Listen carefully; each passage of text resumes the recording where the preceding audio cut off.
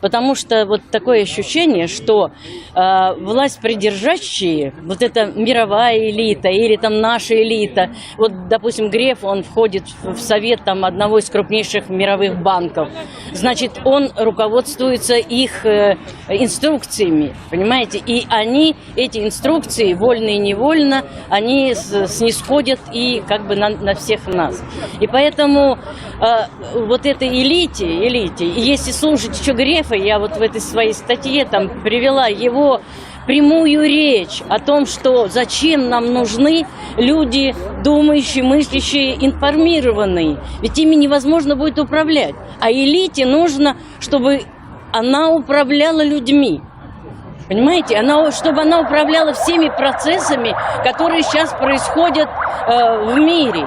И самое главное, она будет использовать. И вот сейчас, вот знаете, вот эта пандемия, вот эта вакцинация, вы знаете, здесь вот прослеживается опять-таки та же тенденция, как бы проверка людей на их управляемость.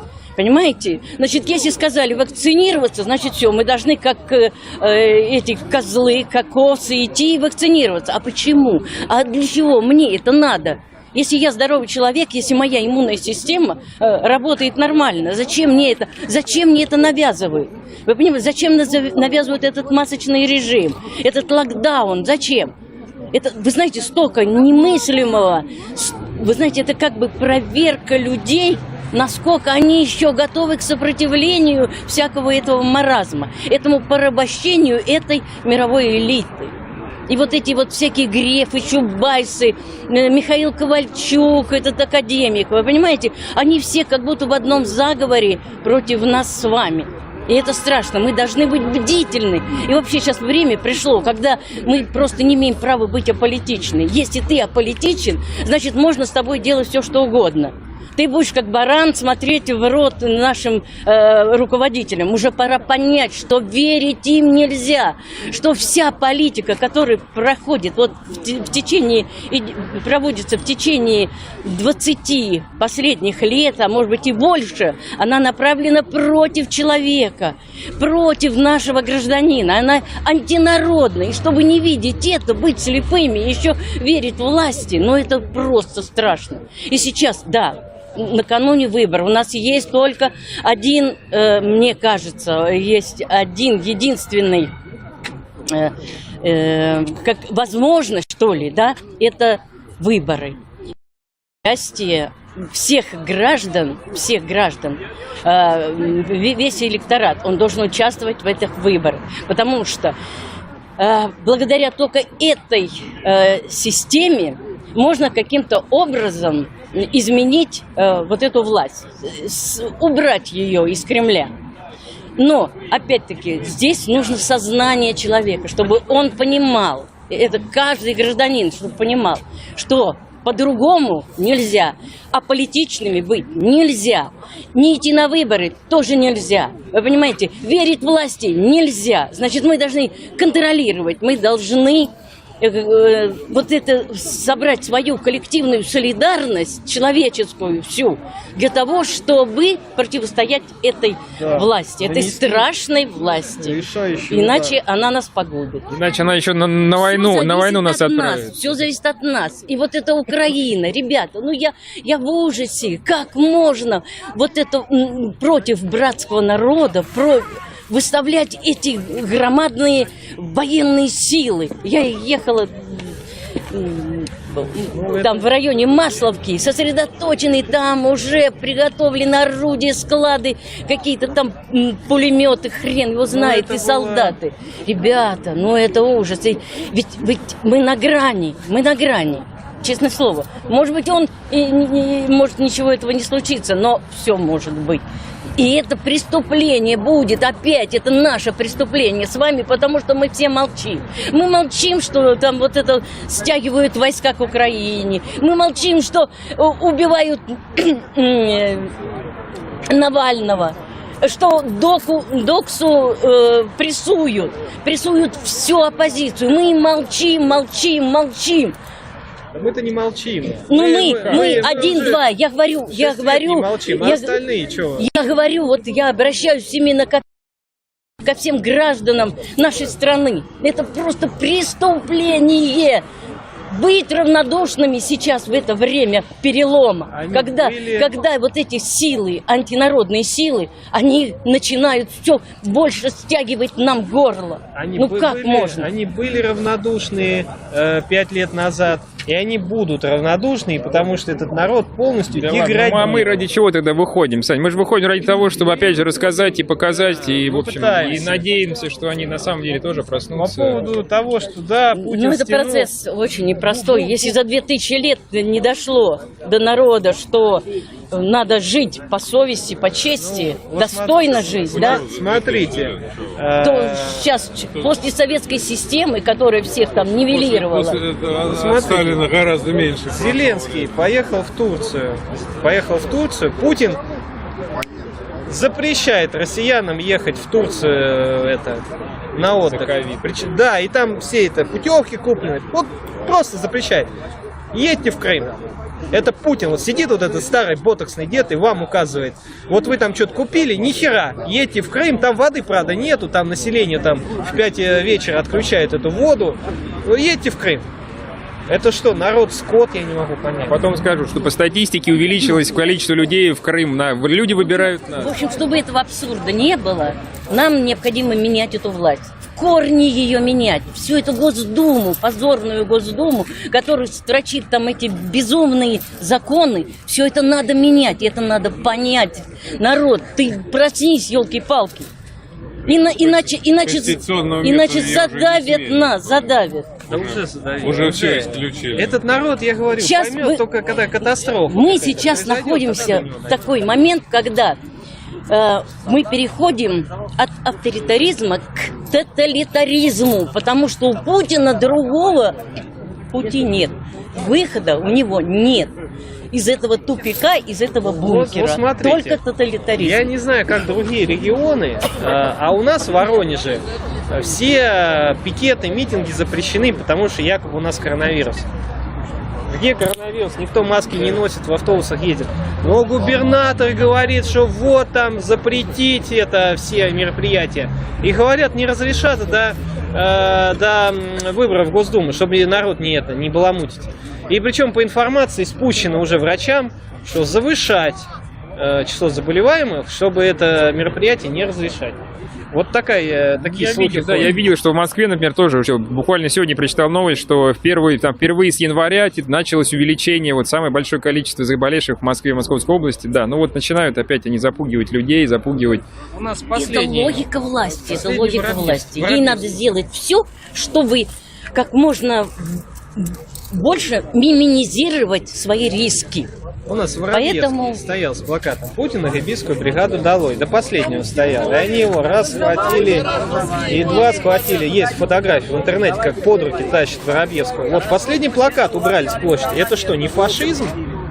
Мы пишем в прокуратуру запрос, как вы это правовую оценку даете этим действиям, что человека схватили и отправили в психушку. Они пишут ответ. Воробьевский сказал, что там на учете, мы его отправили. Это незаконное основание. Человека можно отправить, если он опасность для окружающих представляет, неадекватно ведет. Они пишут вот такие отписки. Пишут отписки, что все законно, все зашибись. Да. Время абсурда. Люди, будьте бдительны. Объединяемся и все силы бросаем на то, чтобы убрать эту власть. К чертовой матери.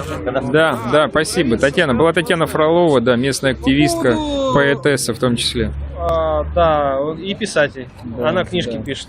Да. Вот. По поводу вот это вот войска Украины, это я так понимаю, что это вот, знаете, вот это вот он собрал это все войска, чтобы обратить на себя внимание, чтобы Байден пошел на какие-то переговоры. Байден действительно выступил, сказал, что да, мы сядем, поговорим за стол переговоров. Вот для чего это было сделано. Соответственно, я не думаю, что Путин решится на какую-то войну. Это ему будет конец полный, мне кажется. Просто вот, чтобы, так сказать, шантажировать мировую общественность. Но я не думаю, что этот шантаж к чему-то приведет, потому что, Байден правильно ответил, сказал, что мы не будем на себя никакую ответственность брать там за эскалацию насилия. Он говорит, если есть возможность, давайте поговорим, да? Почему бы не поговорить? Но я не думаю, что это приведет к тому, что давление Запада будет как-то ослаблено. Байден абсолютно прав, он просто не стал к этому примешиваться вот этим путинским действиям. Можно тебе вопрос задать? Что бы ты, как ты видишь дальнейшие шаги Путина по отношению к войскам, которые он стянул границы? Они останутся до осени, уедут назад в свои части, они начнут наступление. Что ему делать сейчас с этими войсками? Он пару месяцев, они там постоят, пока будут переговоры, потом он их уберет, наверное. Я так это вижу. Пройдут учения, и они вернутся. Тут самое главное, Подожди. Саш. Потому что это, мне кажется, эта война ни к чему не приведет. Вы же говорили, он этого не понимает. Что она ни к чему не приведет. Он считает, что мы победим. Если это вызовет очень большой негатив в обществе, на самом деле. Ему наплевать на это. Пенсионная реформа вызвала гораздо больше негатива. На самом деле. Понимаете, одно дело что-то изображать, да, какую-то картинку, а другое дело это превратить в реальность. Это приведет к тому, что люди там будут погибать, там кто-то обозлится. И уже этот Донбасс это вызвал негативную реакцию у многих. Это тем более. А уж захватывать Украину тем более невозможно. Хорошо, я тебе хочу привести пример. Конечно, он немножко поздний. То есть в то время, когда Путин ввел войска в Сирии, у Асада оставалось там 15% территорий. А сейчас он контролирует 50% территорий. И вот эти 35% территорий, которые он отжал, это был город Алеппо с миллионным населением, это были пригороды Дамаска и еще другие города. То есть это были города, в которых жили где-то десятки тысяч мирных жителей, где-то сотни тысяч жителей. И там было достаточно сильное, оппозиционное, невооруженное формирование. Вы приводите пример, да? И Путин штурмовал вместе с Сирией Алеппо, штурмовал там пригороды Дамаска, он просто стирал все. Вот этот солнцепек там использовался, который проехал мимо Воронежа, там использовалась наша авиация, там погибли десятки тысяч мирных жителей. Но просто от России это было далеко, и нам было на это наплевать. Мировое сообщество, да, оно выражало озабоченность, ну и что? Во-первых, на ДНР я не думаю, что есть какие-то собственные силы, которые поддерживают это, так сказать, вот это наступление, как в Сирии. Во-вторых, это Европа, в-третьих, это славяне, в-четвертых, украинская армия чрезвычайно повысила боеспособность свою за последние годы. И я думаю, что ни к чему хорошему не приведет. Конечно, сама война ни к чему хорошему не приведет. Но мы говорим о том, Путина начнут, понимаю, но он в это не верит. Он верит. Это его проблема, это не Я наша. понимаю, но из-за того, что он верит, что мы победим и дойдем там до Киева, или Байден и Зеленский пойдет на его условия. Вот. Лично я воевать там не собираюсь и призываю всех остальных, кто может еще там с прибабахом ходит, с вот этим, с ДНР там, тоже туда не воевать. Не надо под вот эту путинскую дудку плясать, убивать, значит, украинцев. Себя в том числе. И себя. Нет, это все пугалка. Это он просто пугает. Да, хорошо, что он будет делать с войсками? Ничего не будет. Сейчас пройдут учения, разъедутся по домам. Ну и все скажут, ну и что, Путин, тебя никто не боится? Я такую версию слышал, ему вода нужна в Крыму. Ну, а если воду не дадут? Да. А если он не даст воду? И Ротенберг. А если не дадут ему воду? Попытка. Он скажет, я все... Но не он там деньги вкладывает. Он обещал воду, да. Хорошо, а простые, вот сейчас Крым живет за счет курортного сезона. Если туда приедут туристы там в июле месяце, они не смогут воды попить и искупаться. У них не хватит воды, потому что население Крыма увеличится минимум в 3 раза. Ничего, не привыкать русским терпеть. Пусть терпят, водичку в бутылочку, Привезут. мочу дистиллировать и за Путина, и в храм помолиться. Украинцы удивляются, говорят, а почему нельзя было водопровод провести Потому что Краснодарский край... Да нет, зачем, с Краснодарского края. Там тоже дефицит воды. А если начнется... Тот же Геленджик, там также дают воду по несколько часов в день. Саш, Ну, а если дальше. начнется война, что Дальше там будет будет. курортный сезон тогда?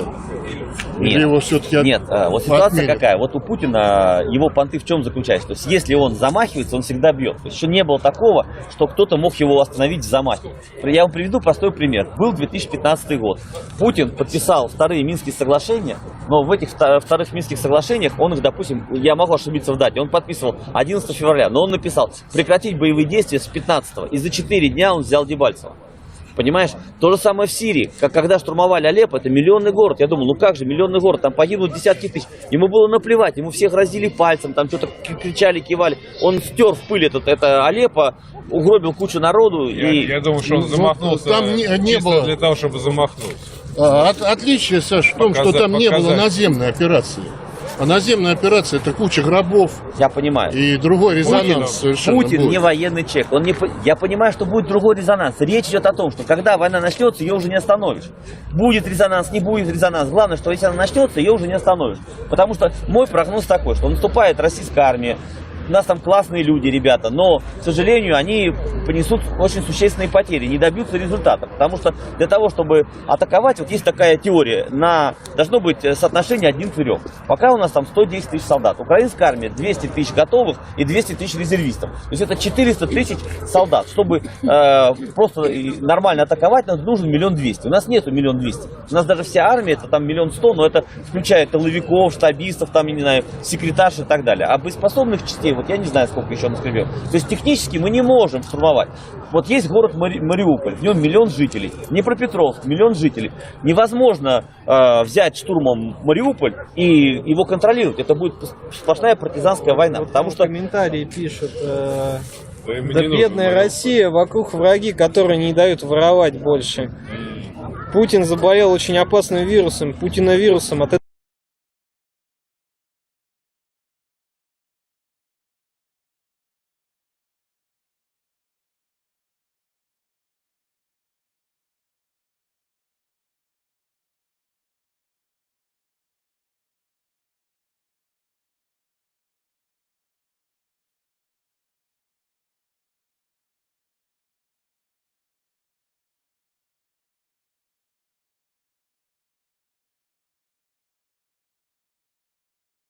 этих ток-шоу говорят, что там вообще кошмар. Я перевернулся в воздухе. Я понимаю, но... У нас 108 градусов. Хорошо, Как хорошо. Соловьев за Хорошо. несколько месяцев, помнишь, говорил, что Крым вам не нужен. Что... Я вам по-другому скажу. Когда Путин даст задний ход, то многие ФСБшники, эшники, прокуроры и судьи подумают, а ведь Путин когда-то может и дать обратный ход, понимаешь? А вот до этого они выполняют его приказы, потому что дело промахнулся. Если у Путина не получится ничего добиться от Зеленского и Байдена, это будет Акела У промахнулся. него сейчас главная проблема у Путина это санкции. Это санкции. Что? Сейчас, Во всех у Путина направлениях. главная проблема сейчас это санкции, и он эту проблему пытается решить этой войной. Потому что это, видимо, к чему. Но он же не решил, санкции все равно ввели. Ну, он ее не решит, а у него выбора нет. Он кроме... Ну, Так- так что будет, когда он не разумный решит? Я и человек задаю вам начал бы вопрос. войска стягивать, чтобы решать проблему санкций. Ну вот. Нет, это Зеленский его пошлет, и Байден его пошлет. Люди говорят, что он просто вернет войска назад. Мне кажется, Нормальный человек мне так бы кажется, сделал. Самый лучший выход это новичок для Путина. Новичок для старичка. Путин, где твоя Ева... Как ее? Браво. У меня даже Евы Браун нету. Шойгу вместе. Ну, это, что-то я хотел сказать. Мне вообще кажется, война так не делается, что там месяц... Можно, месяц стягивают войска. Война Нет, должна ну это быть всё, да. внезапной. Тут явно... И без этого, без всякой телепропаганды. Это как парад идет, войска передвигают, все наглядно. У нас Еще вот- 2 раза, небось, пропустят по одной и той же. Кстати, там видели уже в Белгороде, там уже пожар был, я не знаю, может, кто видел, да, да. Я в Богучаре. Богучаре, господи, да, Богучаре, в общем, там несколько палаток сгорело военных, и там какой-то пожар. До конца я не видел пепелища, какие там были, на чем остановилось. Они но- посидят, там посидят. Ну вот уже показатель нашей, да. Купать, там женщины, все дела. Слушай, там их надо либо чем-то задействовать, либо распускать по домам. Я не знаю, у нас в нашей телеграм-группе вчера писали, что вчера на полигоне этого, как полигон у нас, Погонова, да, стрельбы проходили весь вечер. Никто... Вчера Да. слышали мы, вчера гремело. Ну, далеко, конечно. Ну, в течение часа, наверное, там долбили нормально. Не знаю, я вот в деревне был, и реально что-то там на западе взрывается в воздухе. Опасно, конечно. Какая же опасность? Нет, у нас полигон военный. Кто знает, кто стрельнет, и туда попадут. Там можно стрелять чего угодно. Ну что, будем фотографироваться? Будем, я просто воробьев хотел дождаться, а Видно, то боровца что-то нет. никто нас не разойдется. Ну, можно сфотографироваться, потом еще раз. Да, я думаю, что... Саша. Да, друзья, в общем, обсуждаем войну в Украине, потому что, опять же, напомню, что Воронеж буквально граничит с украинской границей, и как раз в нашей области расположены все эти войсковые части и все вся военная техника, которая сейчас стягивается, она едет сюда в Воронежскую область, поэтому здесь мы прям близко находимся. Да, друзья, сейчас сфотографируемся. Напомню, что сегодня у нас хэштег «Свобода Навального». Вот так вот мы кормим голубей. Голуби уже были. Если кто тут сомневается, что тут на самом деле голуби клюют наше пшено, то на самом деле были голуби и уже какую-то часть клевали. Но будем надеяться, что они еще вернутся. Да, давайте. Да, друзья, вот новенькие с нами, да. Ну, а что красные-то? Красные... Ну ладно, не все решили с нами фотографироваться. Ну, не знаю, что-то эшников на самом деле не видно. Да, Александр, вы не видели сегодня эшников? Был? Перебросили Донбасс. На Донбасс? Ну, вот говорят, что всех эшников на Донбасс перебросили. Ну, не знаю. Да. Видимо, видимо, консолидируют. Хотя, не знаю, вон какой-то активизировался товарищ. Не знаю, может быть, это он и есть новенький какой-то. Сейчас вот мы посмотрим, он там какой-то слева, он в очках какой-то чел. Мне кажется, это он и есть эшник. Сейчас он нас фотографирует так внезапно. Друзья, давайте мы приблизим его, посмотрим. Телефон как-то держит. Да. Ну он сейчас будет нас фотографировать, да. В общем, это вот он уже держит, вот сейчас видео. Друзья, ну вот он эшник, в общем, не знаю, они там что-то шкерятся, конечно, ну... Очки это, темные. да, темные очки. Но это смешно, конечно, выглядит. Да, можем ему вот так еще ручкой помахать, пусть он на нас посмотрит. Ну, видишь, он нас, нет?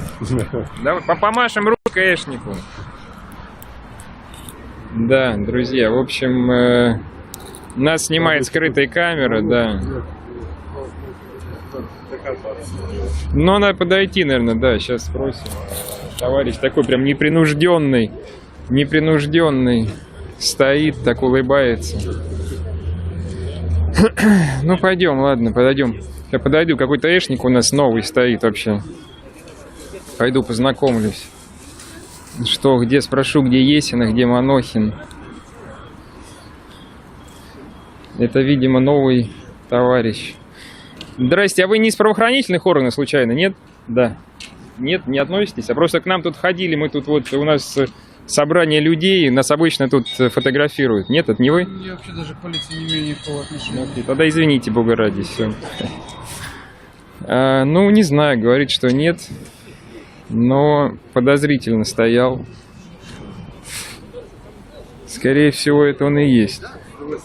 Просто, не знаю, нету ни Манохина, ни Есины. Были тут у нас такие товарищи, которые постоянно в гражданском нас снимали. Не знаю, говорит, что он как бы вообще никто, я тут стою случайно. Ну да, случайно. Ну, так, кстати, ты купил себе, да, я смотрю, беспроводную систему, да? Это беспроводной микрофон. На самом деле, я не знаю, мы еще не пробовали, короче, это для интервью. Потому что у нас проблемы. Там у этого микрофона, это не петличка, это микрофон в руках держать. Там проблема в том, что звуки от руки, акустическая развязка с капсулой не очень хорошая, но будем пробовать. Ну, отлично, да, друзья, в общем, мы потихоньку развиваемся, да, напомню, что это канал «Свободные люди Воронежа», да, Александр Желтухин, подписывайтесь. Сегодня у нас будет стрим, кстати, в 17:00, да, в общем, мы будем в студии как раз нашей, которую мы снимаем. Кто хочет задонатить, как раз есть в группе «Свободные люди Воронежа» на YouTube-канале. Есть все реквизиты там. Да, там есть, да, на канале «Свободные люди Воронежа» есть реквизиты, там моя карта, Орлов Федор, и можете, кто хочет пожертвовать. Нам надо собрать 18 тысяч каждый месяц на эту студию, вместе с коммуналкой это стоит. И, в Ты там общем, вообще давно был в студии? с того времени, вот, где-то неделю. Ну, какие-то новости доходили, что в Яблоке якобы замок что-то поломали входной. Я надеюсь, что мы там сейчас не придем, и что там это не там пожарище какое-нибудь там с свастиками и портретами Дзержинского. Ну вот сегодня, да, друзья, я надеюсь, что она будет состоится, трансляция, и, в общем, там Тогда не будем поменяют. вещать, пойдем к площади Ленина вещать, наверное. Да. Или прямо к ФСБ, скажем, что доколе. Я думаю, что мы тогда и на сотой Vision тогда, да. Возьмем с собой с плакатом Габийскую бригаду и пойдем к ФСБ стримить оттуда, если там замки поломаны. Да, возьмем стулья, да, сядем, там будем сидеть, в общем, и общаться также на свободные люди. Да, не знаю, давай вот спросим, еще у нас красные в городе. Я не знаю, что-то они в городе красные. Да, давай я еще поздороваюсь, по-моему, сегодня не здоровались. Да, ну расскажи, как. Смотри, у тебя YouTube-канал, я забыл, Красный Воронеж, Красный да? Воронеж, да.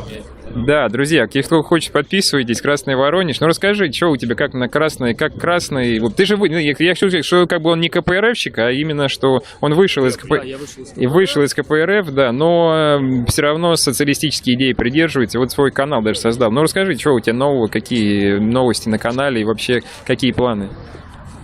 Какие новости и планы? Ну, в принципе, сейчас идет договоренность с различными партиями, которые, конечно, социалистические, но поменьше, наверное, численностью, чем КПРФ. Вот. А в мероприятиях, собственно говоря, съемки. Сегодня, вот, кстати, была акция, проходила у памятника жертвам белого террора. И, собственно говоря, это... Сегодня дата, значит, Ленского расстрела, когда царь, значит, ну, я не знаю, по его ли приказу, либо нет, что были расстреляны 500 рабочих. Вот. В каком году, не помнишь? И вот не могу я сказать. Я просто был, как, можно сказать, как... Приглашенный гость. Да, приглашенный гость, который вот фиксирует все это дело, чтобы люди знали, что происходит, и могли участвовать. Слушай, ну как вот на твой взгляд вообще сейчас, вот некоторые сравнивают опять даже нашу ситуацию вот с революционной и сравнивают ее с теми, там, 17-м годом и перед революционной ситуацией. Ты как оцениваешь вообще, вот люди на сегодняшний день смогут также, вот, например, при необходимости там или вообще такая ситуация возможна, что сменится власть, например, там в ближайшее время? Ну, тут здесь разные могут. Ну, первое, допустим, если рассматривать, все понимают, что президенту уже сколько лет, то есть есть вариант банально, ну, есть конкретно президента, что он может умереть. Вот. Мы же тоже, все люди, как бы, да, нужно понимать. И дальше какая будет смена власти при этом, то есть кого будут ставить, не ставить, то есть тоже будут процессы, какие-то изменения. Даже, получается, кремлевские вот эти все группы, они между собой будут бороться за вот эту власть, даже президентскую элементарно. Вот. Про настроение людей, ну, в принципе, то есть мы видим по протестам по всей России, в большинстве своем, конечно же, те, кто за Навального выходил, это были люди, значит, ну, в большей степени это была молодежь, потому что... Все, давай, подожди, сейчас свадьба у нас, друзья, есть, сейчас мы 5 секунд подождем, а то тут ничего не слышно. В общем, да, у нас тут выходной день, поэтому буквально недалеко здесь ЗАГС, поэтому вот такие свадебные мероприятия. Да, продолжай. Значит, собственно, была молодежь, потому что в большинстве своем именно молодежь сейчас не имеет рабочих мест, потому что, собственно, ее заняли, да, либо пожилые люди, которые, ну, уже долго находятся. Новых производств особо не открывается, если про заводы говорить, да, и, то есть, развития особого нету. И поэтому нет работы, естественно, они протестуют, они видят даже в Навальном, что, может быть, он им даст ответ, да, что на какие-то изменения положительные будут в их жизни. Да, вот. Да. Спасибо большое. Да, слушай, расскажи, может, про Бондаренко, да, может, ты не слышал, что там, какие новости, да, вот просто у нас тоже сторонник Бондаренко, даже есть футболка у него. Увы, я пока еще не смотрел его крайние стримы, крайние выступления, видел, что он ездил по области, по регионам, опять-таки делал видео по плачевным состояниям различных районов, о том, что не хватает ни детских садов, ни школ, а там где они есть, нет банально дорог нормальных, чтобы до них добраться. И так далее. Я хочу добавить про вот то, что про молодежь в протестах, что как бы бытует мнение, что это специально, их там агитируют, их проплачивают, чтобы они приходили и так далее. Но на самом деле это не так, потому что есть яркий пример того, как было в Петербурге не так давно, когда на, получается, сходке косплейщиков, да, пришли оперативники на сходку косплейщиков, всех заластали, им меняли пропаганду ЛГБТ. Получается, да. Когда люди наряжаются... Да, люди одевают костюмы, допустим, да, либо аниме-героев, либо каких-нибудь игровых. Вот это латексные одежды. Ну, не принципиально латексные. Но костюмированные. Да, суть в том, что им меняли, получается, пропаганду ЛГБТ. А все почему? Потому что буквально в некотором, вот, то есть они, получается, выступали, ну, они собрались на некой площадке. Здесь в нескольких метрах. Вставка из фильма «Брат 2», где говорит: да пидоры они все, пидоры. В нескольких метрах от них пришла девушка с радужным флагом, постояла, да, 5-10 минут и ушла. Приехали оперативники, заластали всех этих подростков. Ну, понятное дело, что после такого беспредела эти подростки будут оппозиционно настроены, потому что к ним просто приехали и вменили то, чем они не занимались. Игрушки отобрали. Да, и как к этому относиться можно? Там от 13 до 16 лет, я, по-моему, был. А менты просто палку хотели срубить, что они ЛГБТ пресекли. Да. А у нас в Граде так периодически проводят это... Костюмированные какие-то шоу, там, у кого лучше костюм, им дают там подарки какие-то. Да. Вот надо это. Да. Позвонить ребятам. Я, кстати, видел, да, недавно где-то был День студента или что-то такое, где-то студенты тоже собрались, и какие-то плакаты у них были, и этих студентов тоже приехала полиция, испугалась, что там какой-то митинг, а это на самом деле там студенческое собрание было. Посвящение студентов. Да, или посвящение студенты было, в общем, Нет, даже так... не в центре города это было, вот, даже смешно, то есть как это могло повлиять сильно там, да. Ну да, я просто слышал, что там был какой-то звонок, типа того, что вот у нас под окнами какой-то митинг там, да, и вот они прибежали, прилетели, нифига себе митинг, давай сразу их, в общем, засадили также в автозаки и увезли, и, насколько я знаю, что там, полицию, но, по-моему, отпустили их в итоге, но все равно вот сам факт того, что боятся даже студенческих каких-то вот выходов и собраний, поэтому любой... Человек присоединился, в тот раз приходил. Как ты зовут? Артем? Артем. Что скажешь? Как жизнь? Жизнь ухудшается стремительно. Что делать, Артем? Расскажи, вот как ты это видишь, что мы должны делать, вот как твое видение, как исправлять ситуацию? Делать, что должны быть, что будет. Банально, но так. Я на самом деле не знаю, что конкретно делать. Я недавно распечатал листовки и вставлял информационное табло у себя в лифте. И я понял, что я не хочу, чтобы меня увидели. Потому что... С сайта Навального, что ли? Да. Потому что мы в таком возрасте, когда мы не можем уже как-то вести вот свою какую-то, ну, не секрет же, что жизнь частная и жизнь политическая, они уже неотделимы. Мы вот не можем высказать свое мнение. Вот. Поэтому... Отсутствие свободы слова. Да, полное отсутствие свободы слова, и гайки продолжают закручиваться.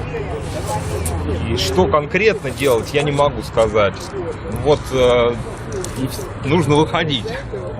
Ну то, что мы сюда вот выходим, это вообще как с точки зрения... Ты, кстати, узнал нас, да, из интернета, да, как вообще, как ты узнал? Да нет, он подошел. Просто ты нет, видел раньше? Я видел, да, мне видео попадались, я знал, что люди здесь собираются. Я не знал, на самом деле, когда это все происходит. Вот. Видел видео. А потом, чисто случайно, я приехал вот в Книжный, зашел, увидел, что стоят, и мы подошли. Вот. Ну, отлично, да. Как книга. Начал читать. А еще не начал читать. Знаешь, как полезное занятие читать. Понимаешь, вот подходишь к книжному, и, собственно говоря, вот полезное занятие тебе само находит, да. Поэтому, друзья, вот читайте книжки почаще вот здесь, да. Нас отсюда не выгнали, нас ходили отсюда, когда год назад или посторонний год выгнать просто из центра города, чтобы вообще тут не собирались. Ну, каким-то чудом оставили, сказать, парка. Да, вот еле-еле мы. Но опять же, мне кажется, что если бы мы не выходили так же, то бы, конечно, бы закрыли бы. И просто если сейчас начнут закрывать, конечно, тут много будет шума. Я думаю, что и другие люди, которые ранее не были активными, выйдут поддержать нас в том числе, поэтому... Да. Мы продолжаем. Да. Не бойся, не такие страшные. Давай. Это В общем, все те же самые. Да, друзья, в том числе вот за пожертвованные деньги, это нам никто не платит, ни Ходорковский, никто. Расклеиваем тоже, в том числе наклейки протестные. Но напомню, да, что сейчас вот уже, конечно, в штабе Навального, даже в Воронеже, по всей России эта ситуация прошла, да, то есть буквально там, не знаю, штабов 30-40 было, вот полиция едет по встречной там у нас, как обычно. Ну ты понял, они как И да, и, собственно, изымали листовки, вот буквально тоже, вот в Воронеже я уже рассказывал, когда одного сначала товарища, он буквально и вышел из... Он там остановили... буду показывать, что там нарисовано, а то люди, да. у них шок-контента происходит. Да, Просто вот, да. Смотрите, берете, покупаете самоклеющуюся бумагу, ну, не знаю, там где-нибудь там в Ситилинке, с 250 рублей, там 300 стоит пачка самоклеющихся. Вставляете в принтер черно-белый обычно, печатаете, вот, а потом просто... Ну там 6 элементов, 6 наклеек на этом листе. Режете это вертикально, а потом просто это все можно приклеивать. Никакой типографии не надо.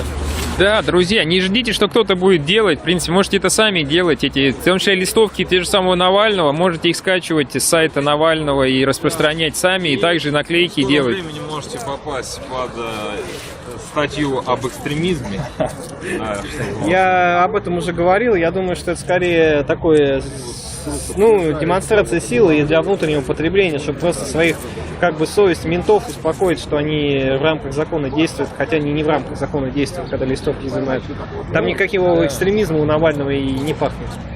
Когда видно, что Навальный призывал изменять Конституцию, да, основу конституционного строя. Путин гораздо больше изменений в Конституцию сделал, чем Навальный что-то собирался. Да, безусловно, Путин самый главный экстремист. А если послушать вообще там вечер с Владимиром Соловьевым, я тут недавно послушал, случайно. Скажи, я давно не смотрел. Да, но там реально, там они открыто говорят, давайте бомбить по Украине, давайте там открыто начинаем войну, там такой экстремизм, там у меня уши... Я уже испугался опять Воронеж бомбить. Я тоже испугался. Так это практически и есть Воронеж, слушай, ну это же мы на границе, что тут 200 километров? Бомбить в Украину, промахнуться, попадут в Воронеж. Я видел вырезку, правда, они прям на серьезных щах говорили о превентивном ядерном ударе. Да, где-нибудь в нейтральных водах, но чтобы это все было поближе к берегам Америки. И причем они... этих людей в головах.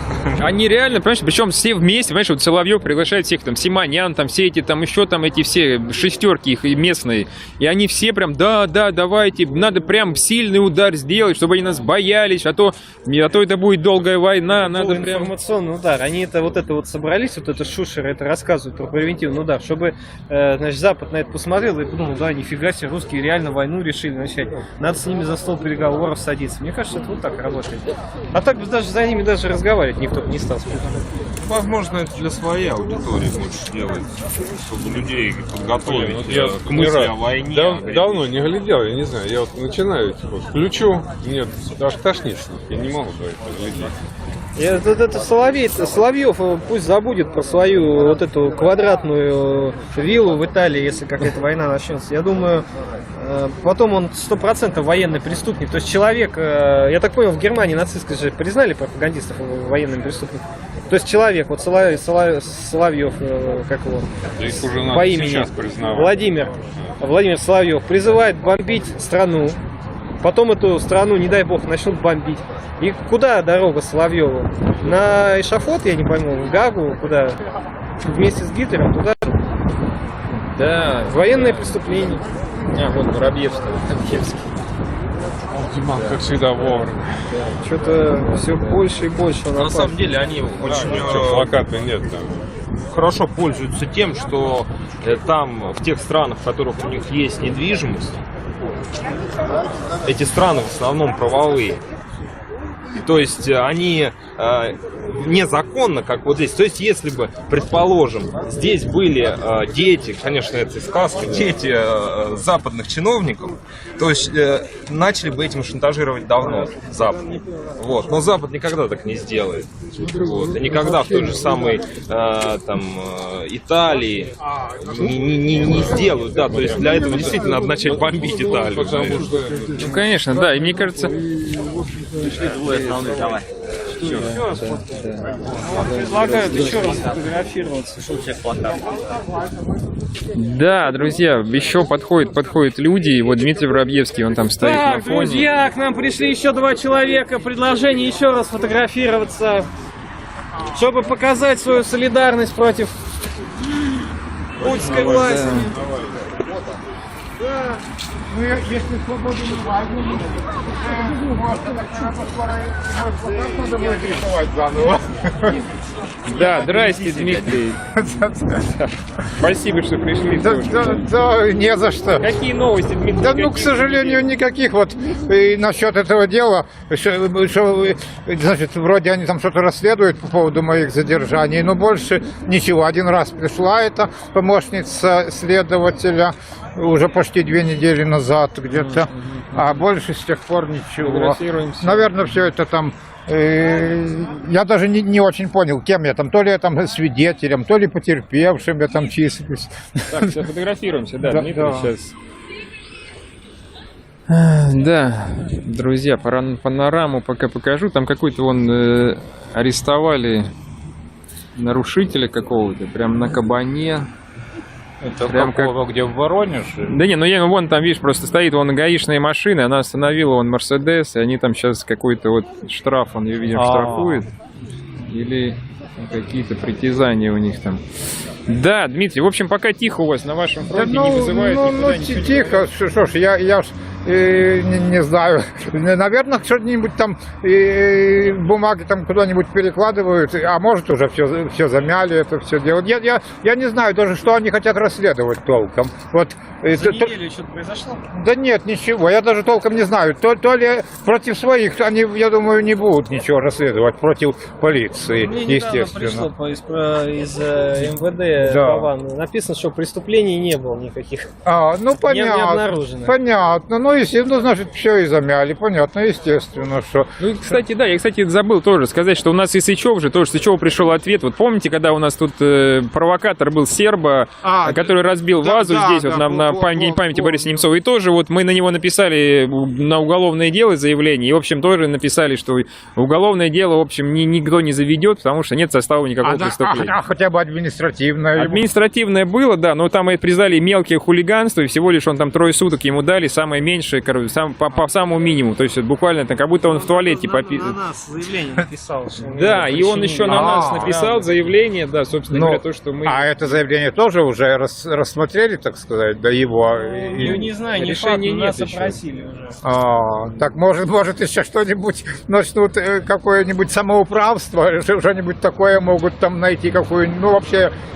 Мы на него напали. Что нет, полиция вроде обещала, что все закроет. Ну там какая-то смешная ситуация. Какой-то с прибабахом человек говорит, так причинили моральное мне страдание, говорит, надо мной все смеются. Самое главное, то ли он с прибабахом, то ли он подосланный властями. Скорее всего, может быть, конечно, и то, и другое. Но обычно они все-таки явно сумасшедшие.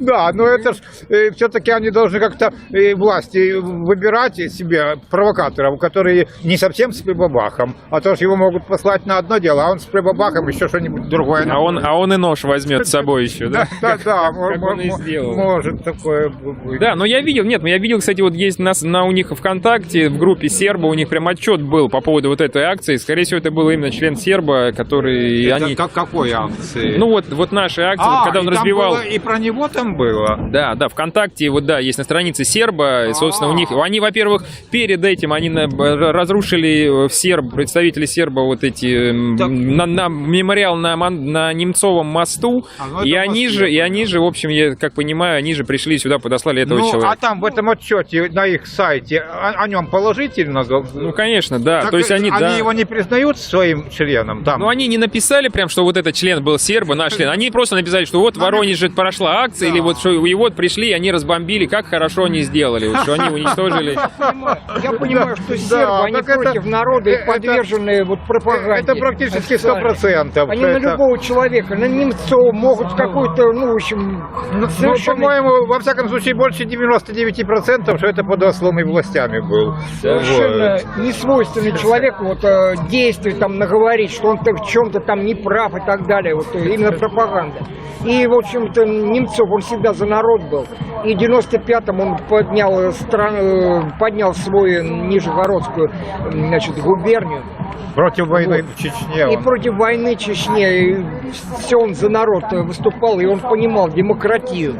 И он понимал всю вот нелепость вот этой власти капиталистической, что она неуправляемая. Что, да, по-моему, она не столько капиталистическая, сколько просто бандитская. Бандитская, капитализм да. тут ни при чем. В Голландии капитализм, там люди гораздо лучше живут. В нормальных либеральных странах капитализм, там люди живут гораздо лучше, чем у нас. Ну, так у нас во власть попали именно вот бандиты, ну, я считаю, капиталистами такими. Ну, вот, это просто разный смысл. Матерыми вы одно вкладываете, вы в смысле капиталист, я понимаю, а я другое вкладываю. Вот как при Гитлере. Ну, так и при Гитлере, это не при Гитлере, там только 6% капиталисты получали, а 94% отстегивали Гитлеру налогов. Крупные капиталисты 94%. Это войну.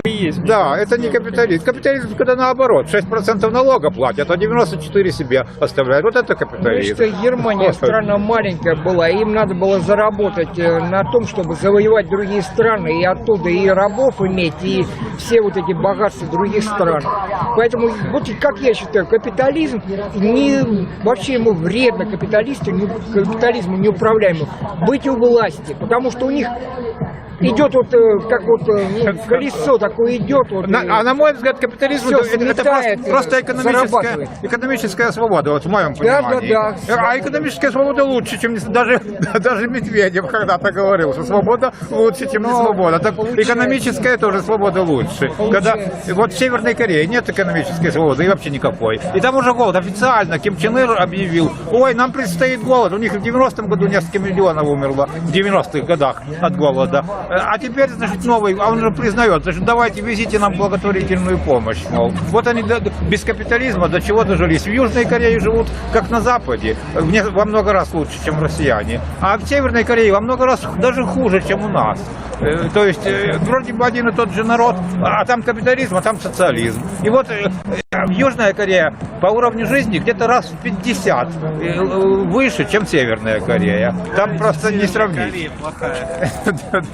Это просто статистика, что там нищета, а там... Ну, в Чучхе живет. Да, там монументы построили. Есть... Можно тебя поправить? Да. Там не социализм, а диктатура. Ну, оно бывает совмещается. Социализм и диктатура иногда совмещается. Вот. И там деньги потратили, я читал, где-то видел фотографии, 190, кажется, метров монумент идеям Чучхе, и еще по 100 метров примерно статуи Ким Ир Сену и Ким Чен Иру. Вот на что они деньги тратят. А народ, еще на атомную бомбу. А народ голодает. Народ траву ест и здоровье. Редко. Ну это спасибо. Кому я прослушал? Валентина Пискунова пишет: Дмитрий Воробьев. Ну большое спасибо, Я очень признателен. Сейчас фонд по борьбе с коррупцией, новый фильм там они издали. На Валааме где-то у него там еще дворец нашли. И тоже есть комната для грязи. Я говорю, свинья, говорю, грязь везде найдет. Любит грязь. Да. Что, может, к тем молодым людям подойдем, спросим что-нибудь? Да, пошли, да. Улучшать надо благосостояние всех, всего народа, а не только капиталистов. Да, друзья, подойдем, послушаем тут, о чем говорят. Ну, Ну, это мерч, можешь на сайте. Сам купил? Да, конечно. слушайте, как вариант, возможно, скоро ее признают экстремисткой, кстати, ты же слышал? Тебе опасно. Просто вывернет ее наоборот. Я считаю, что... Не боишься, что запретят вот, и будут экстремисткой? Я сегодня новость читал, что мужик на маске вот этой коронавируса написал Путин в отставку, и на него протокол составили и датинскую статью обещали завести. Мне вообще нравятся лозунги про свободу, вот, и требования свободы. Вот. Я считаю, у нас люди, которые особенно, по моему мнению, не причастны к преступлениям, они, естественно, не должны находиться в заключении, а они должны находиться на свободе. То есть это касается не только там, Навального, это касается, ну, по сути, всех узников нашей страны. У нас вся страна сидит в тюрьме. Ну нельзя так. Слушай, вот сейчас вот опять разговоры про войну, вот опять же мы тут, мне кажется, первых нас призовут. Вот идешь, например, воевать против украинцев, вообще как к этому, к войне относишься? Да я сам наполовину украинец.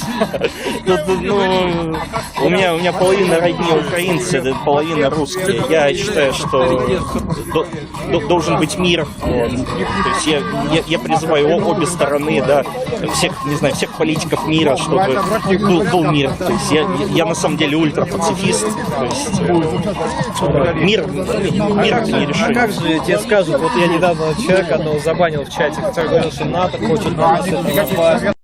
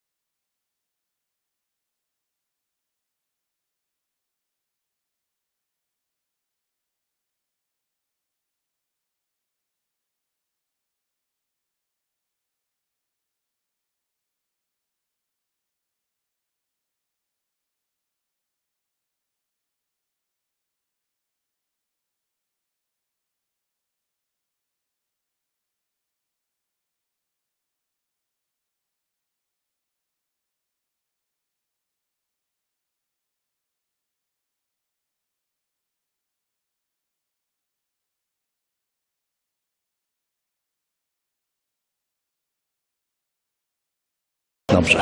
No więc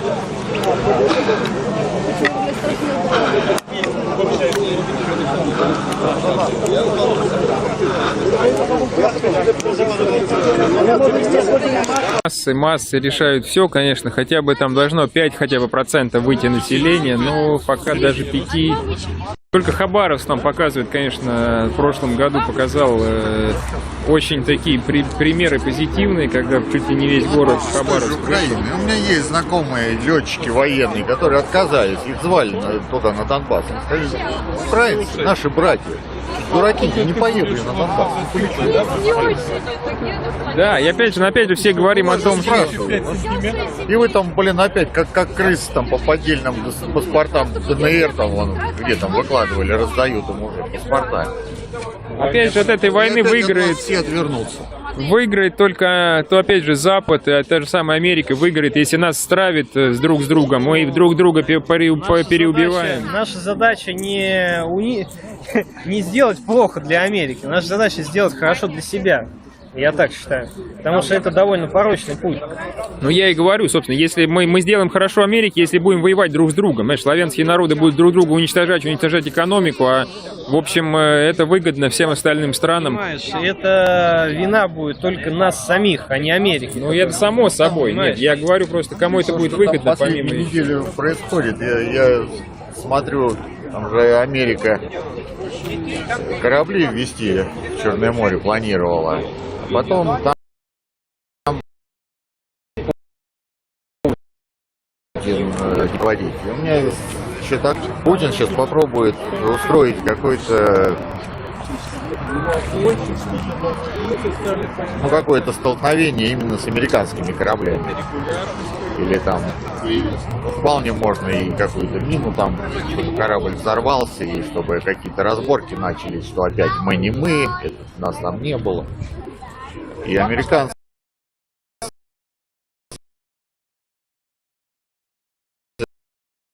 это тактически, да, сейчас пробуют на эти провокации, потому что сейчас получается Украина с Россией, как бы конфронтация.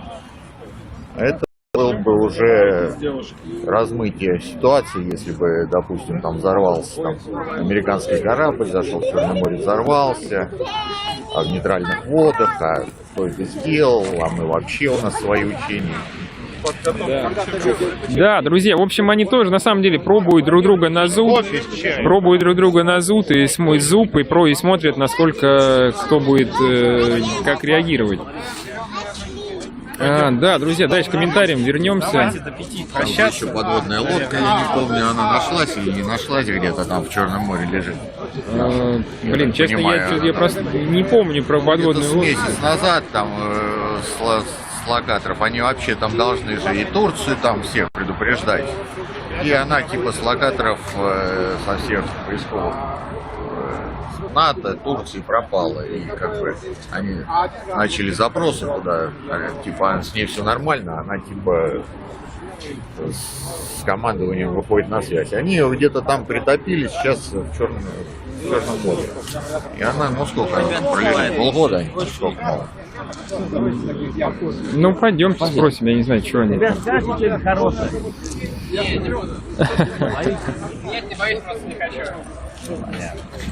Да, друзья. Ну, нормально. По крайней мере, остановились, постояли, то хорошо. Фотографировали, да. Ладно, пойдемте кофе пить, а потом в 5, чтобы успеть просто. Да, ну, времени еще много, в принципе. Да немного времени. Ну, понимаешь, ну вот зачем, к чему этот экстрим? Вот скажи, ну вот время люди должны делать... 20, Федор, я помню, как мы сидели, и люди, ну, зачем нам терять людей, если вот мы начать вещать. Выйдем в 5 часов однозначно. Я всегда это от тебя слышу, и ни разу. Ну, в прошлый раз я раньше вас пришел, ну что мы говорим? Я понимаю, ну так сначала мы всех гнали, поэтому ты пришел раньше нас. Ну, ну ладно, не будем сейчас выяснять в эфире. Давай просто сделаем. Да, друзья, ну, наверное, в принципе, да, особо уже не о чем говорить. У меня старые лежат плакаты. Уже, да, в общем, Пойдем в кафе. У нас в 5 часов сейчас будет еще одна передача. Да, друзья, давайте я все-таки напомню. 1 мая это еще демонстрация была монстрация. Проходила один раз у нас в позапрошлом году. Кто подавал, я что-то так и не понял. Ну, в этом году запретили, да, я помню, я слышал, что как бы на 1 В этом мая... году вообще не было. В этом, получается, запретили. А так тема интересная. А что за тема? Подожди, какая Монстрация. А что такое монстрация? Ну, это со смешными лозунгами там. А, монстры, слово монстрация. Ну да. У меня плакат долой лежит. А, нет, доколе. А, да. Ну, слушай, да. Просто так доколе. Да, ну было бы круто, уже все соскучились реально по массовым акциям и по митингам вообще. У людей накипело реально много проблем и много чего изменилось за этот год, уже больше года это идет пандемия, и запрещены эти митинги, поэтому люди ждут, когда, в общем, уже откроют и разрешат. Да, друзья, в общем, давайте будем заканчивать помаленьку. Подписывайтесь на канал, не забывайте ставить лайк, распространять это видео. Подписывайтесь на канал «Свободные люди Воронежа». И будем сейчас вот как раз на канале «Свободные люди Воронежа». Или ко мне, Орлов Федор, подписывайтесь, там тоже будет трансляция. И там еще мы в 17:00 соберемся у нас в студии здесь и обсудим еще наши воронежские новости и в целом российские, еще раз переговорим. И, в общем, кому будет интересно, присоединяйтесь. Ну, а пока все, подписывайтесь, да, донатьте по возможности. Опять же, есть на Soto Vision в описании все реквизиты, можно спонсировать их, есть кнопка «Спонсировать», и вставьте лайки, есть на «Свободные люди Воронежа» все комментарии под видео описание со всеми реквизитами, поэтому кто хочет, присоединяйтесь. Все.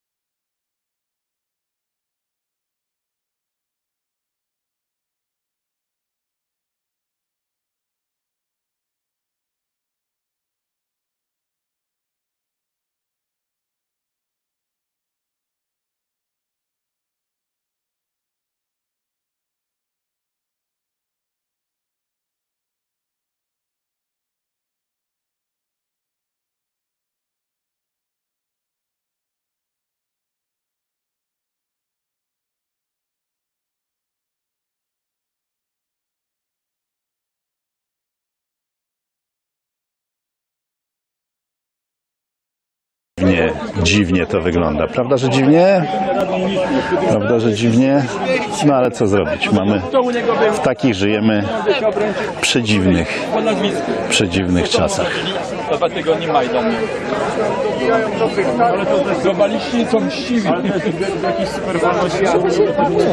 Panią policja przed chwilą spisywała za co? Jakie to przestępstwo pani popełniła, proszę powiedzieć? Prowadziłam się z mężem i 2 dzieci w parku, tak? Przyszliśmy sobie pobawić się. No i artykuł 116, 1 artykuł A za nielegalne zgromadzenie, tak? Gdzie panowie policjanci do nas podeszli, była nas tylko i wyłącznie ja, mąż i 2 dzieci. A może, przepraszam, ale to może cudze, może pani dzieci pomyliła i na przykład cudze dzieci pani wzięła? Nie. To na pewno są pani dzieci, bo jak cudze dzieci to nie rodzina, to nie wolno. To na pewno. A jakieś dokumenty pani, metrykę pani przyniosła? Dzieci? Nie mam obowiązku noszenia metryki mojej. No wie pani, ale policja może podejrzewać, że to cudze, co prawda podobne, no właśnie, co prawda, ale może to jakieś testy genetyczne by zrobili, żeby to może tu na miejscu. To może w torebce czy w portfelu powinniśmy wszelkie swoje dokumenty nosić, całą swoją życiową historię. No chyba w dzisiejszych czasach to tak. Wychodzi. Tak, na to wychodzi. Bo... My jako wolni ludzie, tu gdzie gwarantuje nam to konstytucja, nie mamy najwidoczniej żadnego w tym momencie prawa, tak? Na to wychodzi, że prawo jest, nie wiem, tylko po jednej stronie. No właśnie, czyli tak. Wygląda to dosyć dziwnie, to co się tutaj dzieje. Ale to nie tylko tutaj, no bo gdzie by człowiek nie poszedł, to w dzisiejszych czasach mamy tak, że to wygląda wszędzie. No ale tutaj dosyć wyjątkowo, bo tu jesteśmy w środku lasu. Właśnie, jesteśmy w środku lasu, w środku parku, na terenie przeznaczonym do grillowania. Przyszli sobie ludzie pogrillować. Tak, gdzie nie ma obowiązku w parku, w lasach noszenia maseczki przede wszystkim. Tak, ale policja się nie czepia o brak maseczki. No nie, ale tym razem się nie czepia. Uznali to, że jesteśmy na nielegalnym zgromadzeniu. Uznali to, że to jest nielegalne zgromadzenie, gdzie ludzie spontanicznie przyszli do parku po to, żeby, nie wiem, z dziećmi się pobawić, tak jak my, ja i mąż, przyszliśmy we 4, żeby dzieci pobawiły się na placu zabaw. Teren jest dosyć duży. Teren jest dosyć duży. Tutaj przy zachowaniu wszystkich tych odległości to by się kilkaset osób spokojnie zmieściło, a tutaj jest kilkanaście, może kilkadziesiąt, plus oczywiście koło setki policjantów. Więcej było panów policjantów niż nas tutaj nadal osób, które przyszły, tak? No. Tak to wyglądało i w sumie nadal tak to wygląda, że jest więcej policjantów niż osób, które tutaj przyszły. No tak. Tak, no ciekaw jestem, czy długo jeszcze każdy grill będzie w stowarzyszeniu policji. A może oni po prostu na krzywy ryj się na grillach chcieli załapać, dlatego tak się tutaj dużo policjantów pojawiło. Kiełbaski wyczuli i za węchem przybiegli. No, to jest jakaś koncepcja. To jest jakaś koncepcja. I w związku z tym, że jeszcze nie usmażone, to się wkurzyli i zaczęli spisywać. Właśnie, chyba tak. Może. Tak, też mi się tak wydaje, że tak mogło być. Może. Dobra, dziękuję bardzo. No cóż, a grill trwa nadal. Grill trwa nadal. Ja co prawda kiełbaski nie mam, się nie sępić nie będę, bo no ale tu jak widzicie, to jest właśnie ten widok, kiedy tam statko policjantów pisze. Ciekaw jestem, co tam pisze. Co tam się... Oni piszą, ktoś inny będzie czytywać, wprowadzać to do jakichś kartotek. Po prostu tej biurokracji będzie całe mnóstwo, a wszystko, przypominam, za pieniądze podatników. Te wszystkie rozbudowane siły policyjne, te oddziały prewencji, te długie pały, wielkie tarcze, białe kaski. No tu przynajmniej białych kasków na razie nie widać, jeszcze pewnie są pochowane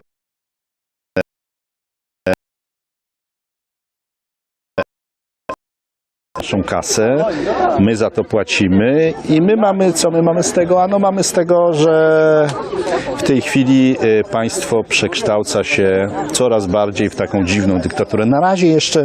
Na razie jeszcze póki nie są całkiem pewni swojej pozycji, to jeszcze się dzielą, tak? Kradną, ale się dzielą. Kradną, ale no, mają to 500+, obniżenie wieku emerytalnego, kradną, ale od czasu do czasu komuś podrzucą jakieś dotacje, kradną, ale od czasu do czasu podwyższą minimalne wynagrodzenie, kradną, ale ktoś coś przy okazji uszczknie, no szczególnie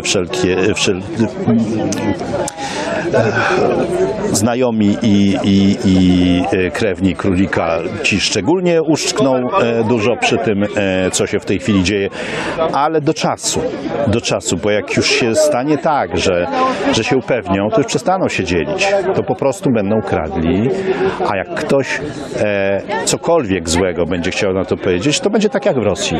3 lata, 5 lat, 8 lat, 10 lat bez prawa do korespondencji z rodziną, bez prawa do odwiedzin, bez prawa do życia. No tak. Tak, bo w tym kierunku to niestety idzie coraz bardziej. Odbierają nam kolejne instytucje. No widzę, że mandaty. Za co? Za zgromadzenie się. No na ławce? Starsi ludzie? Zgromadzili się na ławce. No ja się pytałem, czy tutaj rodzina, już się pytałem, czy może dzieci nie własne, powiedzieć, że własne. No. Ale tam starsi ludzie dostają mandat za siedzenie na ławce. No i tak. No i mamy tutaj, ludzie siedzą na ławce, dostają mandat. Ludzie stoją, dostają mandat. Ludzie robią sobie grilla, dostają mandat. Ludzie mierzą odległości, żeby było 1,5 metra, tak? Żeby było 1,5 metra? 2 metry, 1,5, jakoś tak, nie wiem dokładnie. Okej, słusznie. I też dostają mandaty. Wszyscy dostają mandaty. Policja mandaty wypisuje za siedzenie na ławce. Za siedzenie na ławce. Rodzinnie. Za siedzenie na ławce dostaliście mandat? Tak. I czym to było? Że ławka jest za...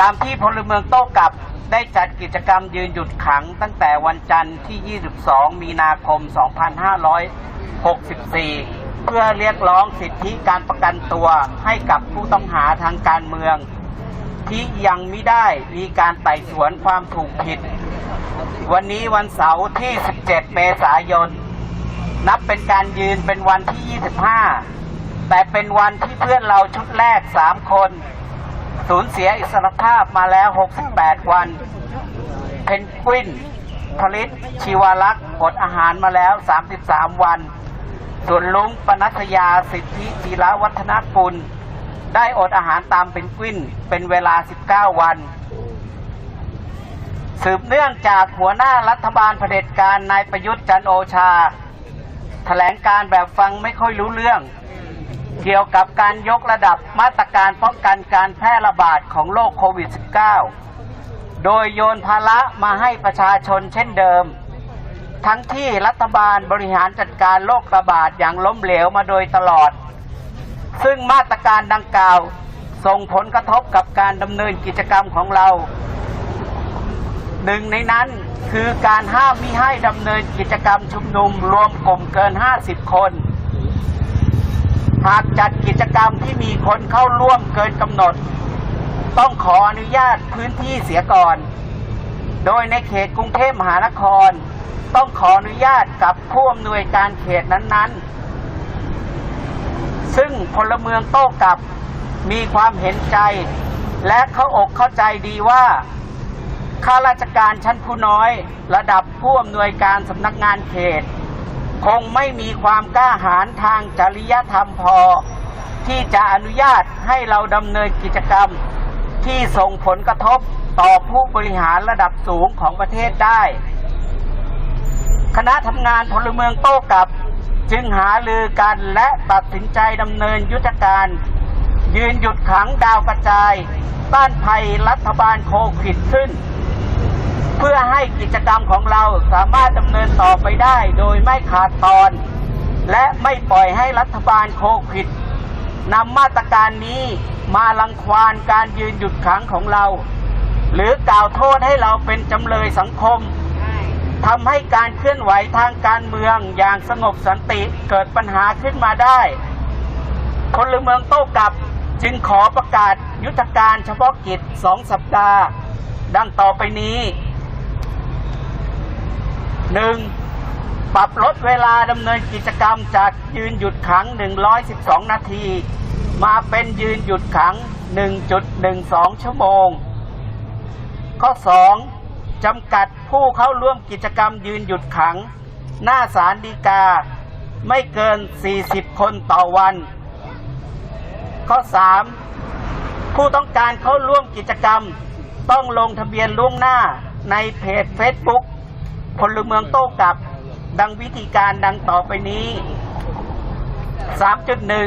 3.1 ใส่ชื่อผู้จอง1 ท่านต่อ1 สิทธิ์เท่านั้นตรงหน้าเพจพลเมืองโต้กลับที่ระบุวันทำกิจกรรม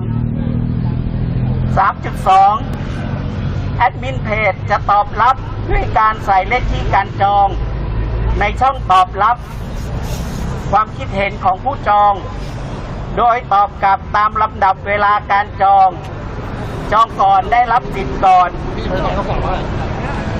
3.3 เมื่อมาถึงหน้างานทีมงานจะวัดอุณหภูมิและแจกแอลกอฮอล์แล้วก็ท่านแสดงเลขที่การจองให้ทีมงานตรวจสอบ 3.4 เมื่อถึงเวลากิจกรรมก็ยืนหรือนั่งหรือนอนประจำจุดที่ทีมงานทำเครื่องหมายไว้ 3.5 ผู้จองที่ไม่ได้มาจองแล้วไม่ได้มาถือว่าสละสิทธิ์การเข้าร่วมกิจกรรมตลอดชีพจนกว่ารูปแบบกิจกรรมจะมีการเปลี่ยนแปลง 3.6 ไม่รับการจองหรือเข้าร่วมกิจกรรมด้วยวิธีการอื่น 3.7 สิทธิการอนุญาตให้เข้าร่วมกิจกรรมเป็นของพลเมืองโต้กลับเท่านั้น 3.8 เพจพลเมืองโต้กลับได้ติดตั้งโปรแกรมตรวจจับ I.O. และตรวจสอบแอคเคาท์ที่มีปัญหาเพื่อป้องกันการใช้สิทธิ์ของผู้ที่ไม่ได้มีตัวตนจริง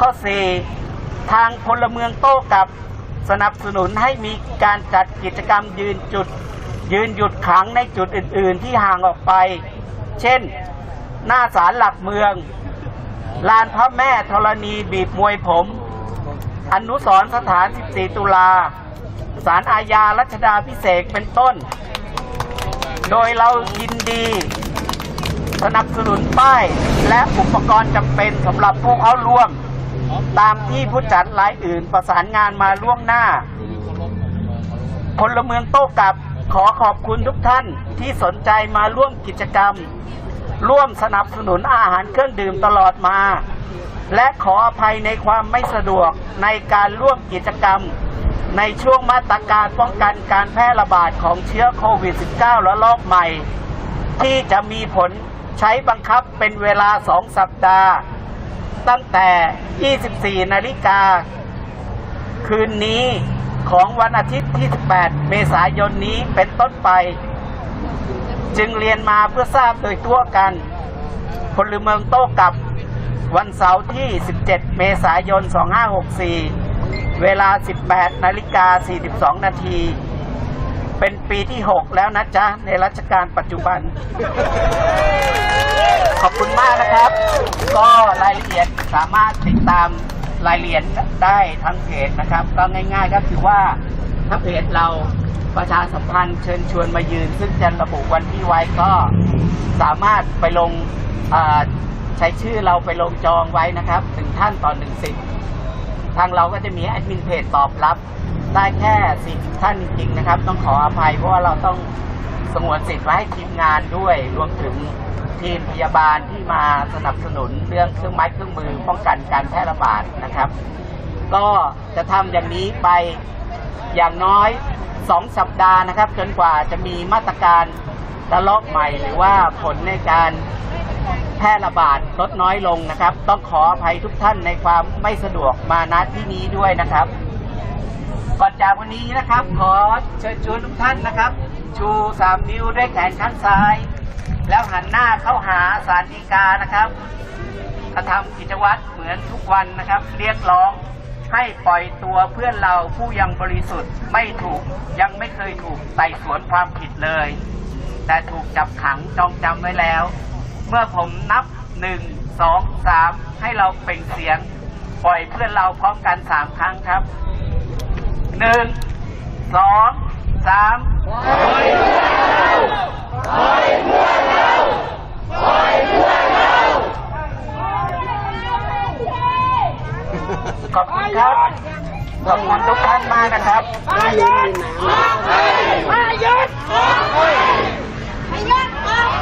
ถ้าเราหันหน้าเข้าทางศาลฎีกาทางขวามือนะครับจะมีรถปิกอัพของเพจกระเทยแม่ลูกอ่อนสนับสนุนน้ำอาหารและน้ำส้มนะครับขอไปเข้าคิวขอรับได้นะครับ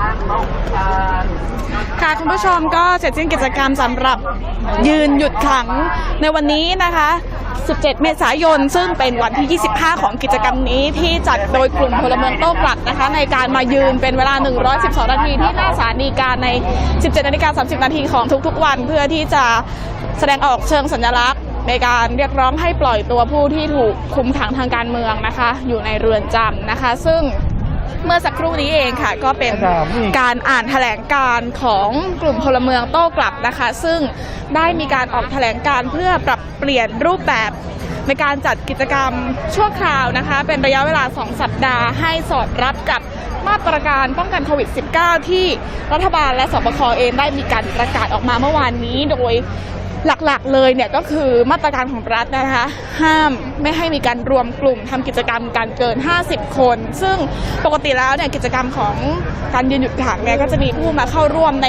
ช่วงระยะหลังเนี่ยก็มีจำนวนเพิ่มมากขึ้นเรื่อยๆถึงหลักร้อยคนนะคะอย่างวันนี้เองก็มีประมาณ120 กว่าคนได้นะคะซึ่งก็จะขัดต่อคำสั่งของรัฐบาลนะคะที่ห้ามไม่ให้รวมกลุ่มกันเกิน50 คนค่ะทางกลุ่มก็เลยมีความจำเป็นที่จะต้องออกแถลงการเพื่อปรับเปลี่ยนรูปแบบกิจกรรมนะคะก็ยืนยันว่าจะยังคงเรียกร้องต่อไปอย่างต่อเนื่องแต่ต้องให้สอดคล้องกับรัฐด้วยเพื่อไม่ให้มีการเป็นช่องว่างในการดำเนินคดีทางกฎหมายได้แล้วก็เพื่อป้องกันการแพร่ระบาดของโควิด -19 ด้วยค่ะโดยหลักๆแล้วนะคะก็จะลดเวลาค่ะจากเดิมที่ยืนเป็นเวลา112 นาทีในทุกๆวันนะคะก็จะลดเหลือเพียงแค่1 ชั่วโมงกับอีก12 นาทีหรือว่า 1.12 ชั่วโมงนะคะแล้วก็จะจำกัดจำนวนผู้เข้าร่วมในบริเวณจุดที่หน้าศาลฎีกานะคะให้เหลือเพียงวันละไม่เกิน40 ท่านนะคะ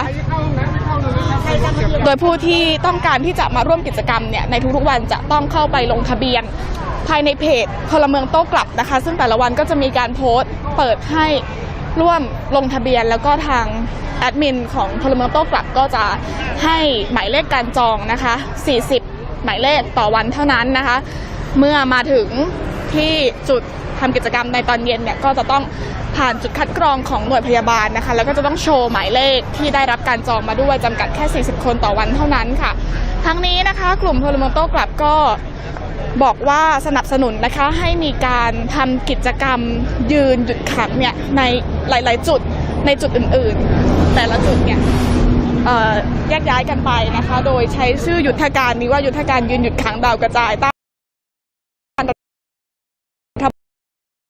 ฐบาลนะคะซึ่งนะคะว่าอาจจะเป็นในจุดการลักเมืองลานพระแม่ธรณีบีบมวยผมหรือว่าอนุสรณ์สถาน14 ตุลาหรือแม้แต่ศาลอาญารัชดานะคะซึ่งก็ แต่ละจุดก็อาจจะจำกัดจำนวนให้ไม่เกิน50 คนตามมาตรการของรัฐนะคะแต่ว่าก็ยังคงสามารถแสดงออกในการยืนเพื่อเรียกร้องให้ปล่อยตัวนักกิจกรรมทางการเมืองได้อยู่ค่ะโดย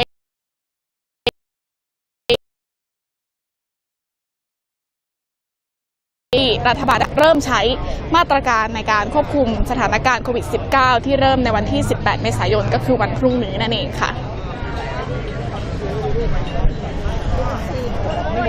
ผมไม่รู้นะผมจะแจ้งความ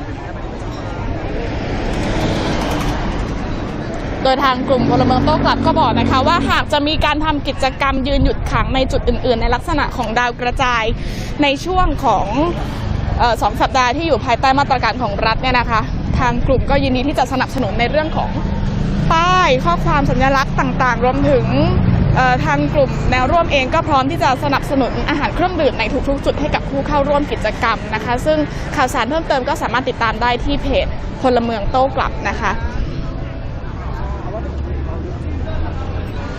ค่ะทั้งหมดนี้นะคะก็เป็นสถานการณ์ในวันนี้สำหรับกิจกรรมยืนหยุดขังของกลุ่มพลเมืองโต้กลับที่วันนี้ยืนเป็นวันที่ 25 แล้วข้อเรียกร้องยังย้ำเหมือนเดิมนะคะในการเรียกร้องให้ปล่อยตัวผู้ที่ถูกดำเนินคดีทางการเมืองแล้วก็ถูกคุมขังอยู่ขณะนี้โดยยกเรื่องหลักของความบริสุทธิ์ของผู้ต้องหาเนื่องจากคดียังไม่มีการพิพากษาจนถึงที่สุดก็ถือว่าผู้ต้องหายังไม่มีความผิดไม่สมควรที่จะถูกคุมขังนะคะก็ยืนยันในข้อเรียกร้องเดิมถึงแม้ว่าวันนี้จะมีการออกแถลงการณ์ในการปรับรูปแบบกิจกรรมซึ่งให้สอดคล้องกับมาตรการป้องกันโควิด -19 ของรัฐบาลซึ่งมาตรการในรูปแบบใหม่ของการจัดกิจกรรมเนี่ยนะคะก็จะde cette autorité pénitentiaire israélienne pratique avec les prisonniers palestiniens.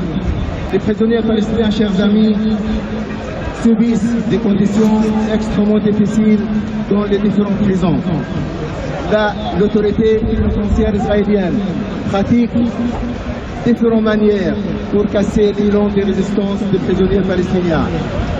Il y a la torture physique d'abord, qui est exercée avec certains prisonniers palestiniens. Il y a la torture morale et la torture aussi psychologique.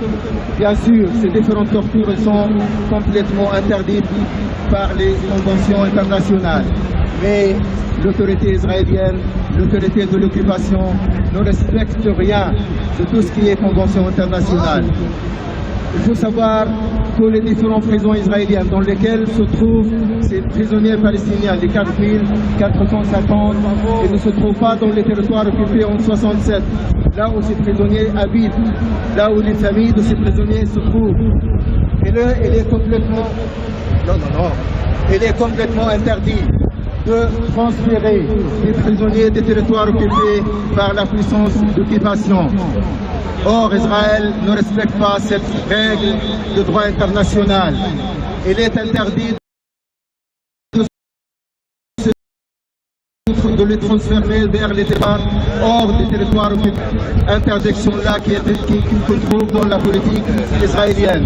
Il y en a d'autres interdictions.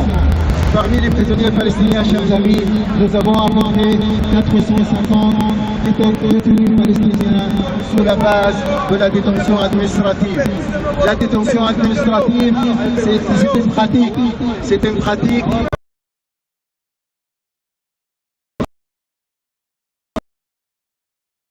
Il y a une règle, il y a une loi qui était adoptée avant la création de l'État d'Israël par la puissance mandataire, par la Grande-Bretagne.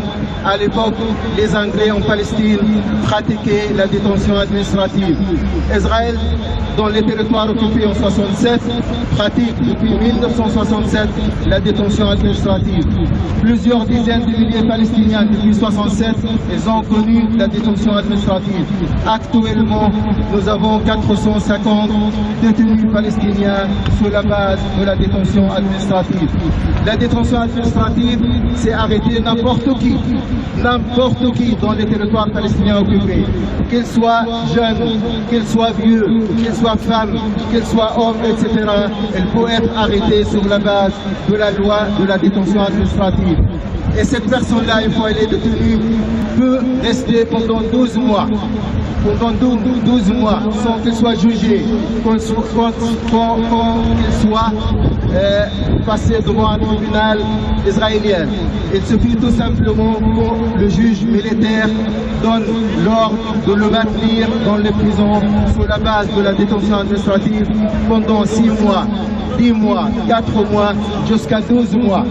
Ce même détenu, il peut être reconduit après le 12 mois, le 10 mois, de nouveau devant un autre juge militaire pour qu'il soit reconduit de nouveau dans les prisons et continuer comme ça sa vie pendant plusieurs années dans les détentions administratives. Il y a des prisonniers palestiniens qui sont passés, ils ont passé presque 4 ans de leur arrestation sous la base de cette règle, de cette loi qui remonte à la présence de la puissance mandataire britannique en Palestine avant 1948. Chers amis, si nous sommes aujourd'hui ici, c'est pour dire d'abord que nous sommes solidaires avec les prisonniers palestiniens, avec les 4450 prisonniers. Et nous exigeons ici, dans ce rassemblement à Bruxelles, capitale de l'Europe, de la libération immédiate de tous les prisonniers âgés, enfants, femmes, malades. Il faut qu'ils soient libérés de ces prisons. Nous exigeons aussi, deuxièmement, le respect total de 4e et 3e Convention de Genève, qui sont les conventions internationales qui régissent la situation dans les territoires occupés. Une puissance occupation n'a pas le droit de faire n'importe quoi dans un territoire occupé.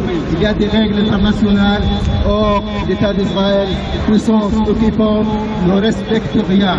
C'est la raison pour laquelle nous sommes aujourd'hui, cet après-midi, ici à Bruxelles, comme d'autres à Berlin et dans d'autres villes européennes.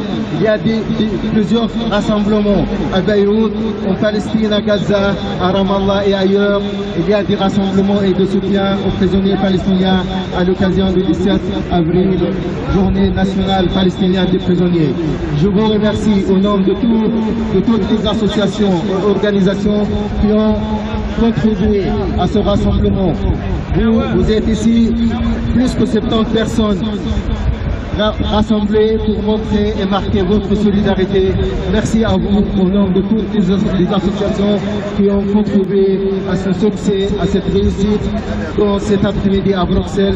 Nous espérons que la solidarité internationale soit plus forte avec les prisonniers palestiniens, que les prisonniers malades, les prisonniers âgés, les enfants, les femmes soient libérés le plus tôt possible, que la puissance d'occupation respecte enfin les règles internationales. Merci à vous de nouveau et nous allons rester ici jusqu'à 4 heures parce que nous avons l'autorisation jusqu'à 4 heures. Voilà, bonjour à toutes et à tous. Aujourd'hui nous sommes à Gare Centrale en soutien aux prisonniers palestiniens.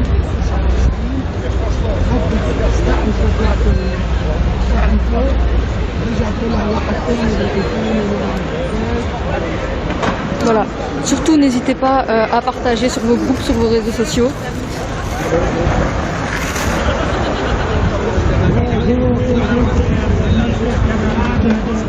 Vous avez raison d'être présent ici aujourd'hui aux côtés des prisonniers politiques palestiniens qui courageusement résistent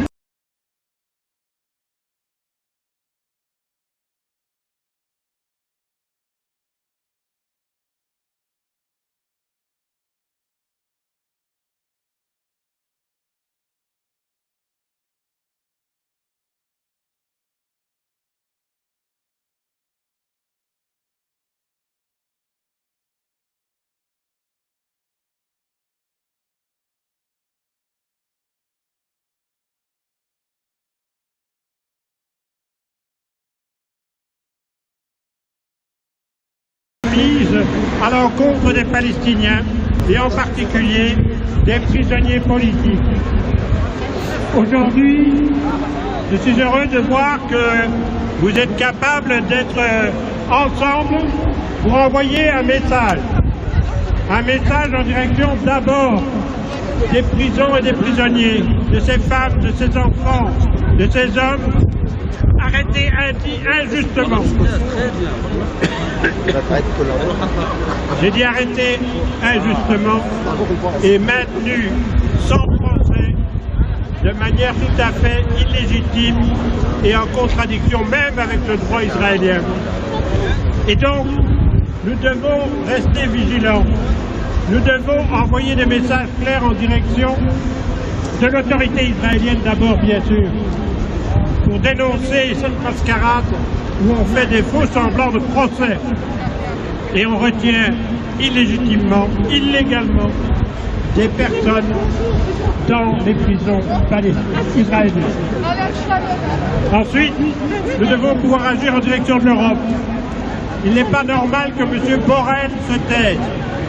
Il n'est pas normal que le Parlement européen se taise. Il n'est pas normal que les chefs d'État européens se taisent.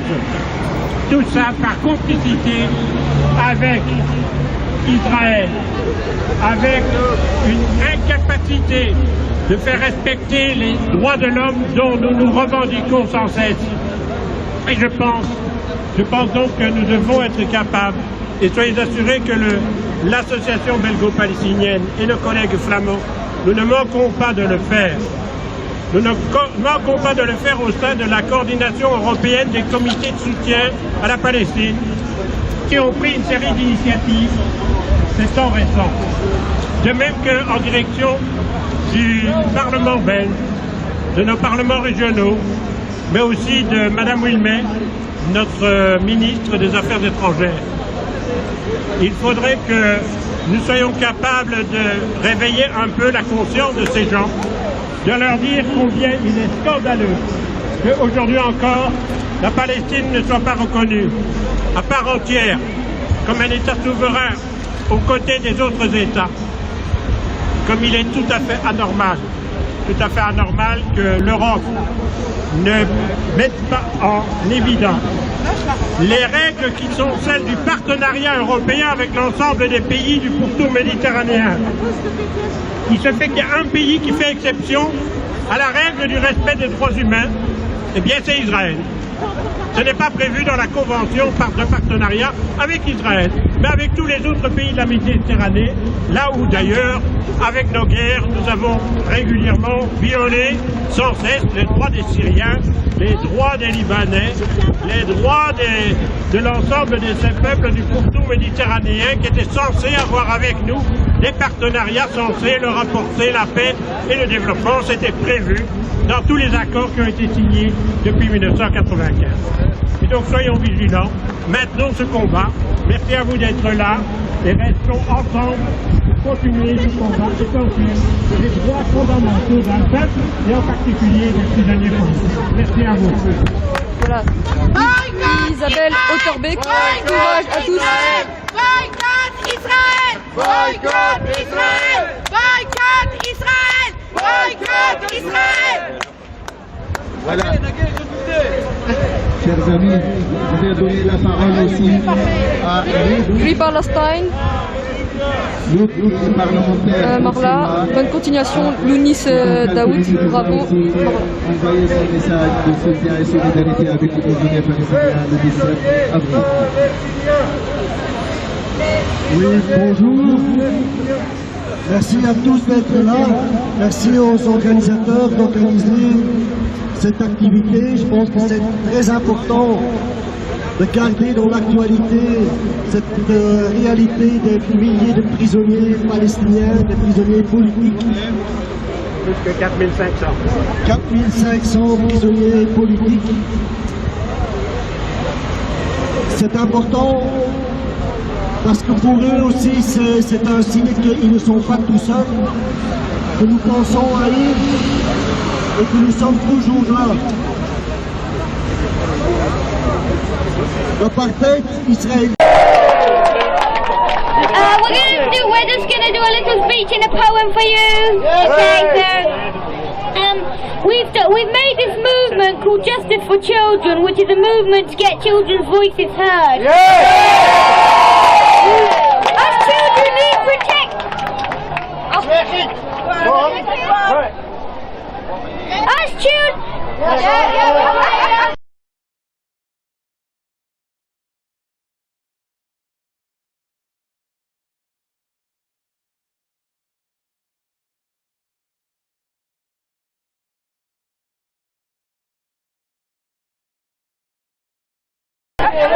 Arrêter les missions économiques en Israël.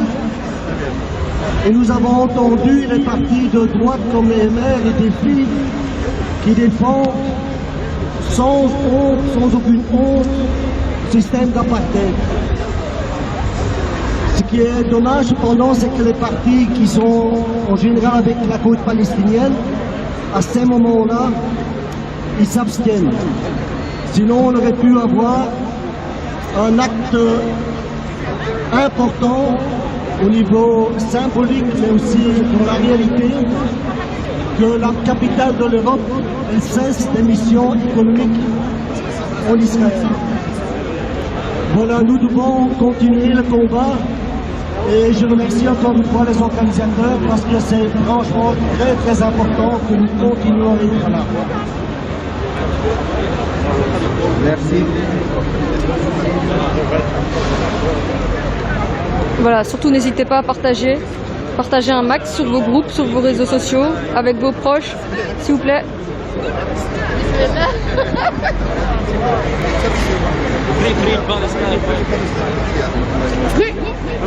Allons. Boycott Israël! Boycott Israël!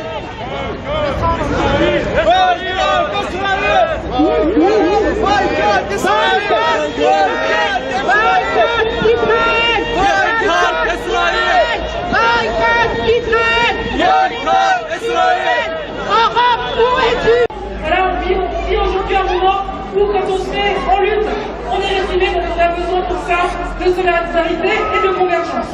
Et je vais passer aussi la parole à Tony Grabouille de la CGT Spectacle, qui m'a rappelé le rendez-vous du 23 avril. Deux rendez-vous. Demain, l'Agora n'a pas lieu ici, mais elle a lieu place de l'Hôtel de Ville à partir de 13h. D'ailleurs, il y aura deux rassemblements en même temps sur la place de l'Hôtel de Ville. On se coordonnera parce qu'il y a aussi un rassemblement en hommage aux insurgés du ghetto de Varsovie qui se trouvent sur la même place de l'Hôtel de Ville. Donc on se coordonnera avec eux, notamment au moment de leur minute de silence. Donc demain, c'est pas ici, c'est à l'Hôtel de Ville. Et puis, évidemment, nous continuons les Agoras, mais le 23 avril, nous serons en manifestation pour l'emploi, les droits sociaux et pour le retrait de la réforme d'assurance chômage. C'est 23 avril, vendredi prochain. Et pour Paris, le départ est à Place d'Italie. Et ce sera en manifestation. Donc on vous invite à y venir nombreux et nombreux, toutes et tous ensemble, pour gagner tous nos droits et en particulier le retrait de la réforme d'assurance chômage qui est particulièrement dangereuse. Voilà, merci à vous toutes et tous. On continue toutes et tous ensemble et on donne la parole là-haut. Bonsoir. Alors, on va vous lire l'appel du coup pour la mobilisation du 23. Bon Gilbert, je pense que je vais être au regret de te couper là, parce que tu mets la zizanie là.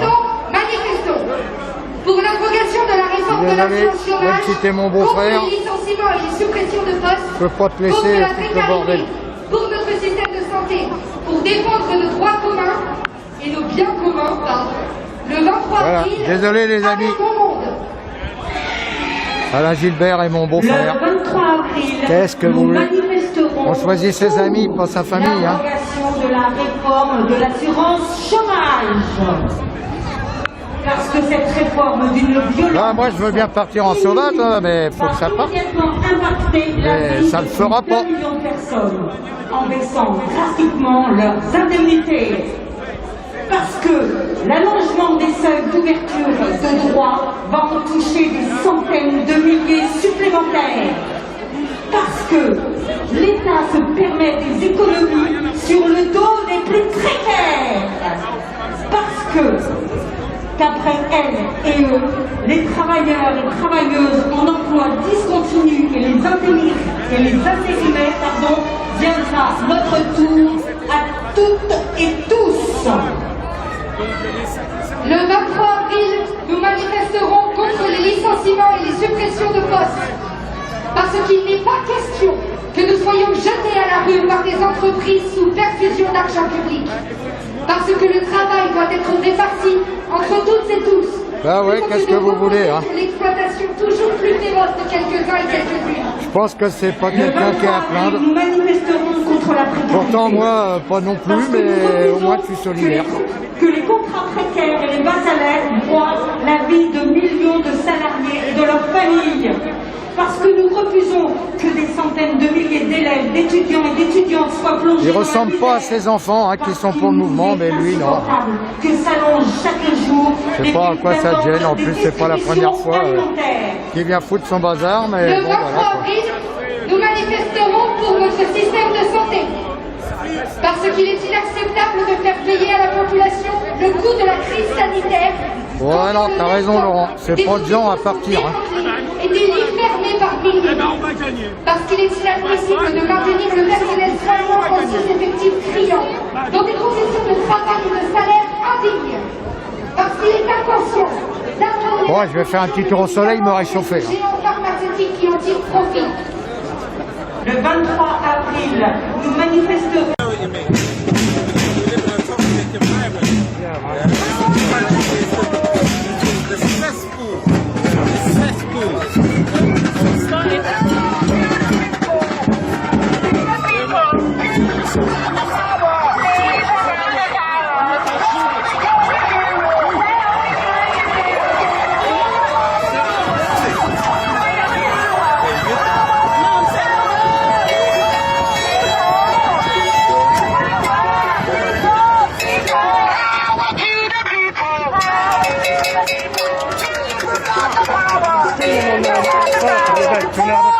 I don't mind, yeah. Is it right to have your face in it, or? Yeah, I don't mind. Go for it, man. So here today, how come you're protesting? Mainly to raise awareness. You know, it's one of the components towards dismantling fascism. It's one of the components for dismantling fascism. Whether they kill the bill or not, it's a win-win. It's still going to be out here if they don't kill the bill. Yeah, but it raises awareness. That's great. Whether they stop it, they stop the bill, fine. If they don't, it's just going to bring more unrest. The victory is there, and you just want to be on the right side of justice, really. That's the main thing for people. Right, is it the right side of justice? Right side of justice. Right, thank you very much. No worries, bro.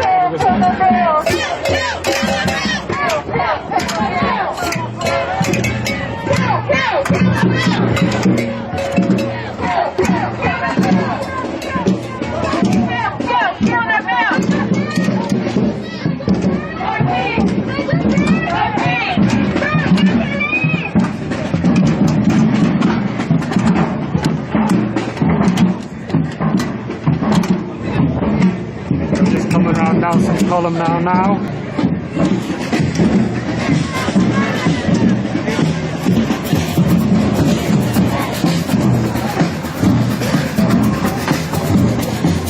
Or we can all walk down to Parliament. For anyone who doesn't know, Kill the Bill London.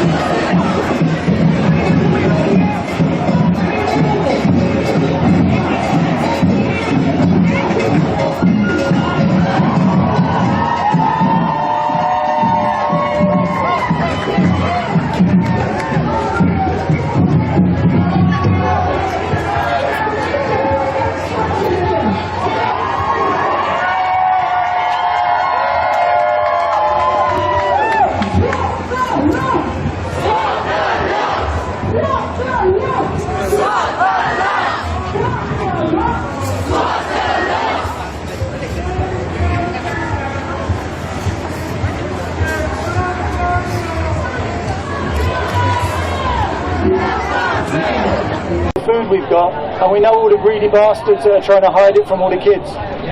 They're born into debt slavery. And that can never ever be right. Never ever be right. How is it possible that a newborn baby can be born with a necklace around their neck with a tag of so much debt? It's never been right, but we've been too busy to correct this. So we've got to take this opportunity, and it is a fantastic opportunity that we've been granted to reflect on this life and make sure that we actually build a world that's fit for children, because nothing right now is fit for children. So when we talk about harm, we're talking on like many levels. Just one example today, we popped into Marks and Spencer's to have a quick look for some shoes, and as soon as we walked through the doors, I had a guy in a muzzle shaking his head and trying to intimidate me, because I asked him why, and it was because I wasn't the same as him, because I wasn't in fear, because I'm able to use my brain and work out that the government are a lying bunch of bastards. And he felt uncomfortable with that, but someone else's fear is not my responsibility. It never will be.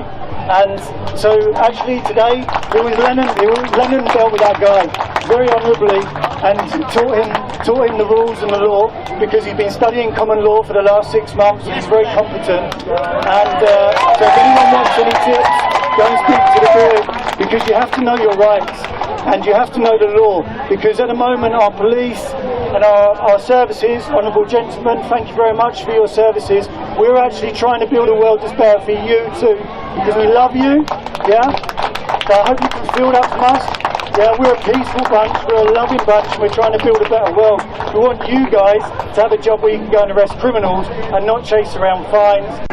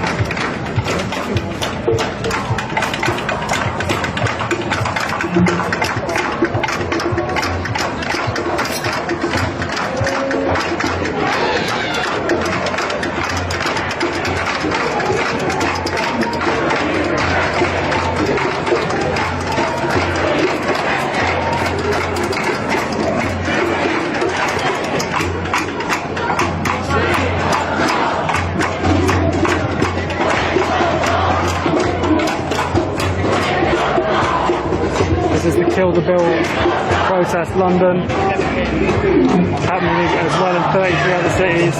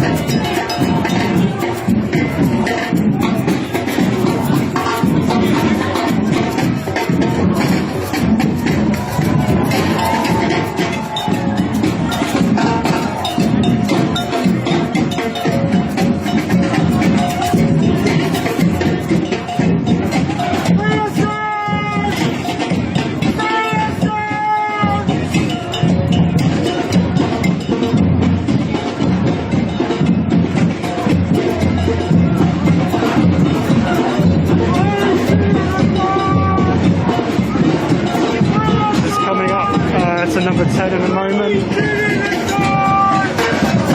Marching down White Road.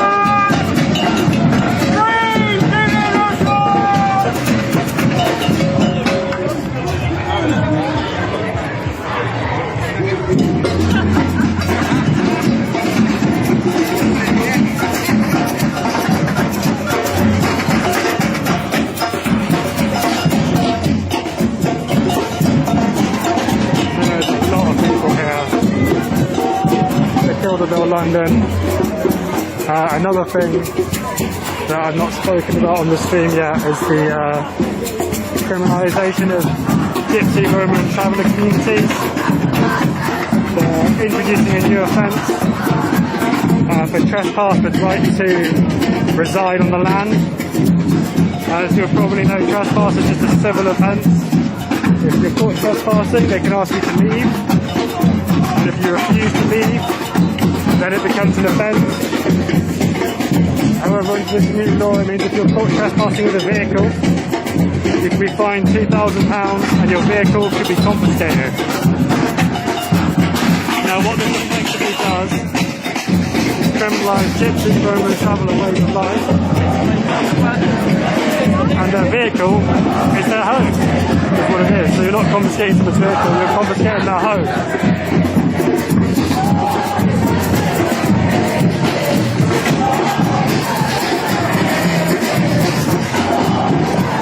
Another huge problem with this is the fact that the vast majority of local authorities in the UK don't provide adequate accommodation and sites for Gypsy, Roma and travellers. So often they're forced to trespass because there's no land that they can reside on legally available. Rather than making land available and and investing more into public services. They're just criminalising their way of life.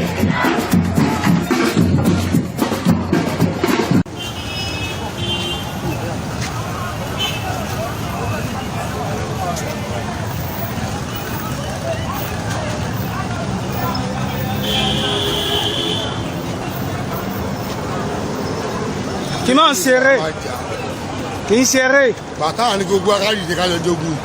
Tẹ́tù wá sẹ̀tọ̀ ọlọ́pàá sí wa. Bẹ́ẹ̀ni. Tẹ́ẹ̀sì àwọn oníbùdó fẹ́ sí wa lọ́nà. Àmọ́ o, táṣe ń lọ yìí o, kò bá jẹ ọlọ́pàá kó jẹ́ sáà kó jẹ́ sójà. Tó bá ilé ṣe gbòdà kan, àìkó ṣe o. Kó ṣe o. Ambulance.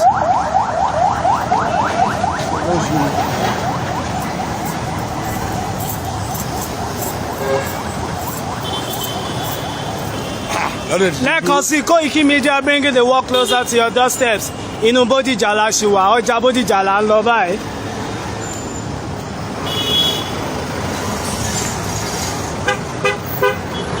Ọ̀gá ẹ rọra náà, kí ló ṣe ẹ rọra ẹ kúra yín pléènì o. Wọ́n fẹ́ sọ̀kalẹ̀, wọ́n fẹ́ sọ̀rọ̀ àbí? Wọ́n fẹ́ pààkì, wọ́n fẹ́ sọ̀rọ̀ àbí? Ẹ ráwọn èèyàn lójú ọ̀nà ẹ fẹ́ gbá wọn. Ẹ̀rẹ̀ ń gbọ́ ṣẹ́ ẹranko lọ́mọ tó ń rìn lójú títì ẹjẹ́ má lọ dúró wèrè. A ń lẹ́yìn bí ọwọ́ta. Lókùn fẹ́ parí. Mo kò fẹ́ dúró ni. Ẹ dúró náà dúró. Olùjọ́lójèlú. Wọ́n Messi kí Nàìjíríà. Ó wò di jẹ́ ọdún jọ. Ṣé bí ẹ kí ẹ. Ilé ìjọba yàrá ìyàgbẹ́ ìjọba àwọn agbí ẹ̀. Ẹ ṣe bá ń gbé dání fóònù rẹ̀. Straight.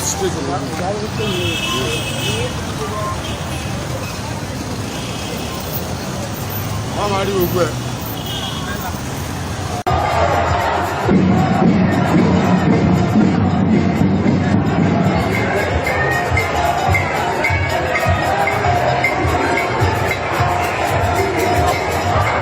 This is Kill the Bill London.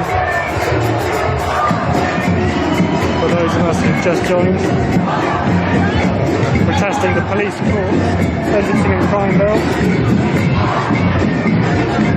We've marched from Marble Arch, Parliament Square, where we're coming into now.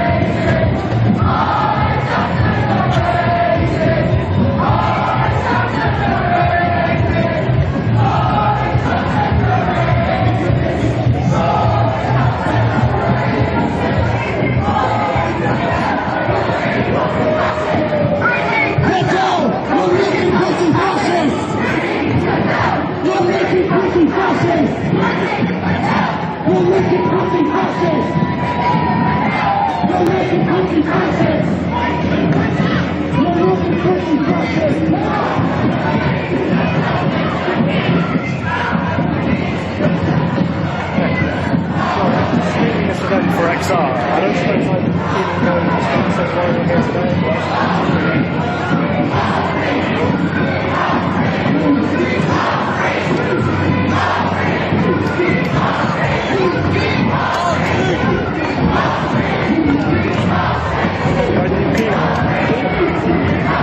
Not sure, would you like to have your face in it, or would you rather just take it away?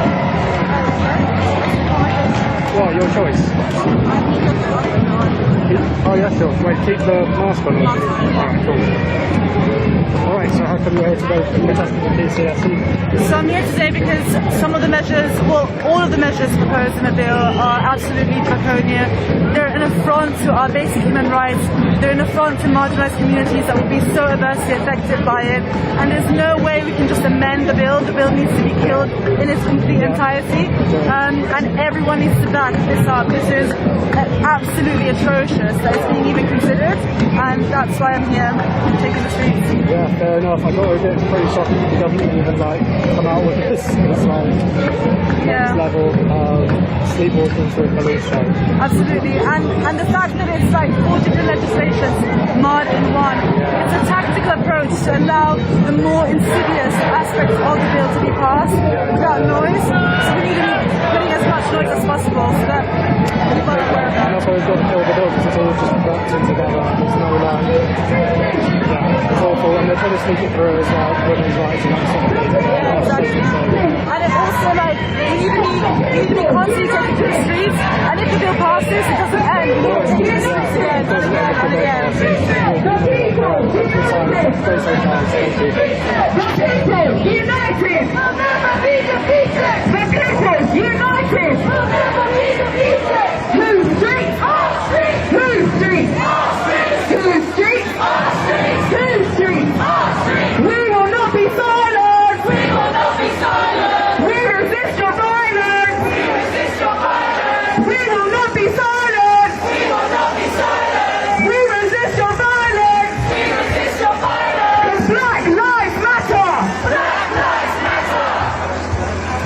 We will now start our silence.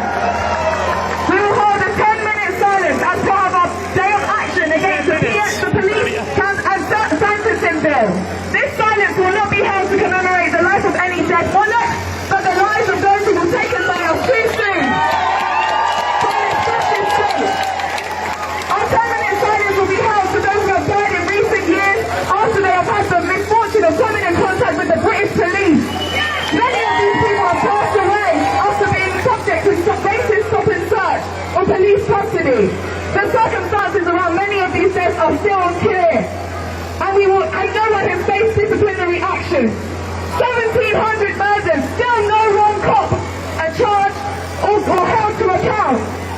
The families of these people are still grieving, and we will take 10 minutes now not to resist and not to commemorate fucking Prince Philip, but to commemorate all these people who have died at the hands of the British state. And not just for all the people around the world, in the colonies that they call the Commonwealth, in the communities that are put in concentration camps in Kenya, and in this imperialist state in India. We now will be silent to commemorate those people, not Prince Philip, the head of a colonial force. We will be remembering the following.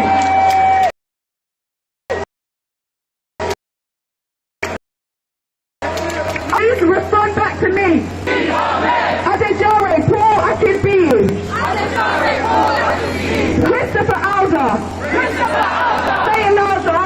Adedeji Awoboro. Shahid Aziz. Michael Bailey. Louder. Alexei Baranovsky.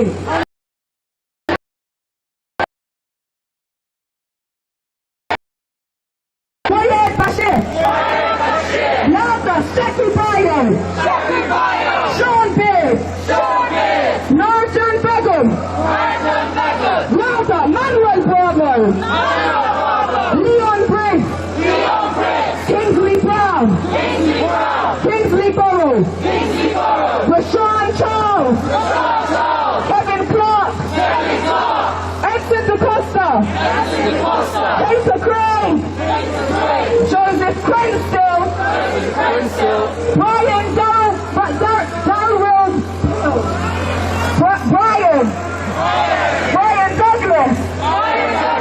Louder. Mark Duggan. Alois Dvorak. Joy Gardner.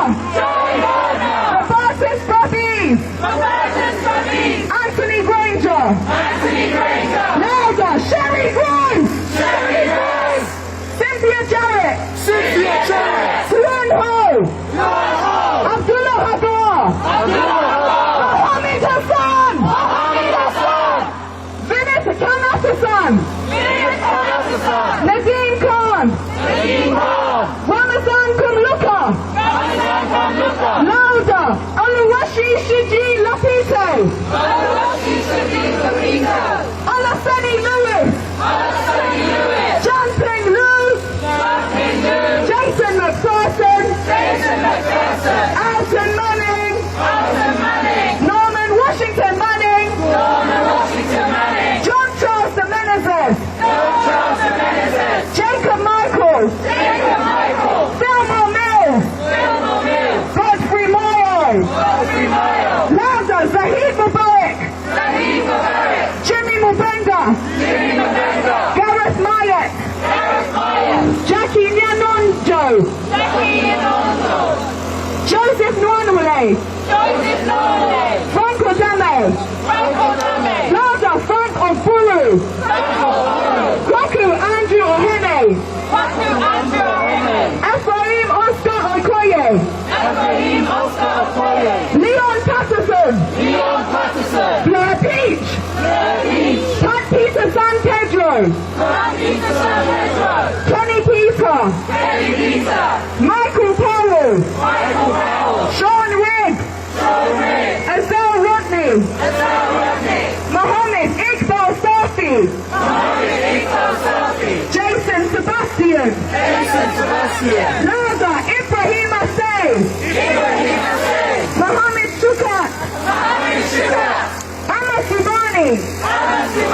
Roger Sylvester. Nariman Tahamesbi. Habib Papsullah. Christopher Wardani. Donovan Williams. Becca Johannesapol. I also want to commemorate all of the people who lost their lives in Grenfell. This is a tragedy that still no one has been held to account for. It shall not be forgotten. Touch one, touch all. I want to take a moment for all of the names that we do not know. Sadly, around the world, there are concentration camps, there are slave markets in Libya, and people are dying every day under this state power. Europe, who decided to invent racism for the purposes of capitalism. The only way we can end the violence of the capitalist state is to resist and end it. And we will start now with a silence in reverence. We will now begin our silence in reverence of the people who have lost their lives. It will be a 10-minute silence. Please sit down. Starting now. We will remain in silence.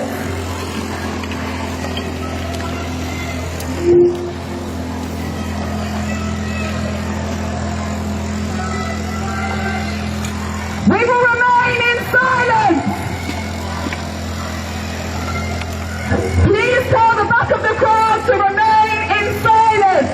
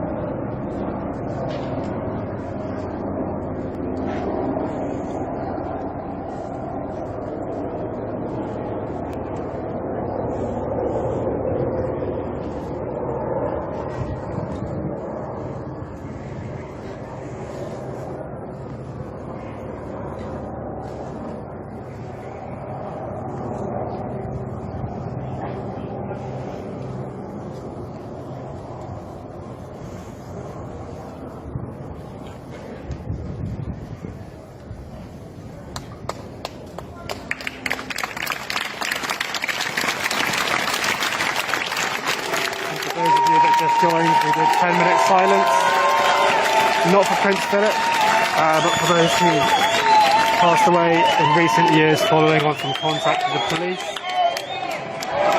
That was 10-minute silence to honour their memory. May they rest in peace.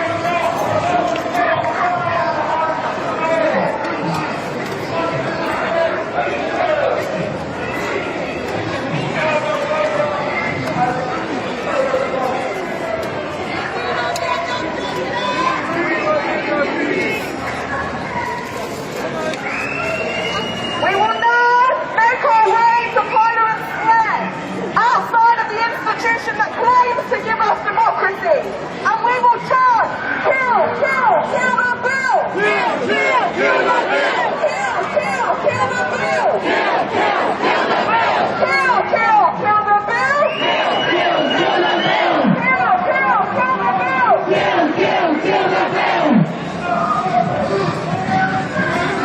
Now we make our way to Parliament Square. Kill, kill, kill the bill, kill, kill, kill the bill, kill, kill.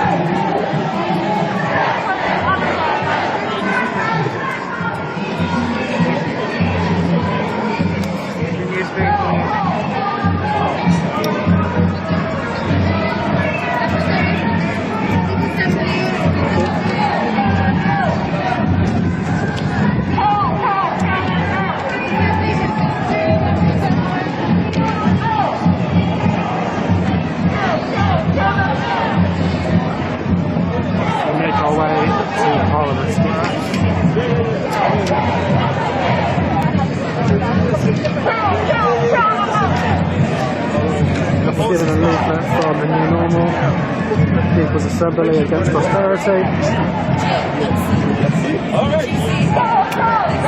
One of the many groups who are out here today protesting against the bill.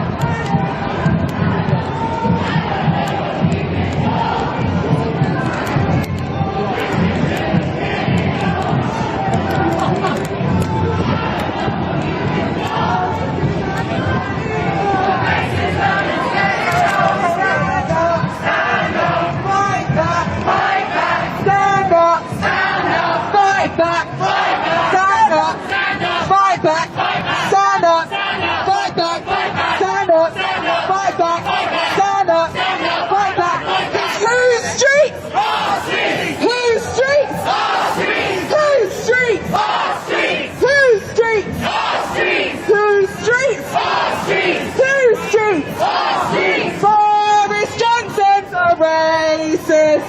Boris Johnson's a racist! Boris Johnson's a racist! racist. Your silence is racism. Your silence is racism. Just going into Parliament Square now. Standing there is racism. Kill the Bill London. Come Just joined join us. We just did our 10-minute silence. Standing there is racism. Not for Philip, but for the victims of police violence over the past years. And we're entering Parliament Square, past the infamous Churchill statue. Don't worry everybody, he's got a good six policemen on him today, he'll be fine. Churchill, obviously a well-known proponent of colonialism, imperialist policies manufactured famine across India where millions died. Another monument to colonialism on our protest today. So we've got people filling up the green. So it looks like we're going here outside Parliament to make ourselves heard.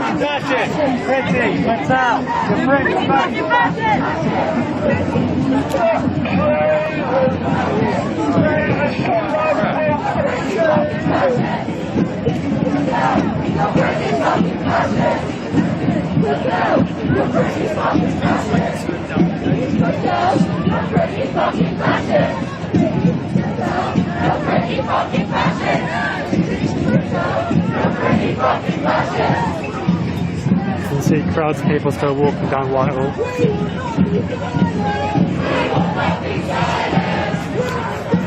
And a sign that says 10 years for a statue, 5 years for rape.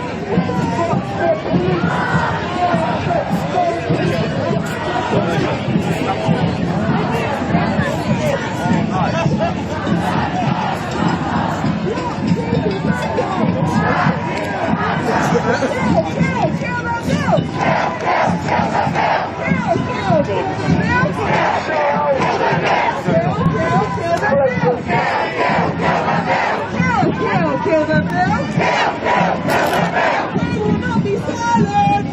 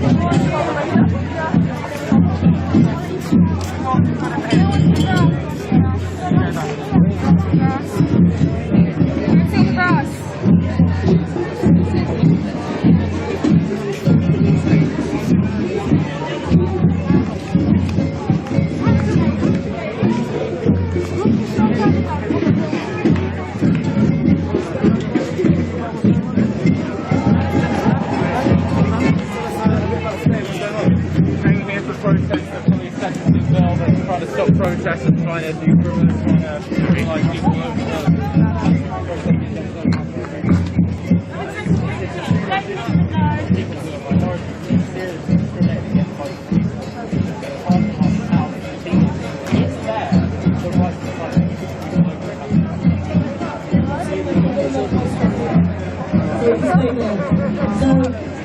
the bill!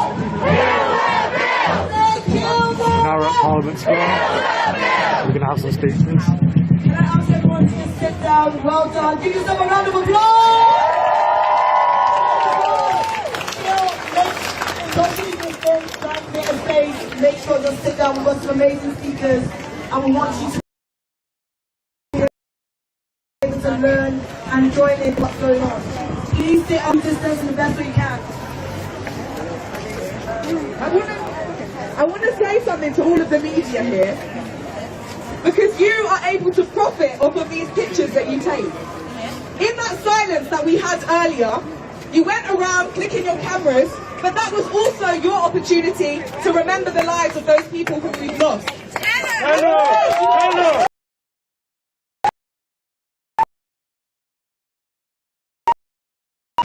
So you will not be at the front here now, you will go to the back, so that people who are here to stand on the right side of history are not just capture it, but actually be here.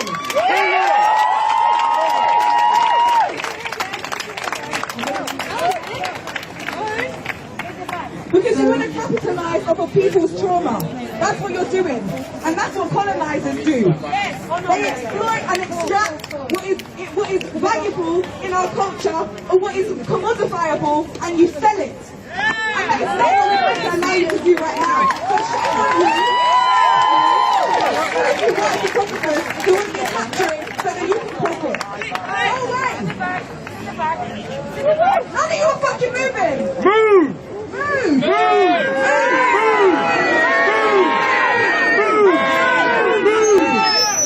Seriously, move! This is an anti-capitalist movement. Move away, bro! Move away! Seriously, bro, move! Ultimately, this is not about them. We have a variety of speakers today who will be bringing to light the importance of resisting this bill. Look at the beauty of all of these people here who have decided to fight for justice. This is what they're trying to take away from us. We must stand firm and stand strong. You want that earlier?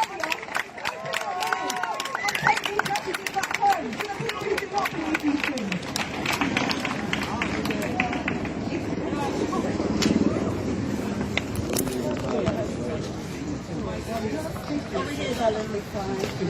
Yeah. If we don't get no justice, we don't get no peace. I say if we don't get no justice, then we don't get no peace. If we don't get no justice, then we don't get no peace. If we don't get no justice, then we don't get no peace. Kill the bill! Kill the bill! I say kill the bill! Kill the bill! Kill the bill! Kill the bill! Kill the bill! Kill the bill! So I'm going to ask the banner to move and leave the bill there, and we just stand here because we're not here to make anyone. We're not here for them. We're here for you. You're here. We're here for ourselves. I want to say thank you, all of you, for being in this space. Let man talk, innit? So, let man talk. You know what? Next time we need to do a People's Assembly, because I think all about all our voices. This will affect all of us, and it's great for all our voices to be heard. You need to make sure when you leave this space, you talk to your friends, you talk to your family, you go to different areas, and let them know what this bill is going to do to us as people. Let us be able to have these conversations to unite ourselves in every way. Put away any politics. This is not about me liking you or you not liking me. It doesn't matter. Unity before everything. And when we stand united, they cannot take us apart. United we stand! United we stand! United we stand! United we stand! Yeah, you don't want to stand next to the arm.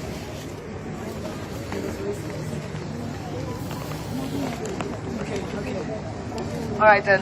Over there.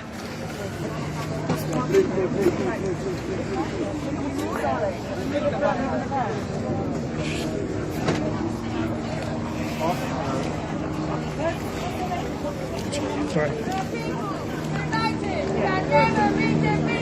The people united will never be defeated. The people united will never be defeated. The people united will never be defeated. The people united will never be defeated. The people united will never be defeated. The people united will never be defeated. The people united will never be defeated. The people united will never be defeated. The people united will never be defeated. The people united will never be defeated. United we stand, divided we fall. United we stand, divided we fall. United we stand, divided we fall. United we stand, divided we fall. United we stand, divided we fall. United we stand, divided we fall. I might talk about this a bit later, but what I want to tell you is that this government right here are very, very scared about what is going on right now. This is coalition.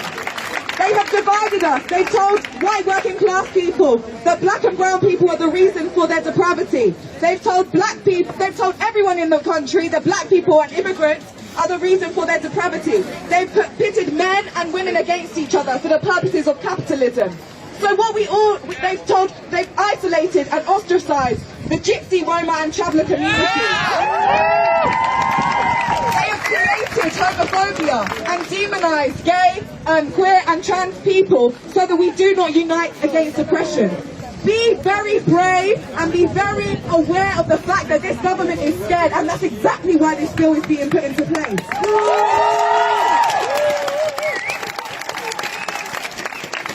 Here we are, all talking about abolishing the police, abolishing the people who arrest and criminalize the poor. This is not what they want.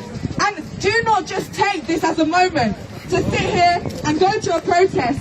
We all need to abolish the cop that is inside our heads. Because oppression and power resides in our minds.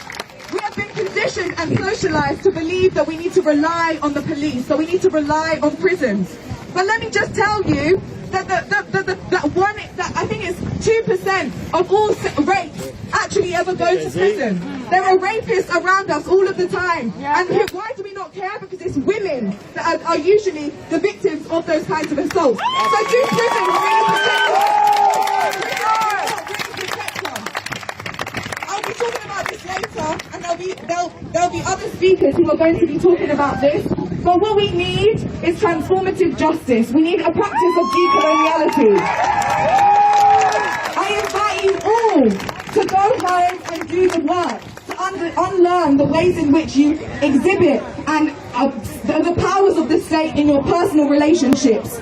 Men here, are you doing the work to understand the oppression of women, the ways in which you do not practice consent, the ways in which you shut us down when we're trying to talk, or the ways in which you sexualize us and see us as objects?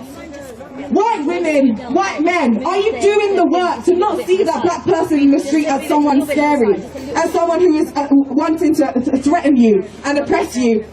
Because the reality is, we're more scared of you, because you belong to a group of people who have demonized us, who have tortured us, raped and pillaged us for hundreds of years. That is the reality. So do not come here to a protest to post your black square unless you are willing to take the time and do the hard work to read, have conversations, and because that is not what this state is about.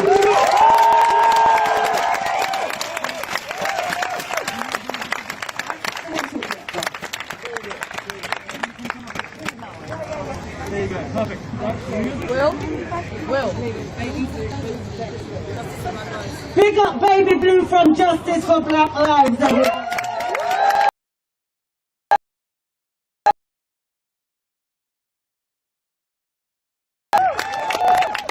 I just say, I have to by law remind everybody about social distancing. Please keep yourselves socially distanced. I also have to remind everybody, please wear your mask. If you don't have a mask and you need a mask, come to the front and we've got one for you. Alright?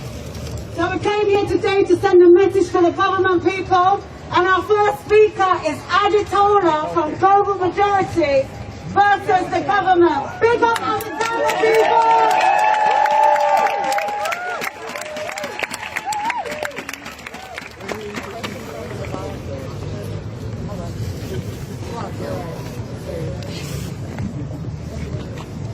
So roll in, Will.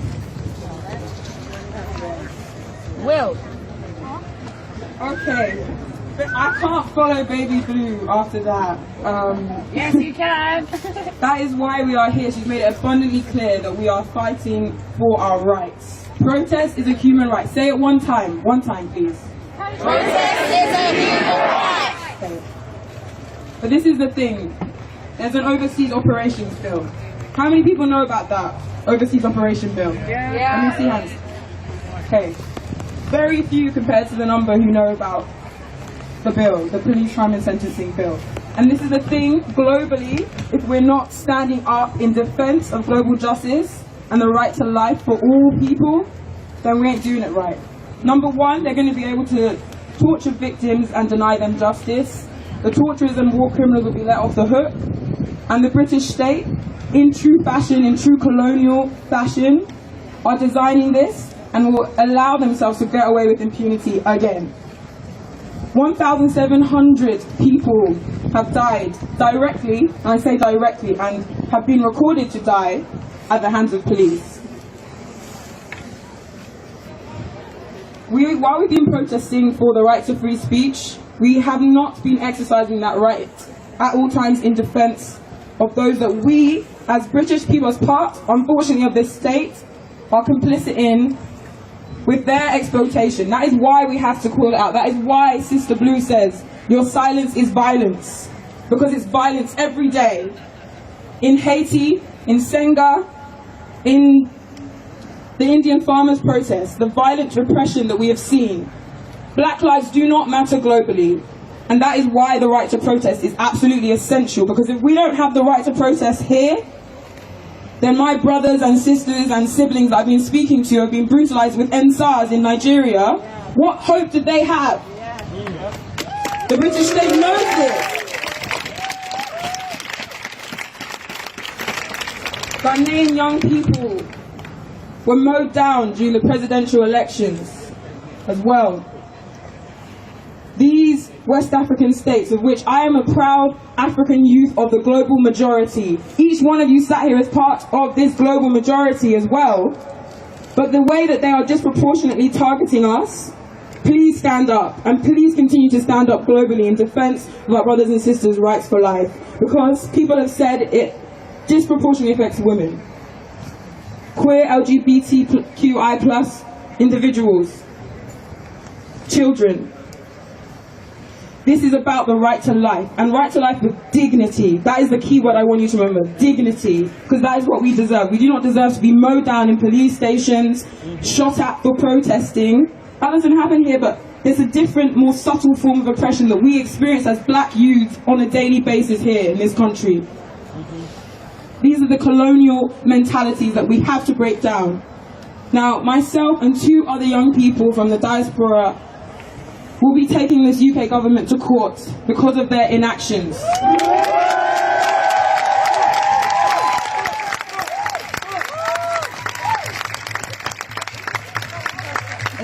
What this bill is trying to do is trying to suppress, along with all the things we've seen, with the gaslighting of the Sewell reports, with the way to clamp down on the curriculum that we are desperately trying to decolonize. That is about right to life. That is about our right to life. The oppression that happens inside of a classroom. That is the same colonial oppression that my mother experienced in Trinidad growing up in school, that taught her that coming here would be better for her. No, and then the migration. The UK is preparing to close these borders in the face of climate refugees that they have created through their state-sponsored wars. We cannot allow them to put this bill through. Because it's not just our rights to life that we are standing up for. It's the rights to life on a global justice scale. What is about to come in the terms of this climate crisis, which is already happening for a lot of people, including our families, these 3 young people. We're speaking about our families' right to life. And that doesn't mean anything different from your rights, your family's right to life, your family's right to life, your family's right to life. This UK government doesn't care about that right now. It's trying to squash that by squashing your voice here. And that means that they are trampling on the voices of other people in the process. Please kill the bill for the right to life. And also please follow the global majority versus UK government legal case closely. Thank you, everyone. This is our young people for you. This is the future, everybody. We're out here fighting for justice. Let me hear you. No justice. No peace. No justice. No peace. No justice. No peace. No racism. No peace. Oh. Okay, we've got another young man to speak to you here. This young man is named Yelid. Big it up, Yelid. Hello. My name is Yaled. I'm an associate of Collective Action. My pronouns are he, him. This is a movement, not a moment. Some people have been moving for years, some people months, others weeks or days. Just know that by being here, you are keeping the wheels of progress moving, and we thank you for that. We are here together in solidarity to oppose oppression, fascism, and state-sanctioned violence carried out by government enforcers on the orders of the ruling class. Over the last few weeks and the coming weeks, we have heard and will hear from many diverse speakers on the multitude of ways that legislation will damage and target a host of different communities and affect our rights and our freedoms. We have come together with clarity and unity to work together to make a stand now. This bill is the line in the sand where we fight from. We will fight, we will disrupt, we will make noise, we will protest until we arrive at a space where we can have a serious conversation on how we can achieve a better, more equitable world. A more caring, loving world.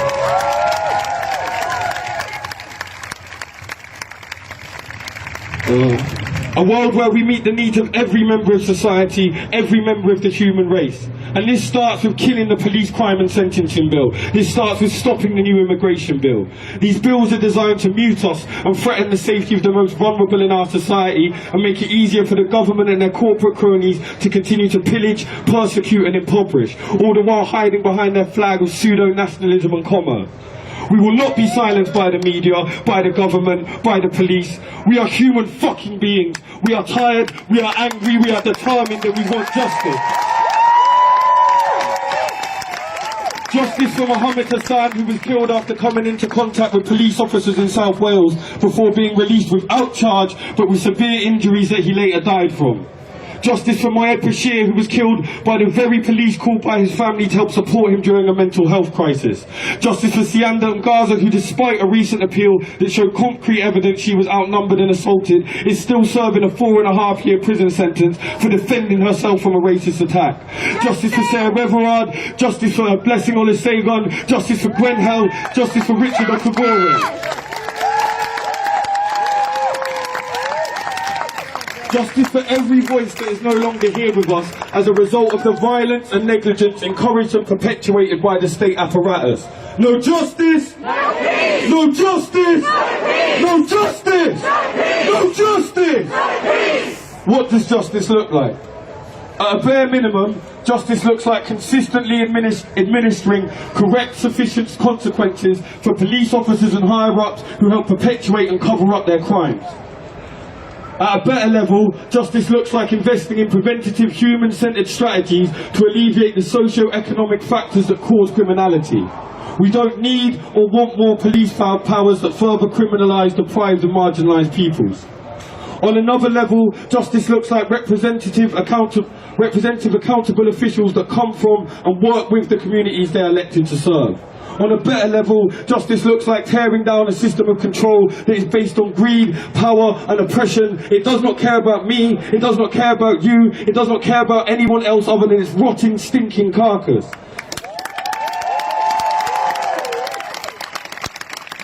It is not acceptable that the government can publish an inaccurate, unacademic propaganda report on race. It is unacceptable that government officials have stolen millions of public money through dodgy deals. It is unacceptable for police to brutalise and terrorise ethnic communities and protesters. Who do you protect? you protect? Who do you protect? Who do you protect? We're still looking for solutions. But the fact I'm stood here with an intersectional host of siblings from traveller communities to trans communities, old, young, black, white, brown, feminist, abolitionist, it gives me hope. If we continue to talk to each other, to listen to each other, to love and support one another, we can and will win this struggle. Kill the fucking bill!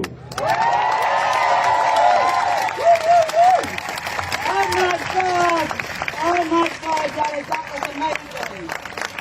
Before we have our next group of amazing speakers, this protest ends at 5 o'clock. So we have to make sure that all of our speakers are able to present before 5 o'clock. Okay? Our next speakers are all Black Lives. Come through, everybody.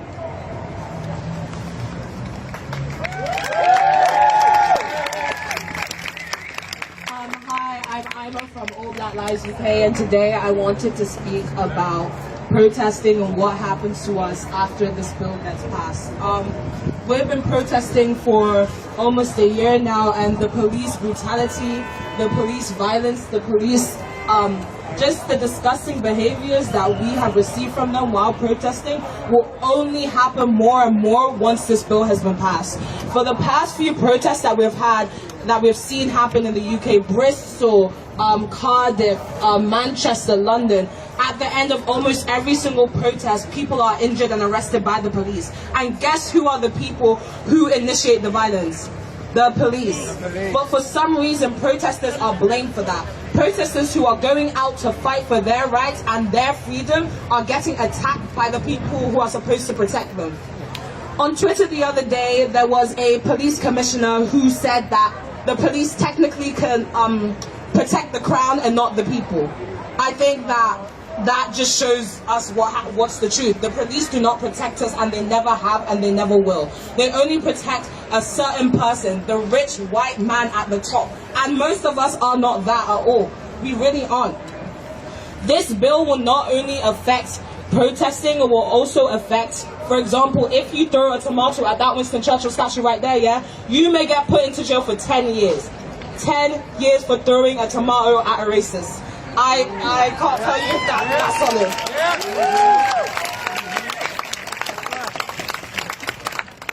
I also think that it's very important for white people at this protest to realize that we have been saying all of this for years now. Years and years and years and years. And you guys only realize when it happened to a white person, or when you realize that white people are also affected as well.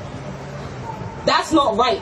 That is not right. You aren't supposed to be doing this for your self-interest. You're supposed to be doing this for the people. And if you are here, like Blue said, to post a picture on Instagram for clout, for whatever, stay at home. We do not want you here. You cannot use our pain and our trauma for clout.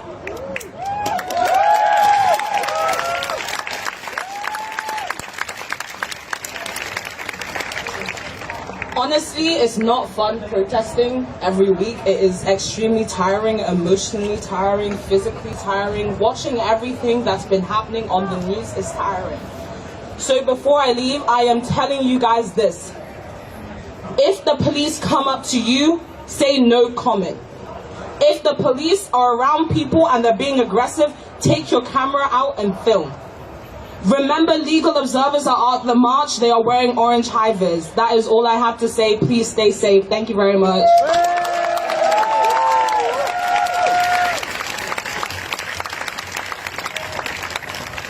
Hello. Hey. I'm from All Black Lives UK. My name's Poppy, and I've basically been part of the group for like a year now. It all started after George Floyd's death, and basically I'm meant to be talking about allyship. And I wanted to say, like, thank you for everyone for coming, because you're an ally. We're all allies for each other. I just want everyone to remember after this protest that it doesn't matter what the government tells us, we deserve a good quality of life, and we have had literally millions of years to get here, and I feel like being able to feed and clothe like everyone and let everyone kind of like speak their voice is not that much to ask. Priti Patel might want you to believe otherwise, but no. So remember, when the law is talking to you, telling you what you deserve, tell them no, we deserve better. We deserve better!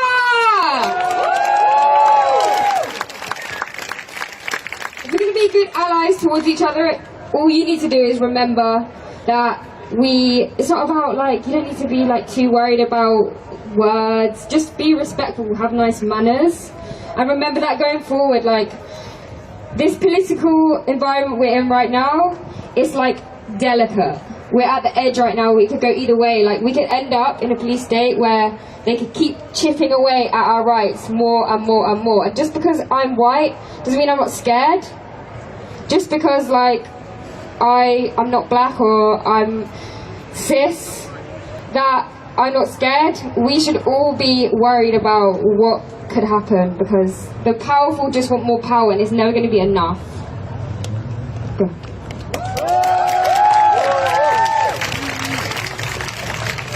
Hi everyone, my name's Terrell, back on this step again for the 100th time. I can't even lie, I thought I was gonna have something prepared, but when it comes down to it, I don't have nothing prepared. If anything, I'm actually a little bit fed up, to be honest, because I have been failed by the system. I don't know how many times. I have spoken to the necessary channels to help me. I have done all the paperwork and all the emails, and still I'm being told to wait. Imagine having a healthcare system that was essentially built to support everyone and supports barely anybody. Barely supports the people that work there. Barely supports the people that lie in the bed. Barely supports anybody.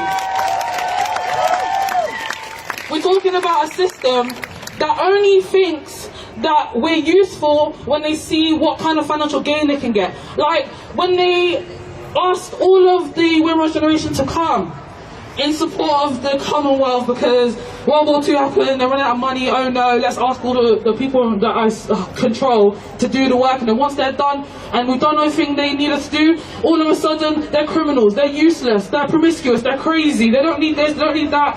I am tired, sick and tired of constantly being mistreated because of the colour of my skin, the way that I speak, the way that I look, who I am. I am a proud black trans man and no one's going to change that. Nobody. We need to seriously start, for real.